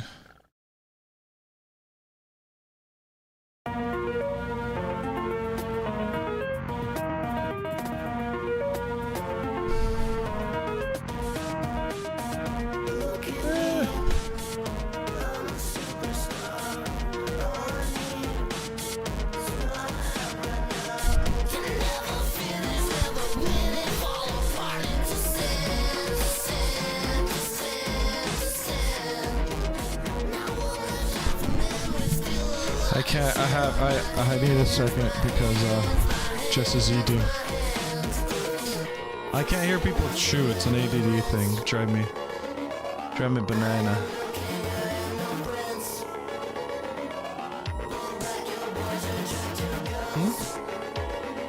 Oof.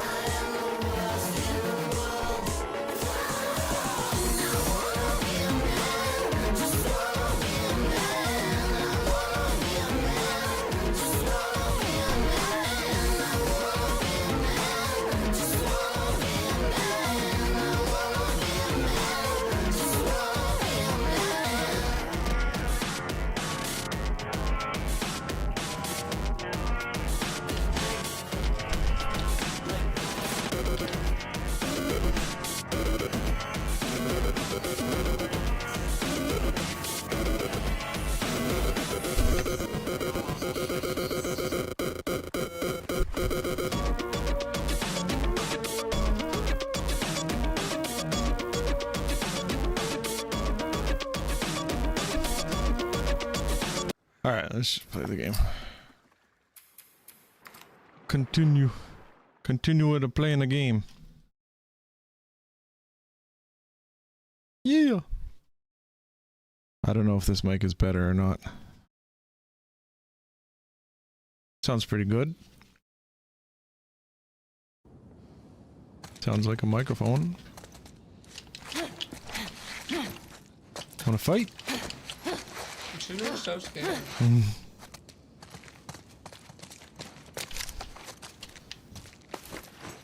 better be scared. Oh, V-Sync keeps getting fucking turned off.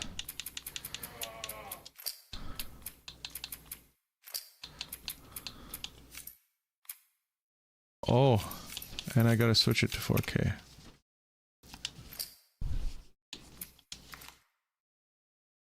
And then I gotta fix the screen for you guys too.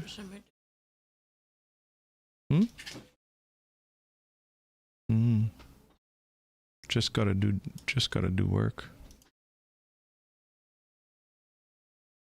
Just gotta do work. Fuck off thing. Oh, God damn it. Sometimes I hate this fucking thing.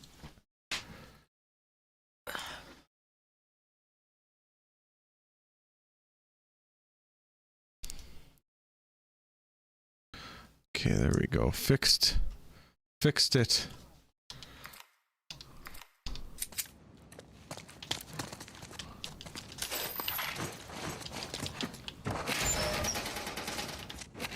Ooh, look at all the stuff and all the things I get. Hooray! Oh, yay. Okay, I have 3 of those already, so I can't. Where's the pipe? Okay, what were we doing? I jumped down a hole?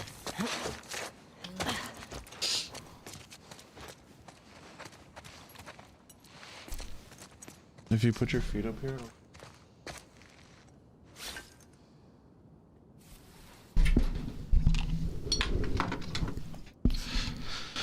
First you wash and then you rinse. I am no king, I am no prince.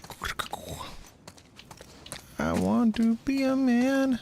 Just want to be a man. Where am I going? Do I gotta go under here? Okay.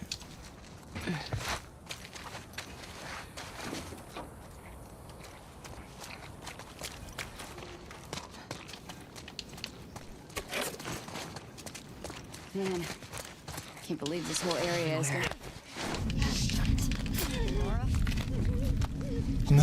You're watching me kill your friend?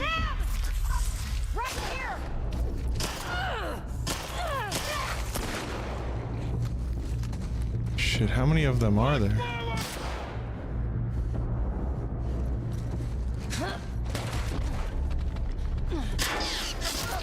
Ah!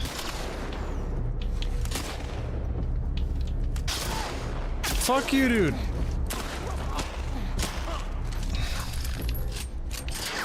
Holy shit, there's so many of them.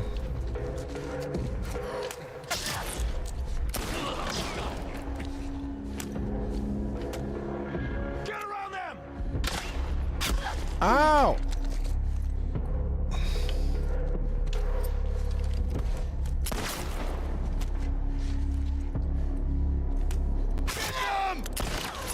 The fuck ass.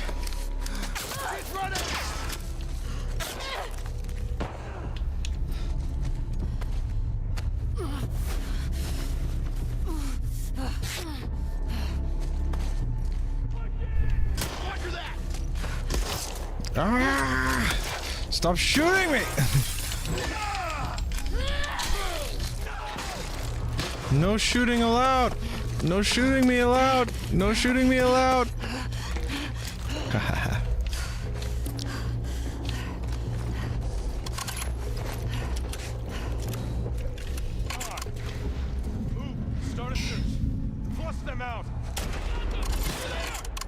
I shot you, bro. No fair.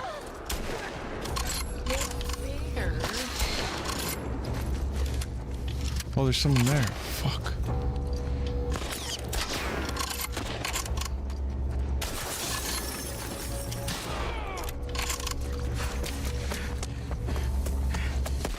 Fuck. No, no, no, no, no. None of that allowed. No shooting me is allowed. What did I say? Did you want to play?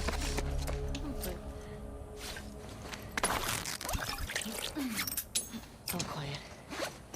You good? Yeah. That's all it takes is a little band-aid. You get shot, you just need a band-aid. You know? Take the shit. Where'd you...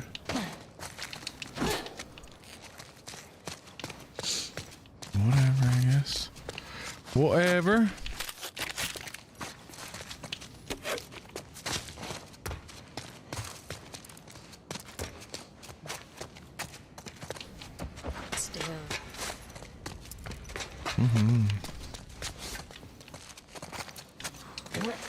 Where did everyone go? Did we kill everyone?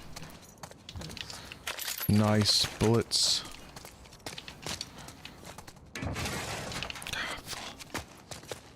Don't even know what that is. Where do we gotta go now? This way?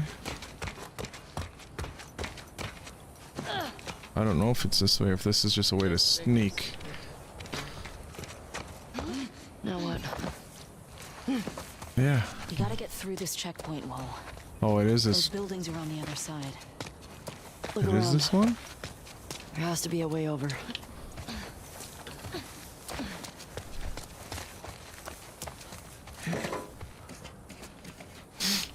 Do we gotta go up to the 3rd floor? I don't think we can oh, maybe here. Oh.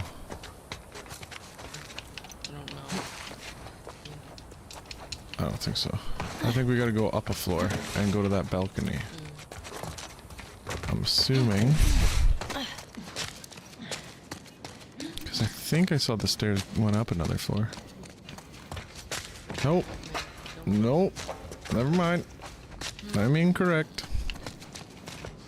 Well, can we go this way? This way. This, I think this is it. Yeah. Very good.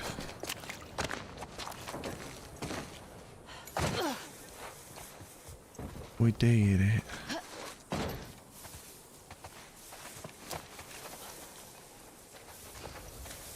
Okay. We got over. Okay. Now what? Yeah, good question.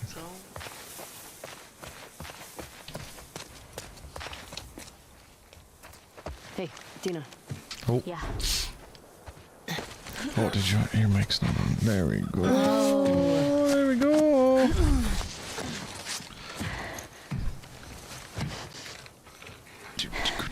Give me your hand.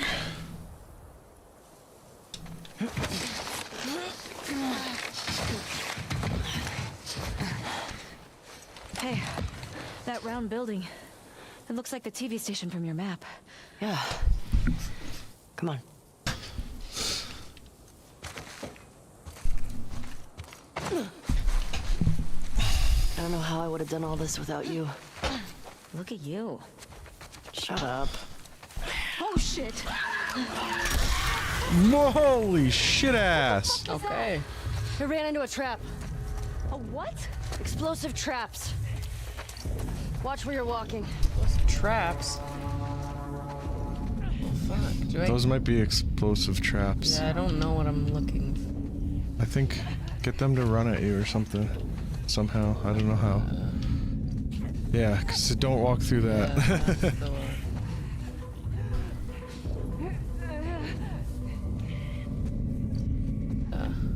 Come here. What, like if there's something Yeah, is there a brick? Do you have a brick? How do I do that? I'm just this thing.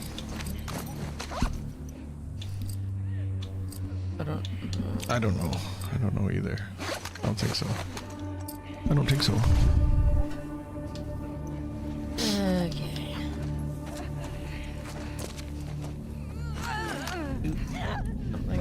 Yeah, just try it.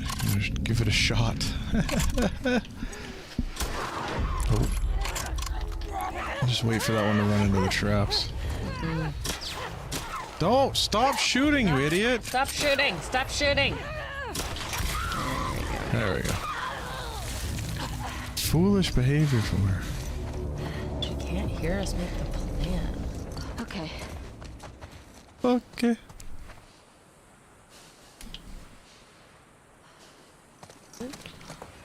Ooh, pretty. Wow. Nature is healing.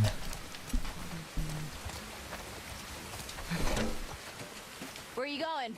Hey, hold on a second. Tell her where you're going. Yeah, communication, people. Your life might depend on it. Do I? I think you're just looking around. Just look up. Oh, there's things. Ooh, a note. Ah! Boobs and wangs. Still no scars for more hours on this shit. Fuck. What are those little boobs down there? Ah. Whose boobs look like that? Who knows? Why did she keep it? Yeah, it's important to have that. Okay. Any wolves? I didn't see any, but it's hard to tell. What do you mean? Okay, whatever. I guess we're going this way. Oh, look at these little foxgloves. Oh wait, no, those are lupines. Those are the New Brunswick vegetable flower. Ooh. They're all over the eastern coast. Uh-oh, we're going swimming. Fuck. I'm okay. Come on.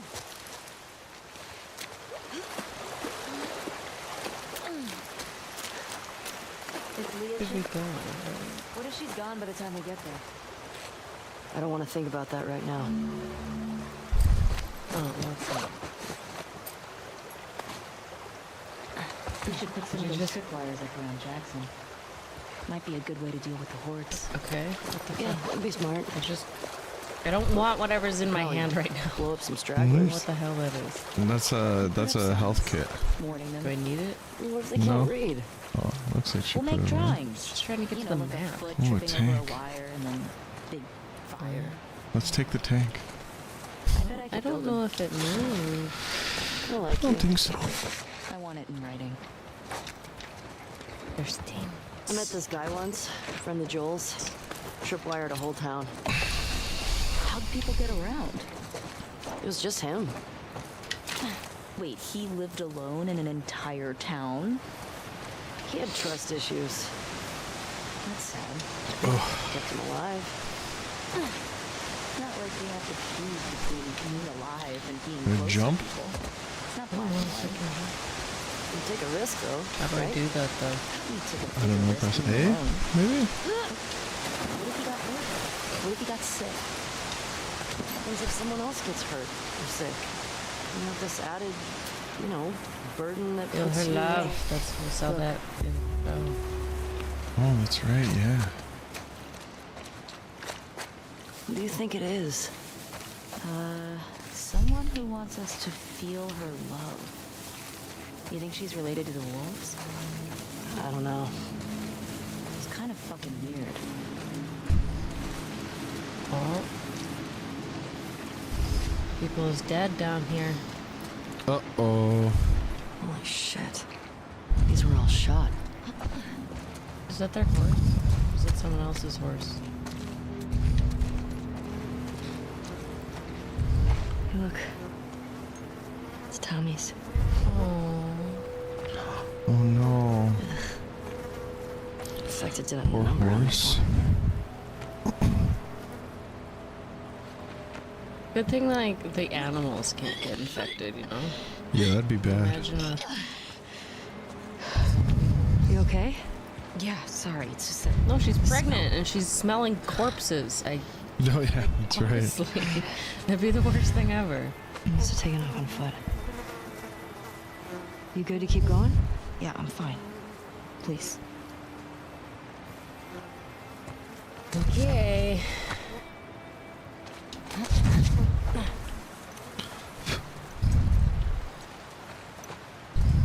How'd this city get so wrecked? Boston Get wasn't like wrecked. this, was it?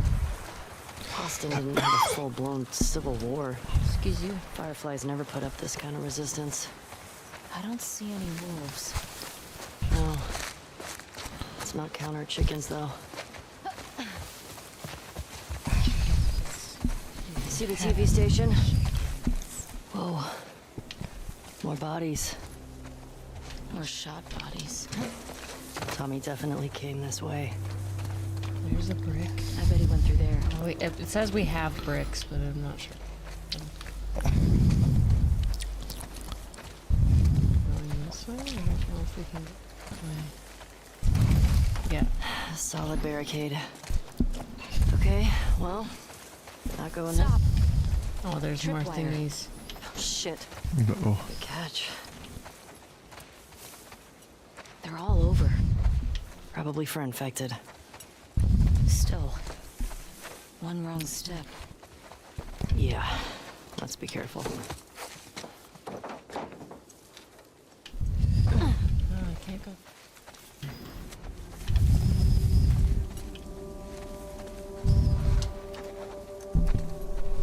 They're everywhere. We go that way?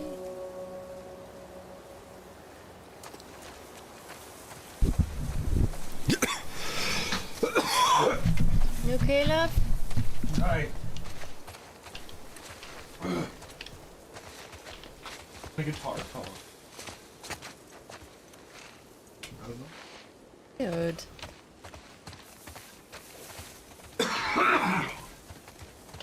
Do we throw a brick at one of these then, maybe? Because they're everywhere. Yeah, I'm not sure how you get through it. But like, I can't even go. Can you disarm it? Oh, see this thing? There?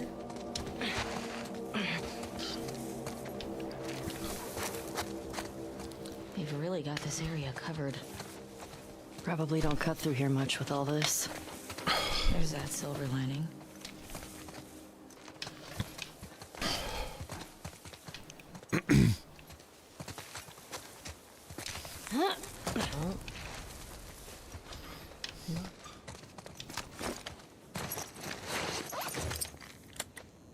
What do I do? Upgrade or should Yeah, you could upgrade some stuff. You could do a scope. That'd be a good one. do? Yeah. Oh, yeah. Scope. Whole day?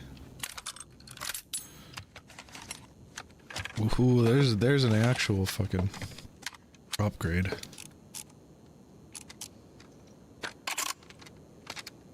Lovely. Anything else? Go to the sideways. Go to the... Probably do reload speed for that one.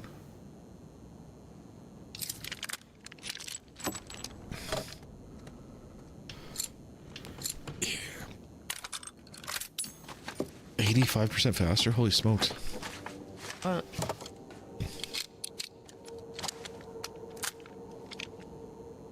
Nice. I think that's good.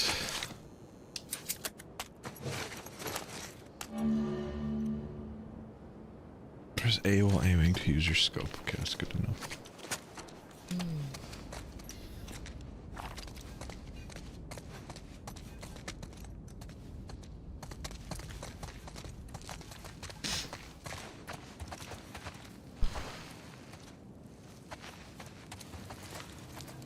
Fucking guy.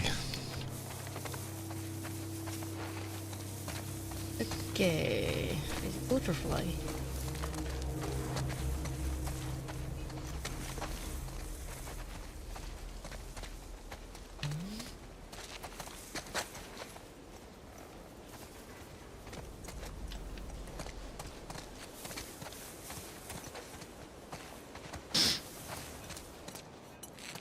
Furniture sale, lovely.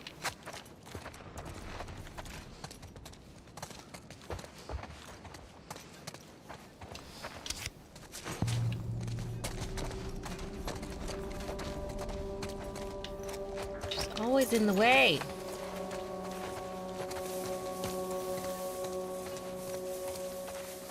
This tall grass is making me nervous. Yeah, they're getting tricky to see. Why would you say that?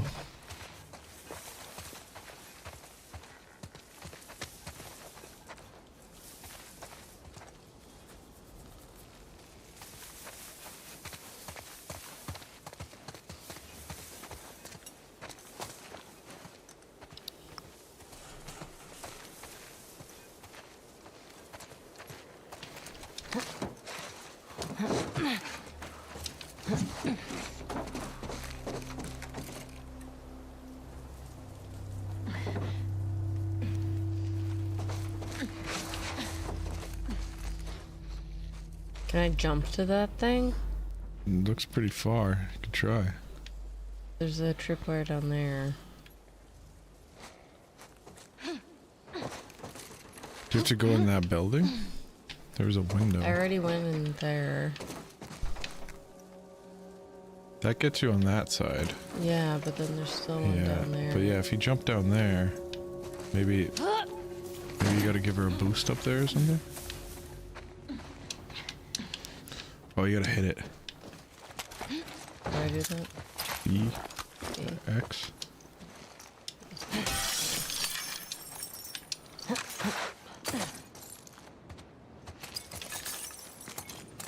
No, this is just where we were. Grading.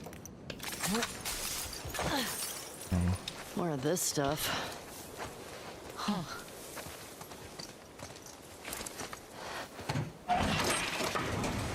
Leaf.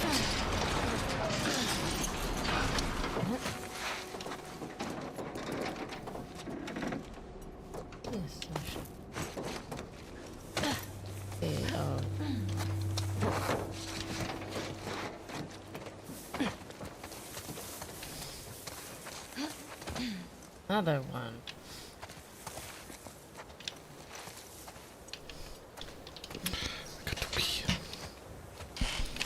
Can I get lower? Yeah, hold it.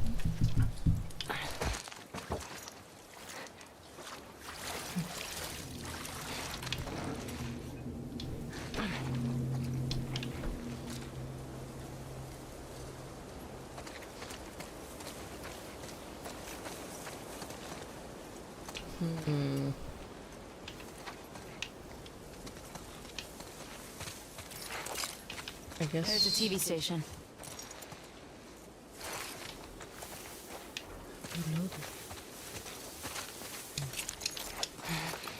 Okay, we're gonna have to.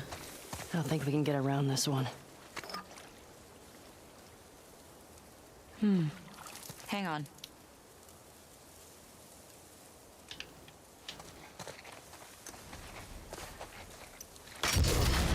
There we Easy. go. Lovely.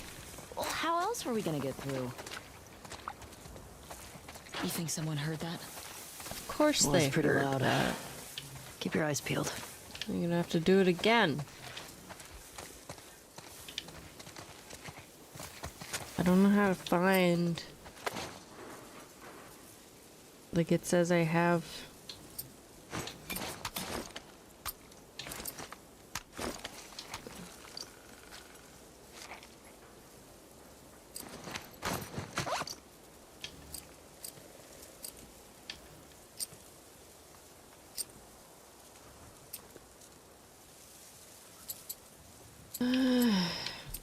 I don't understand. Where, if I can't pick up any more bricks, why won't you let me find the brick that I have?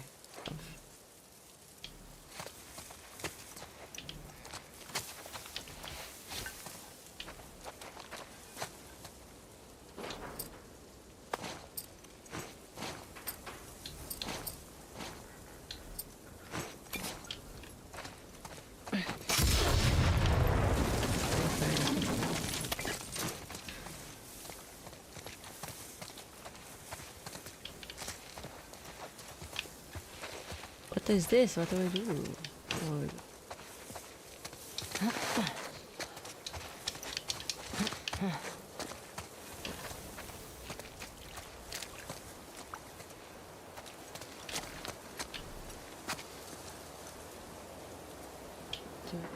Just keep throwing these? We're not being subtle right now. Yeah, well. Maybe Leah will come to us. Why are you going that way? Yeah. With you. Or they might be waiting to ambush us.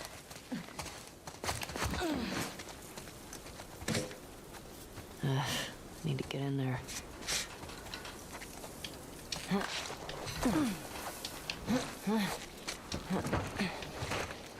Honestly, this lady's pregnant and she's doing all this. I can't. Yeah, it's not a good idea. Okay. Cake. There it is. Okay. Stay low. Stay low. Shall we get low, low, low? Feels empty. I don't buy it. You see a way in? Not yet. Maybe we could climb up?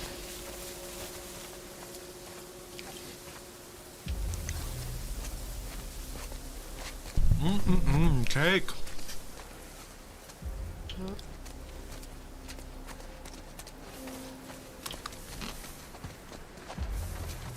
Can't go this way.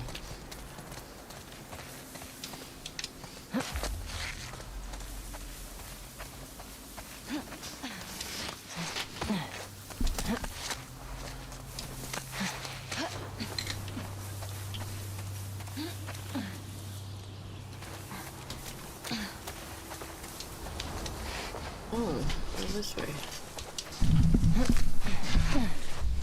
Oh, another dead guy. Oh, fuck. Sick God. Brutal. Tommy do this? Let's get inside.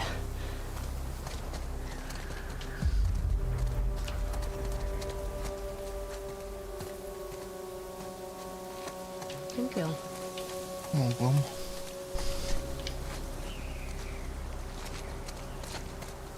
Where do we?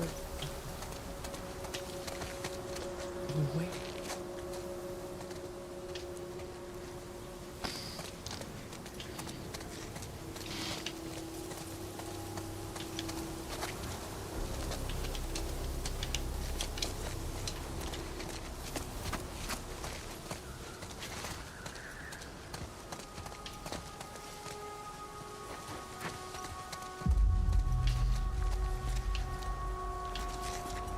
It's a rope. We climb.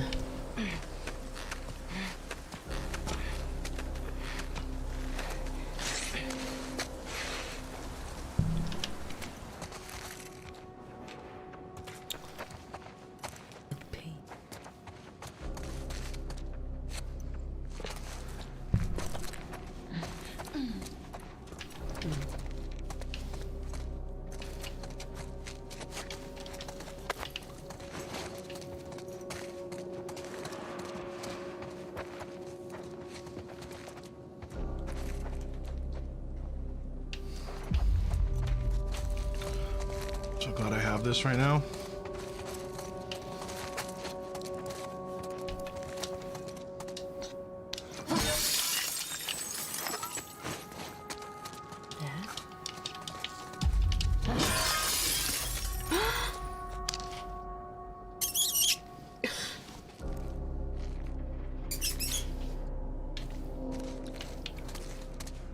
What is?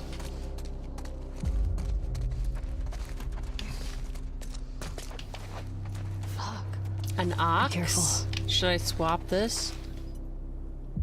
Yeah. Which one?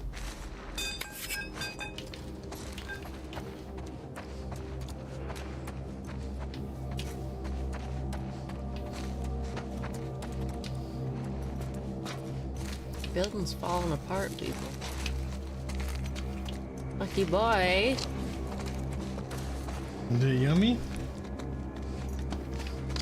You got a strawberry? Strawberry. Okay.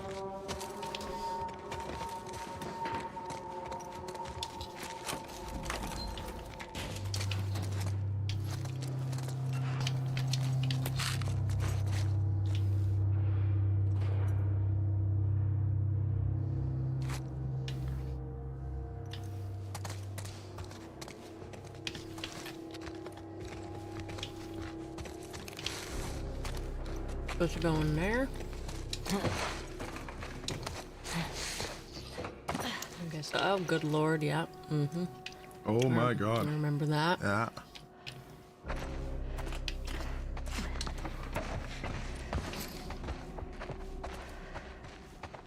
Holy. This is definitely not Tommy. Who the fuck did this? I don't know. But it's a message. sense. just... Fuck. No. You think they're still here? I hope not. Keep your eyes open.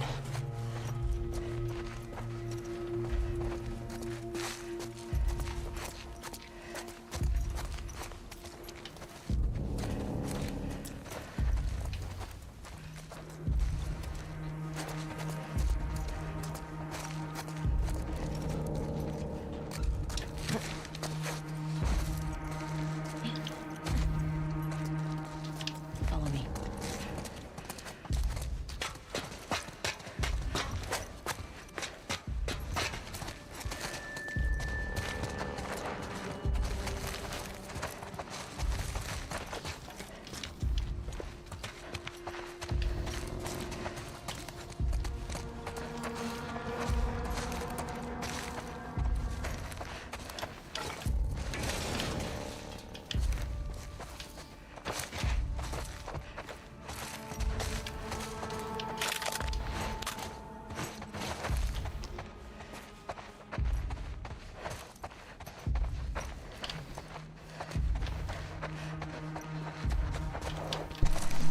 This way, Ellie.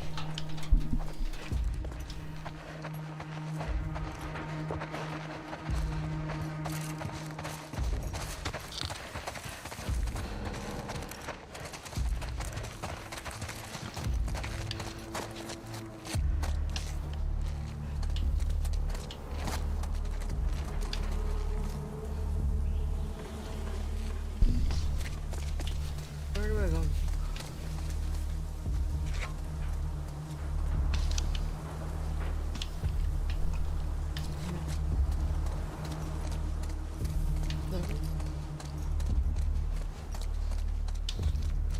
Shit. Another body up there.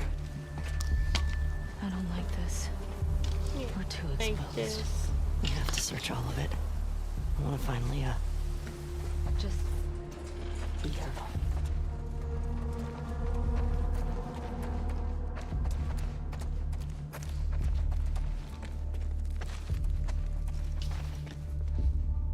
Shoddy.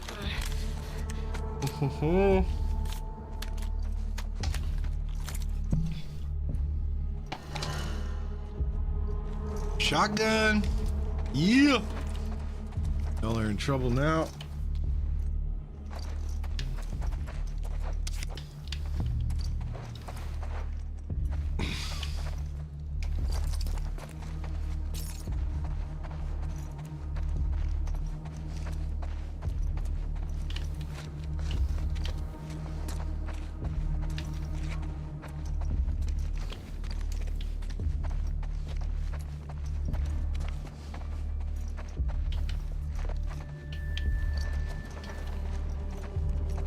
Now what?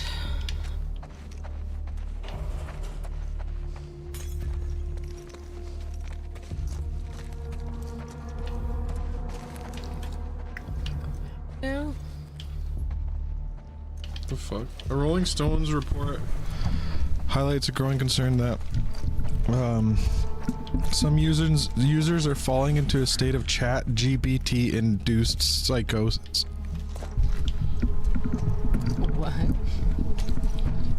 What does that mean? Reddit users are sharing alarming stories about loved ones becoming obsessed with spiritual and conspiratorial delusions, believing that they've been chosen by sentient AIs or cosmic forces. In several cases, these interactions led to deteriorating mental health, ruined relationships, drastically changed lives, all seemingly worsened by the AI's tendency to mirror the user's beliefs without challenging them. Experts warn that while the technology mimics conversations while it lacks awareness or ethical judgment, potentially reinforcing psychotic thoughts. OpenAI declined to comment. I could see that. I could see that for sure. I don't know if I'm supposed to keep going or try and go get up higher. I don't know. I think you gotta go. I think something happens in the middle of that middle room, doesn't it? Or are you past that already? I'm past that. Nothing happened. Oh, do you gotta go that way? I just went this way. Oh, okay. So now I'm like, I don't know what to do now. Ooh. You knew ChatGPT? No, I don't think ChatGPT is evil. I think it's people are evil.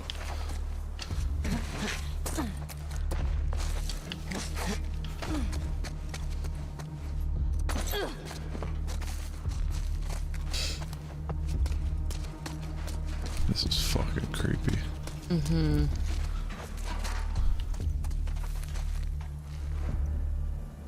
I'm just going off the show because it happened in this room. Maybe I shouldn't. What was happening? So The show is different.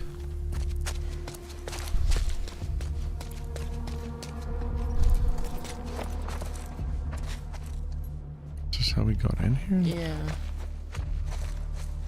This is where you came from, eh? Mm-hmm.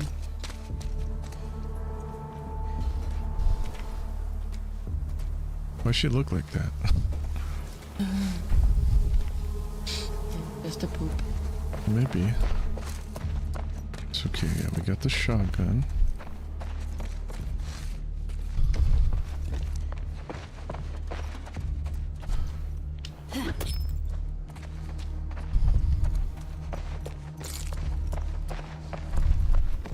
Oh yeah, that did not do that.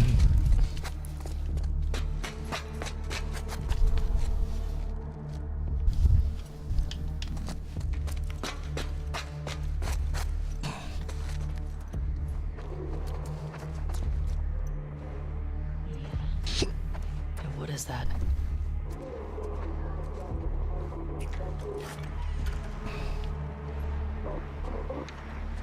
Oh jeez. Oh Lord. That's her. Leah. You sure? Yes. Guess the universe really wanted her dead, huh? The universe or Scotty?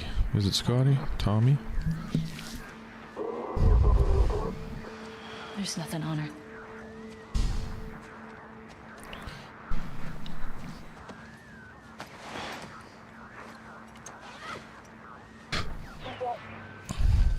What's in there? This is 2. Do you copy? 6. Acknowledge. Over. Dina. It's all of them. Hey, wait.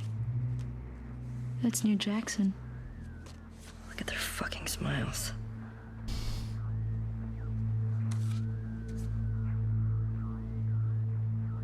That's her. That's the one who killed him.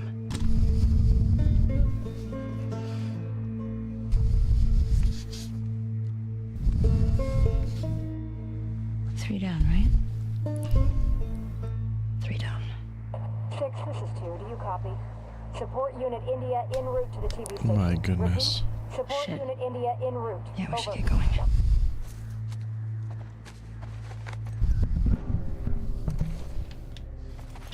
My goodness. Well, she's dead. How do you feel? I'm pissed we couldn't talk to her. Yeah. She didn't hurt Joel. It would have been pretty fucked up to make her talk. She traveled hundreds of miles to torture him. I don't care whether she held the club or not. I get it. You want to find somewhere to hole up? Look over Leah's stuff? For sure. Let's head deeper into downtown. Can find a building to secure.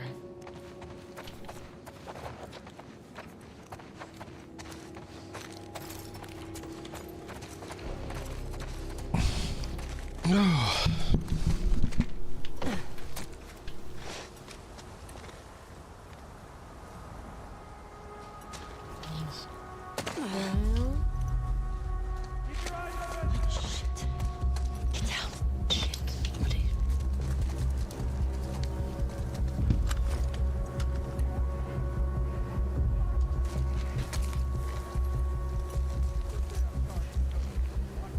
How are we getting out of here?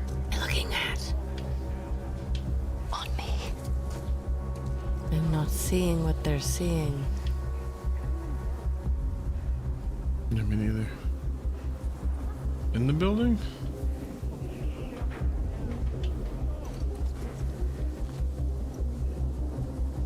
I don't know. She's just like, get down. But how do I get down from here? Jump is going to kill me. Yeah. Can I jump onto this thing?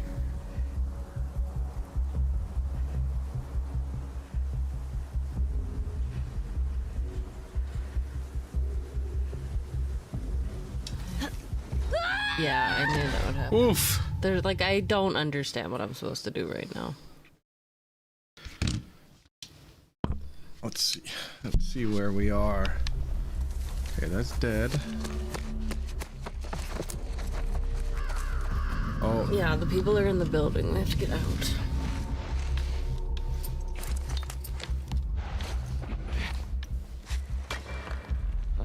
What was that?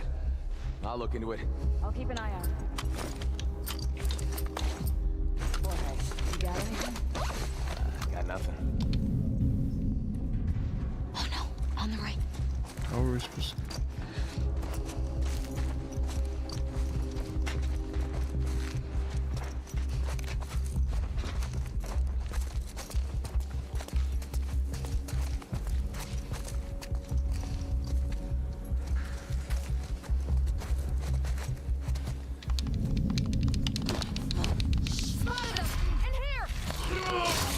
You dumb lady, you're supposed to grab the other one.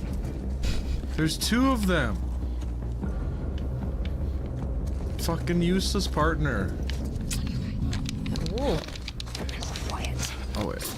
Quiet. What is this guy doing?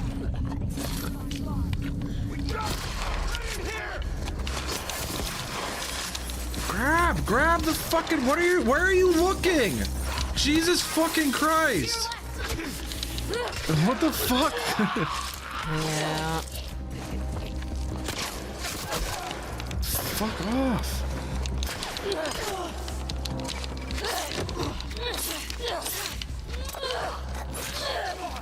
That's cool.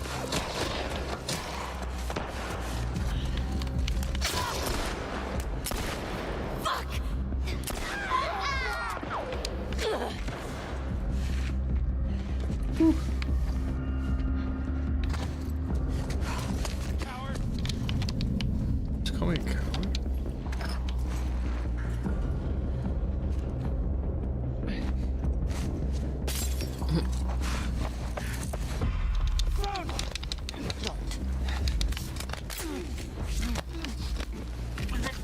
Whew.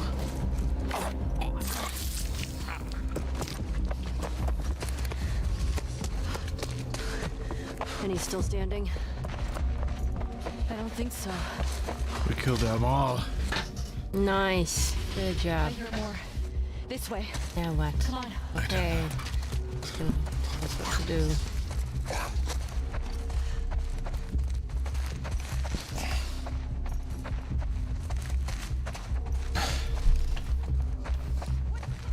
Oh, there's more.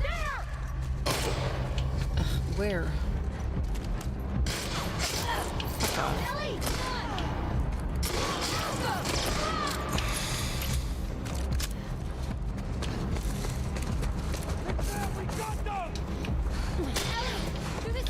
Well, I am already. I'm gone. Bye. Hell yeah. Follow me! Oh fuck! Nina, we gotta run! No, just run. Don't try to kill anyone, just fucking run. Don't stop!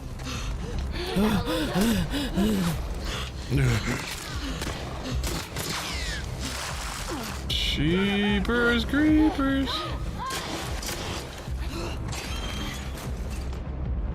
Oh, uh-oh. Uh-oh.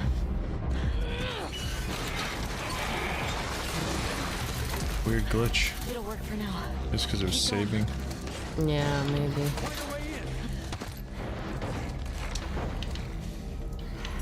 That way. This way. Okay, it's like super glitchy. I can't do anything.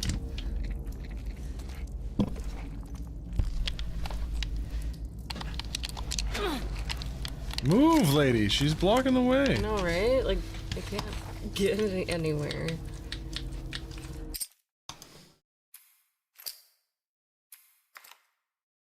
Find a way in. She got stuck. Got stuck.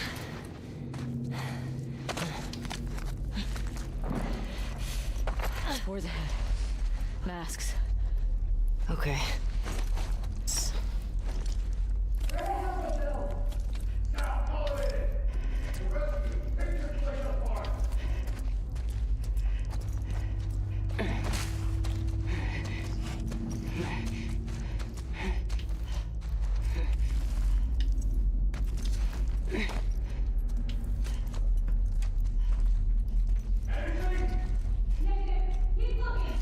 We gotta keep moving. Oh my god, you've been here a while. Yeah, damn. Why is she wearing a mask? I thought she doesn't wear the mask. She doesn't need to. I hope there's a way through. I thought they had us. I know.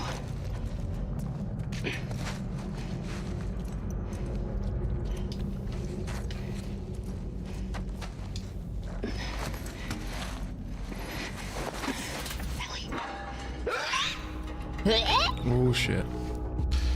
Oh shit.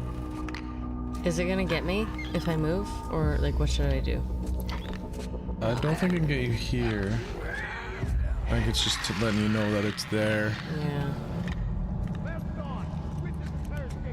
Whoa. Maybe they'll die. Oh, this is that. Is this the part? So which is it? Like, really, the hundreds and thousands of them?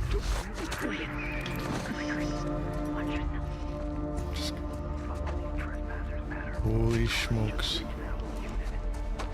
We should just leave him down here for the infected to eat.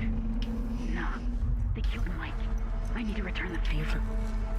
You hear they got Jordan too? People everywhere. Surrounded. Fucking surrounded. I'm not even sure what direction should we go. I don't know. What's that? That looks like that's a I think that's a zombie. You should throw a bottle or something. Yeah. At that thing or somewhere else over throw there? it over there. Yeah. What do I press? You're gonna get caught.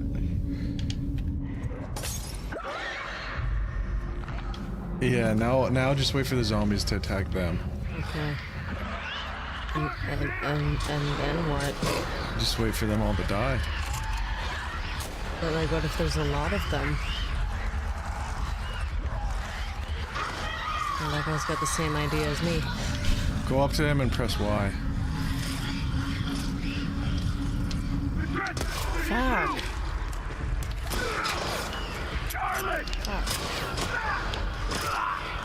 No, I can't. Change the bloody gun. It's so stupid.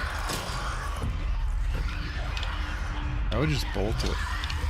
But I'm not sure where I'm going. Yeah, I don't know, go up those stairs. No. I can't get up the stairs.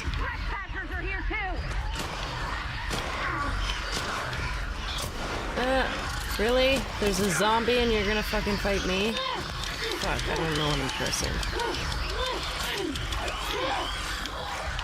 You want me to play? Yeah, because I don't know how to play, so I you know? Got. I think... That's the only problem when I don't know what I'm supposed to do.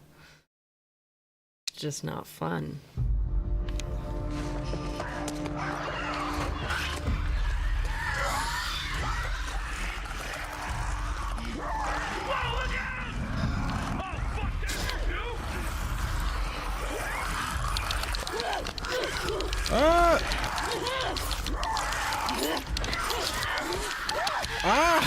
Those guys are deadly. They get you fast. I'm just trying to run through and see where we have to go. Cause like, I think we might have to go into the train. Well, yeah, but then like when I was in there, it didn't look like there was a way out of the train.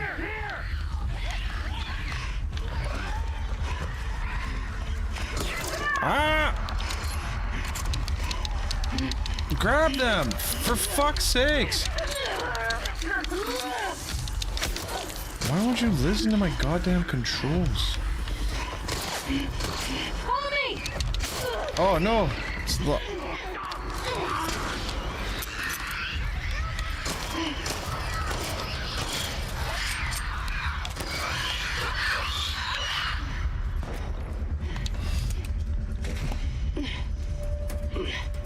Dina.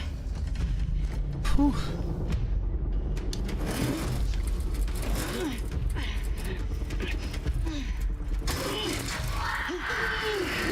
Okay, move it! Oh shit!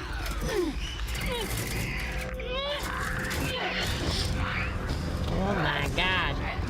Shit. Let's go. Yeah. What's R3? Okay. Right there. That. Thanks. Babe. I'm really tired. Yeah, let's get out of here.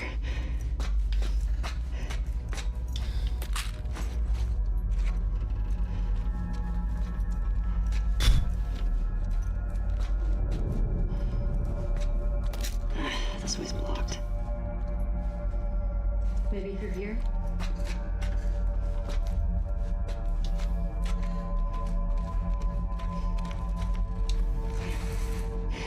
Did you hear what they kept calling us? Scars.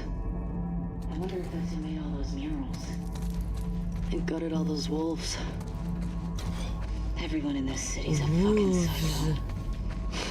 No shit.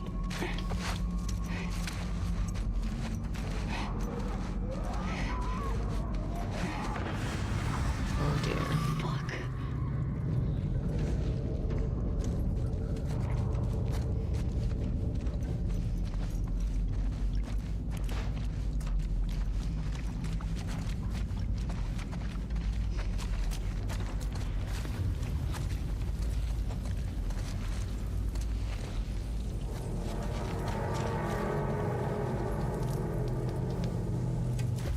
Goodness gracious. Jesus.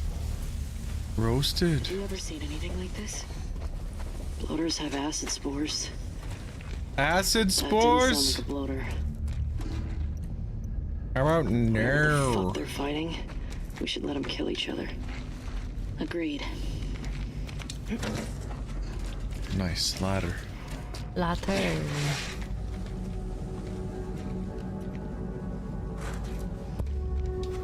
What's the plan? Got another ladder across there. You gotta throw it over there? Okay. Then what you gotta do? That'll do. Oh no. Okay.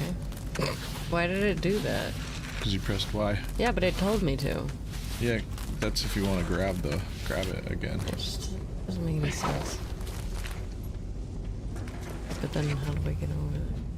You can just hop down. Is it too high? I don't know. I don't know what you're plugging in. Oh, I think you're we're not. just You're using it blinding as a... it, Sick. yeah. RB? What's that? Oh, there you go. Gotta go up a bit higher first.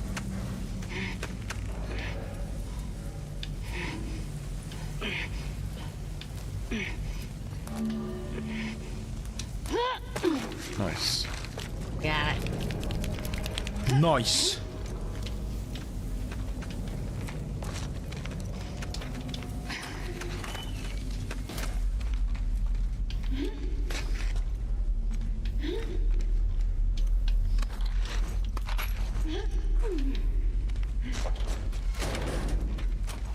You need help?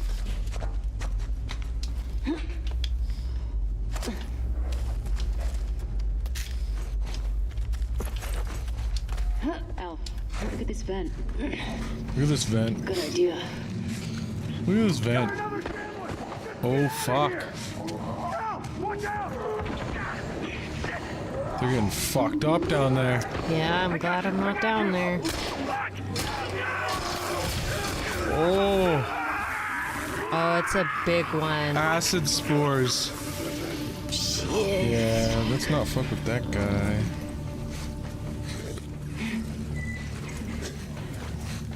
Me neither. Here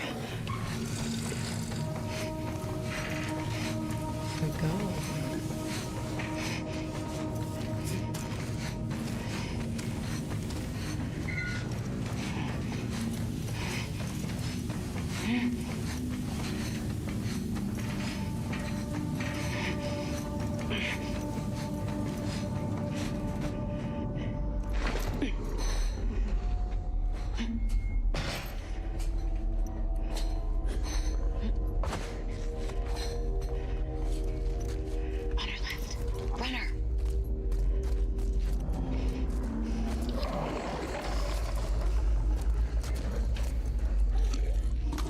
Fuck, he's right there. Oh my god. I don't like it. Fuck! Why is he so fat? He's got like 1,000 eyes. What do I do? I don't know. I don't like it. Do you have the shotgun? I think so. Somewhere?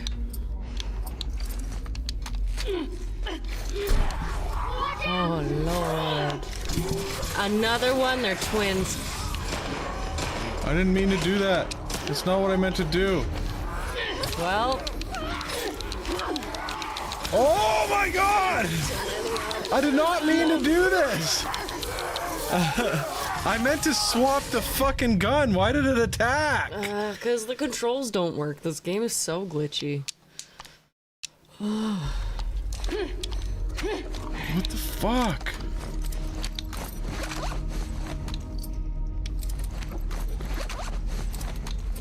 Jesus Christ, I want the fucking shotgun.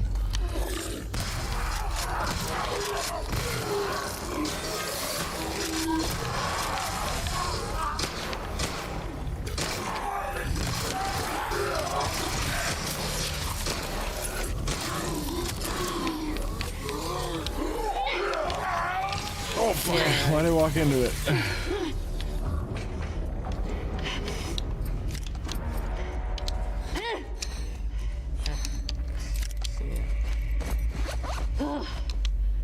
Fuck these assholes. Did they get you? No, I'm clean. Holy shit ass. Ew, it's so ugly. Get it away It's from gross. me. What is that? Tryptophobia or whatever? Yeah, maybe. Where the hell do shamblers come from? I don't fucking know. But they're disgusting.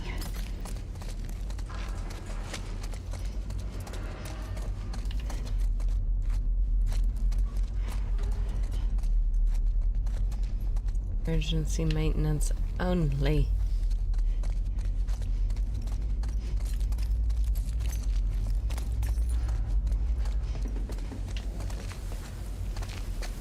Oh, Tanya. Look at those acid burns.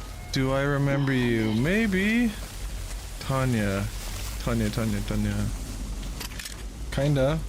Your name sounds familiar. Sorry, I wasn't paying attention.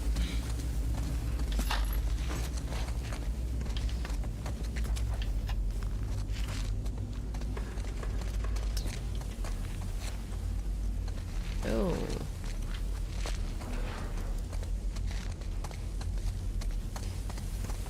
Remember me.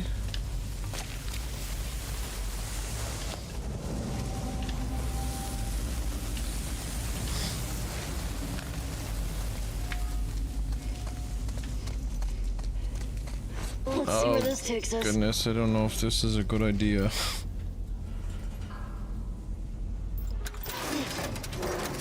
I don't think any of this is a good idea. I would have stayed in the town, you know? Honestly. Take your time. Almost done. Okay. Just be as loud as you fucking can, eh? Yep. They're really good at that.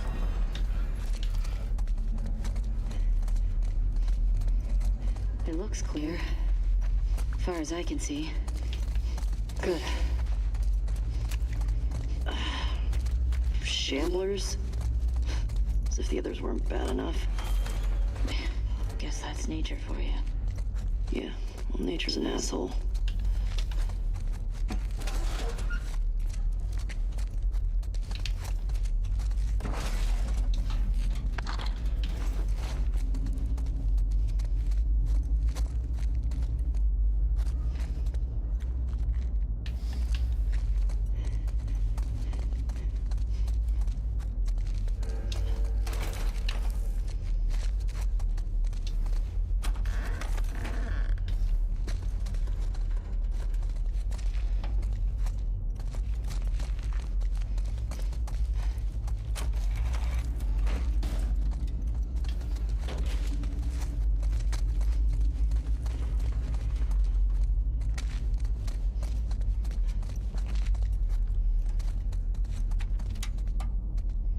Hey, Dewey.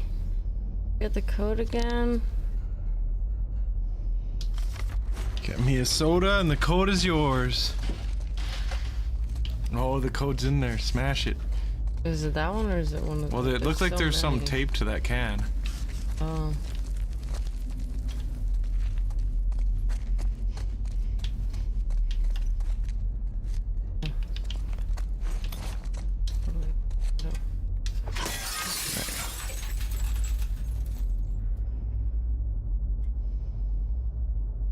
What does it say? 15 or? Oh, code is 152 something something. Fuck off. Fucking bullshit guy. So if you can figure the rest out, I'm with the wrong man. Hey.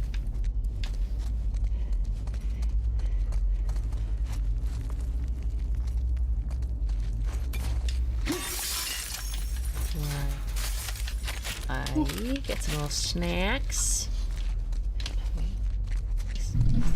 What the heck is that? Oh, weird thing. Okay. That's like a Silent Hill thing. Yeah. This game reminds me a lot of Silent Hill. That was a good one. Yeah, I liked it. I'm terrified. It was so scary.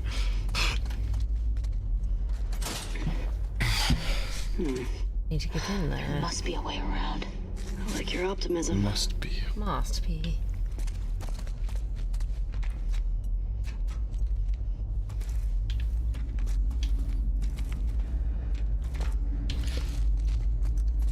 The heck?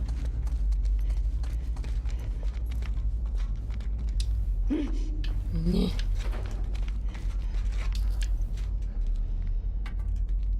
Over there.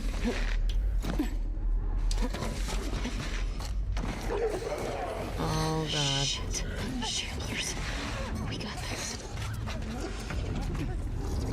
There's another one.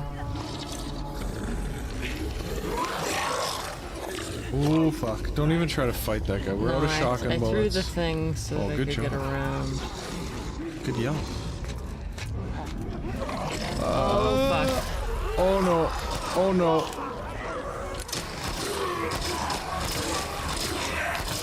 Fuck. How do I get away from it?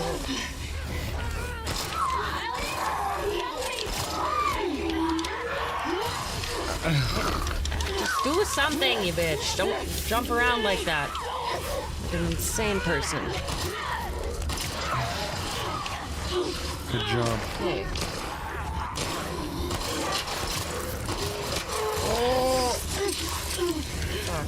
Bullets. I don't think you can fight that guy with a knife. I don't have a lot of options, though. Ooh. I'm very limited. Sheesh. God damn it.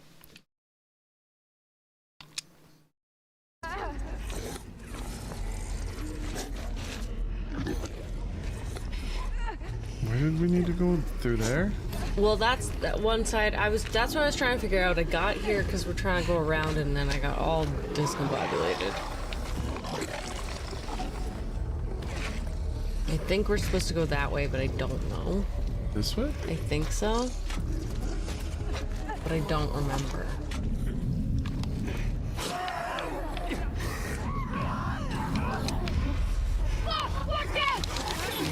Oh, I didn't see you there.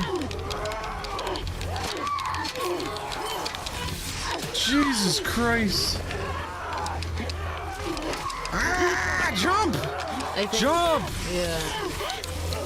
We need to go back and get direction. There's a direction. This is the That's the exit. That's where I was gonna go. Damn it.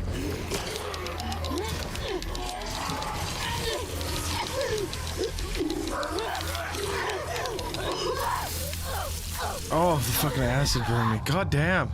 Okay, we gotta sneak there. Okay, we know where we're going. Now we know where we're going. That's what I couldn't orient myself.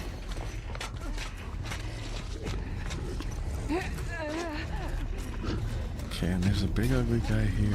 I want you to go over there. And then there was a guy. Yeah, there.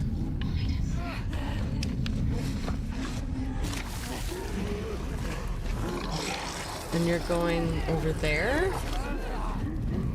Or is it the other way? I don't remember.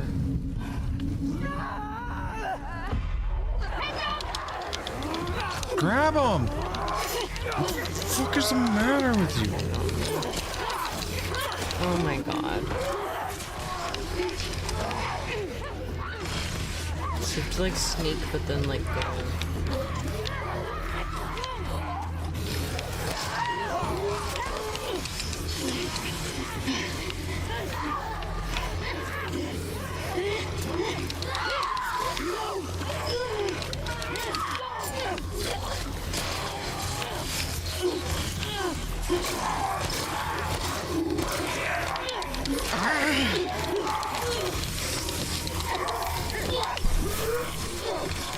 There's nowhere to go.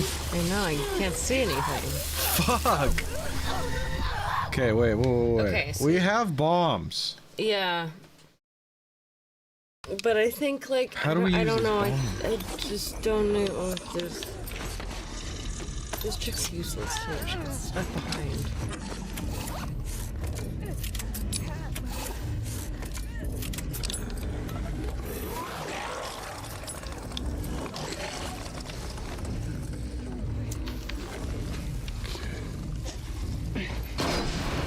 I missed. God damn it.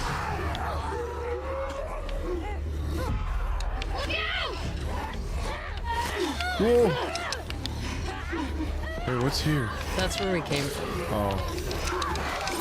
Ah! Ah! But if we could get, yeah. There's no getting out of here. I don't think we can throw a bomb right away. I No. think we can have them come towards us. No, okay, get out of the fucking thing. Fucking goddamn. Oh, it's brutal. It's too hard. Yeah, it's really hard. Okay. Okay, we gotta get through there. That's yeah, that is the direction we're going in. We're not doing anything on this side.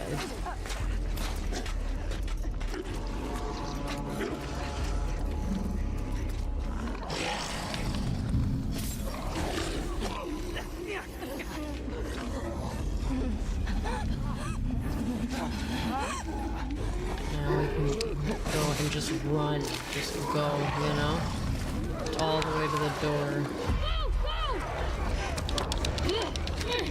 Fucking go to the door. X. God damn it. I'm pressing X. But you have to wait for it to Oh, I'm pressing Y. Y and then X. It's fucking late.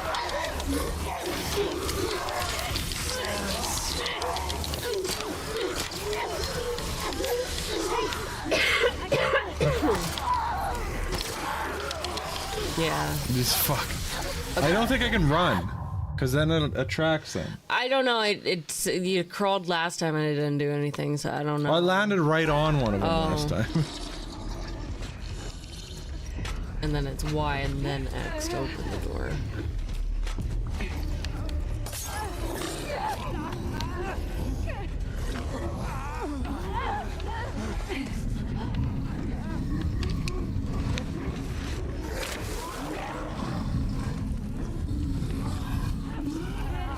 But they start coming when you down there.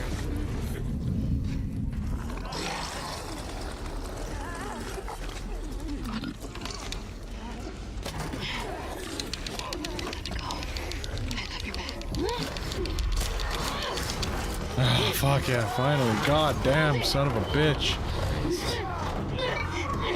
Whew. Whew. So annoying. It's because you're scary. Acid. Okay.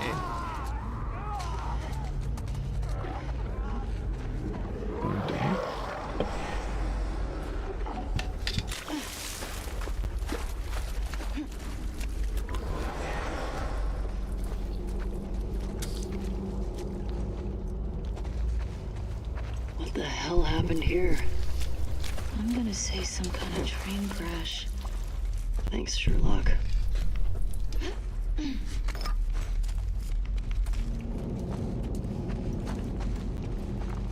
Jesus. I wonder how long they kept these running past outbreak day. I see some light up that way. Up we go then. Dina? Yeah, coming.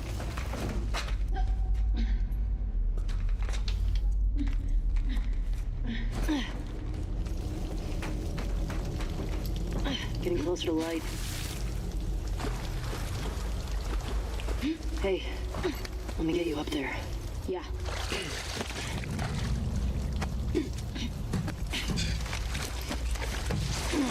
Yummy? Mm. Yummy, yummy, yummy, yummy. What you got? That's loud. Come on. Okay. Let's rally. We're almost out. Lead on. Oh shit. Oh fuck. Oh no. Oof, ouch. Uh-oh. Oh. Mask broke. The mask is useless. Why would it do that? I couldn't move before and now suddenly there's no dom.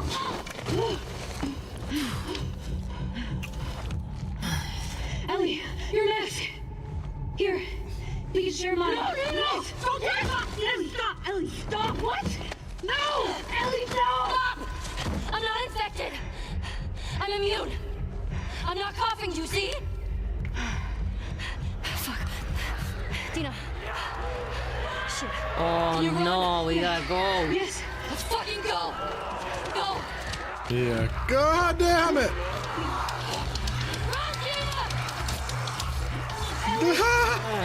Take forever to. Oh, fuck! Go, bitch, go! Run, run, go. run, run. That's not fair. I think it's part of the story, probably. God, she's so slow.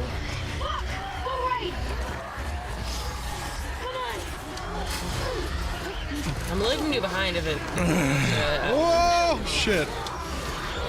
What? No, the hell? don't fight him. Just run. I'm not. It's not me doing that.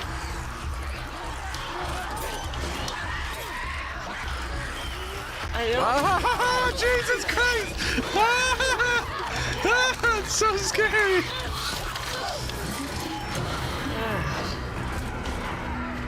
Holy asp. Lord. Dina! On your feet. That's so scary. Jeez. My God. I'm stuck on the door. Hey. Now what? What do you say we rest in that theater? The theater? That sounds so fucking good. Oh, the theater. Oh yes, that's where they were. When they Almost there. were intimate. Oh, it is locked. I got you. Here. Got it?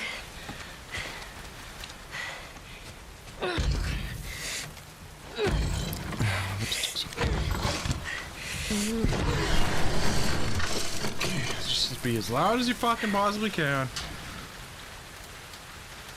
Not like you're in an apocalypse or something.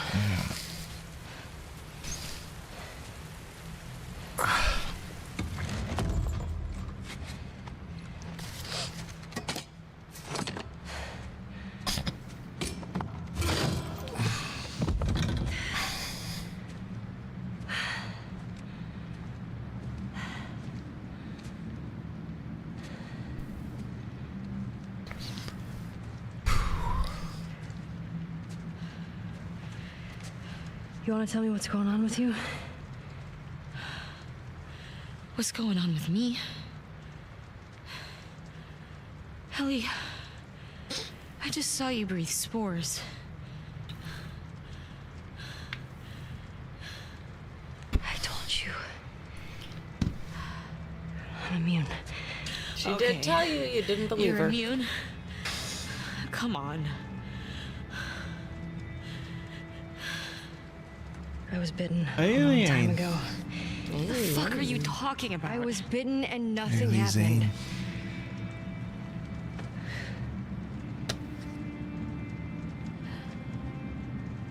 The chemical burn.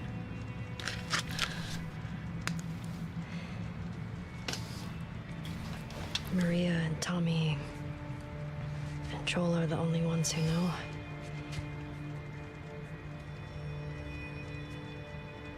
Knew. Now you know.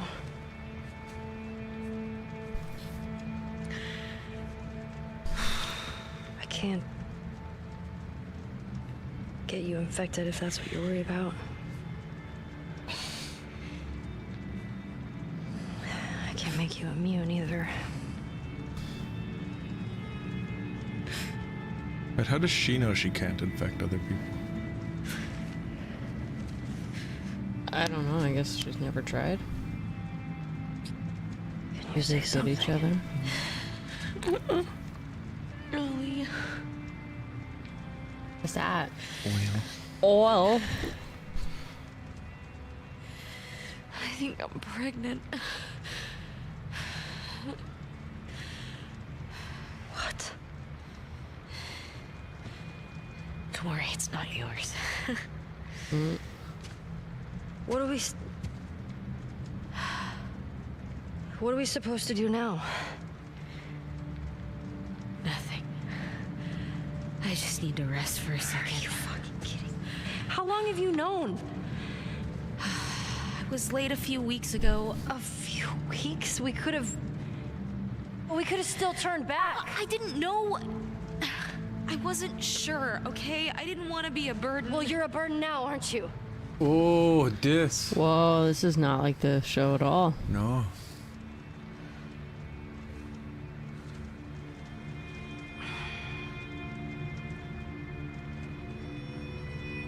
I'm gonna make sure this place is secured. You just rest.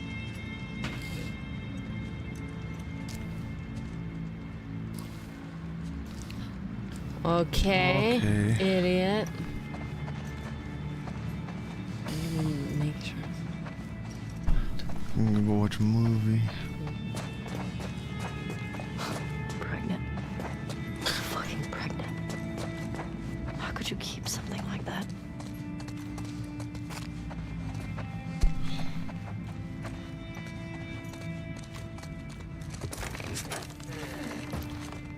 Been to the year 3000. Not much has changed, but we live underwater. And your great great great granddaughter is doing fine. You're supposed to make sure it's secure, and you just opened the window more, idiot.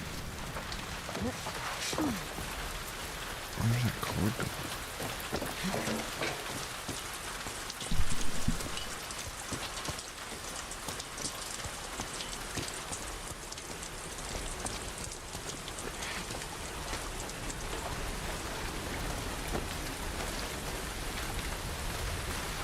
Damn.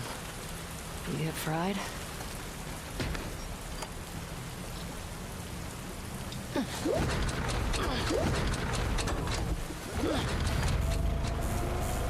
Got it. Got it.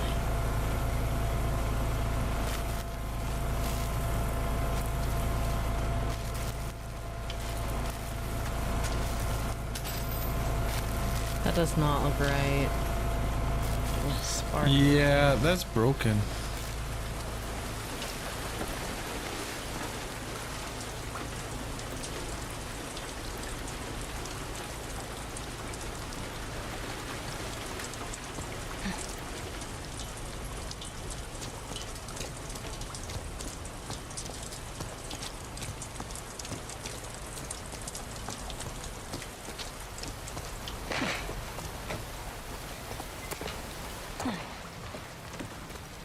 that sound? Projection room. Ooh. Anote. Ooh. September 13. 15. I hope you were a better soldier than an electrician.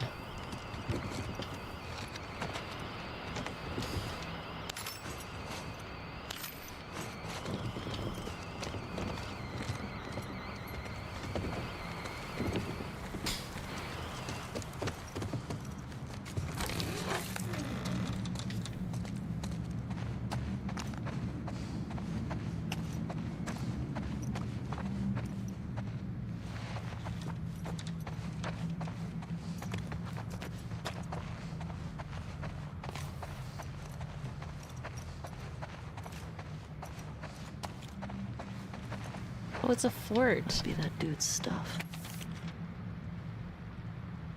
Wow, they skipped my birthday. How rude. That dude was here a while back. Hope no one else is here.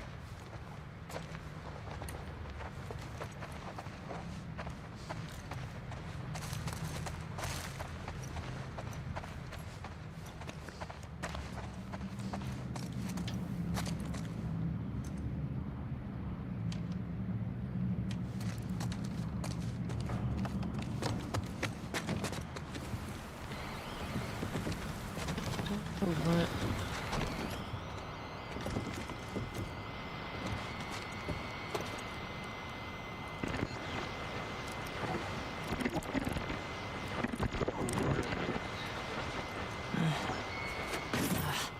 Ooh, keys. What's this? Ooh. Oh, do you get to drive a car in the game? That'd be good.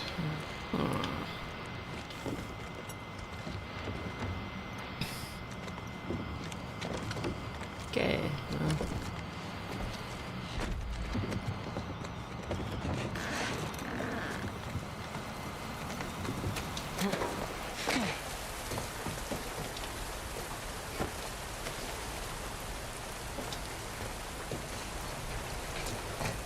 All I can do. Okay.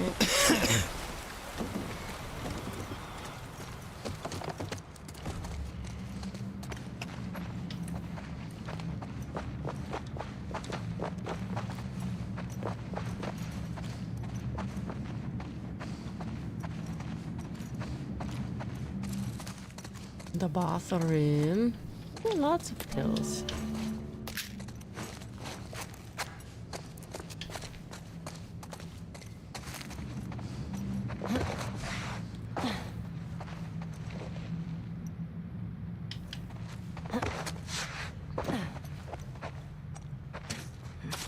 Yes, the keys. All right. Oh yeah. Gotta watch a movie. Hmm.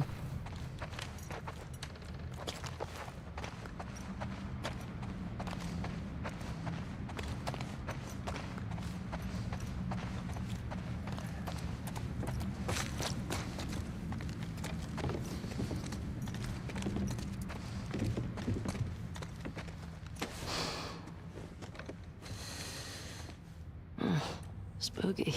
Yikes. No way.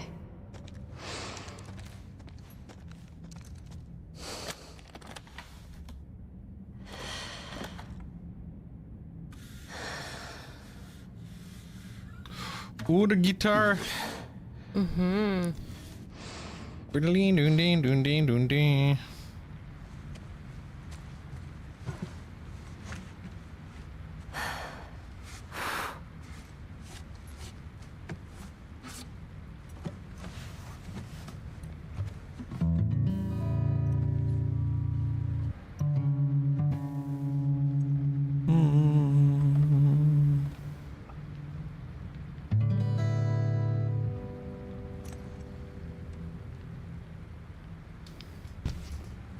Sorry, you're probably better at that anyway.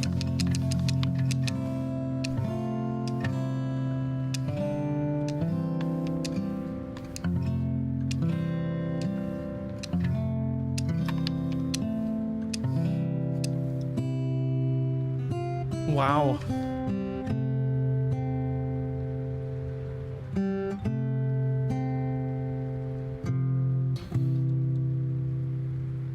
You're my wonder wall.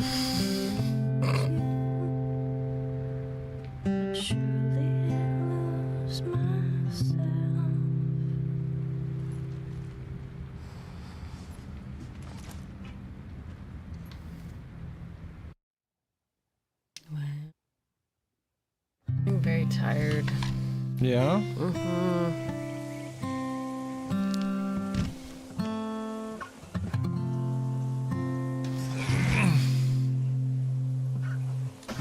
That's starting to sound like something.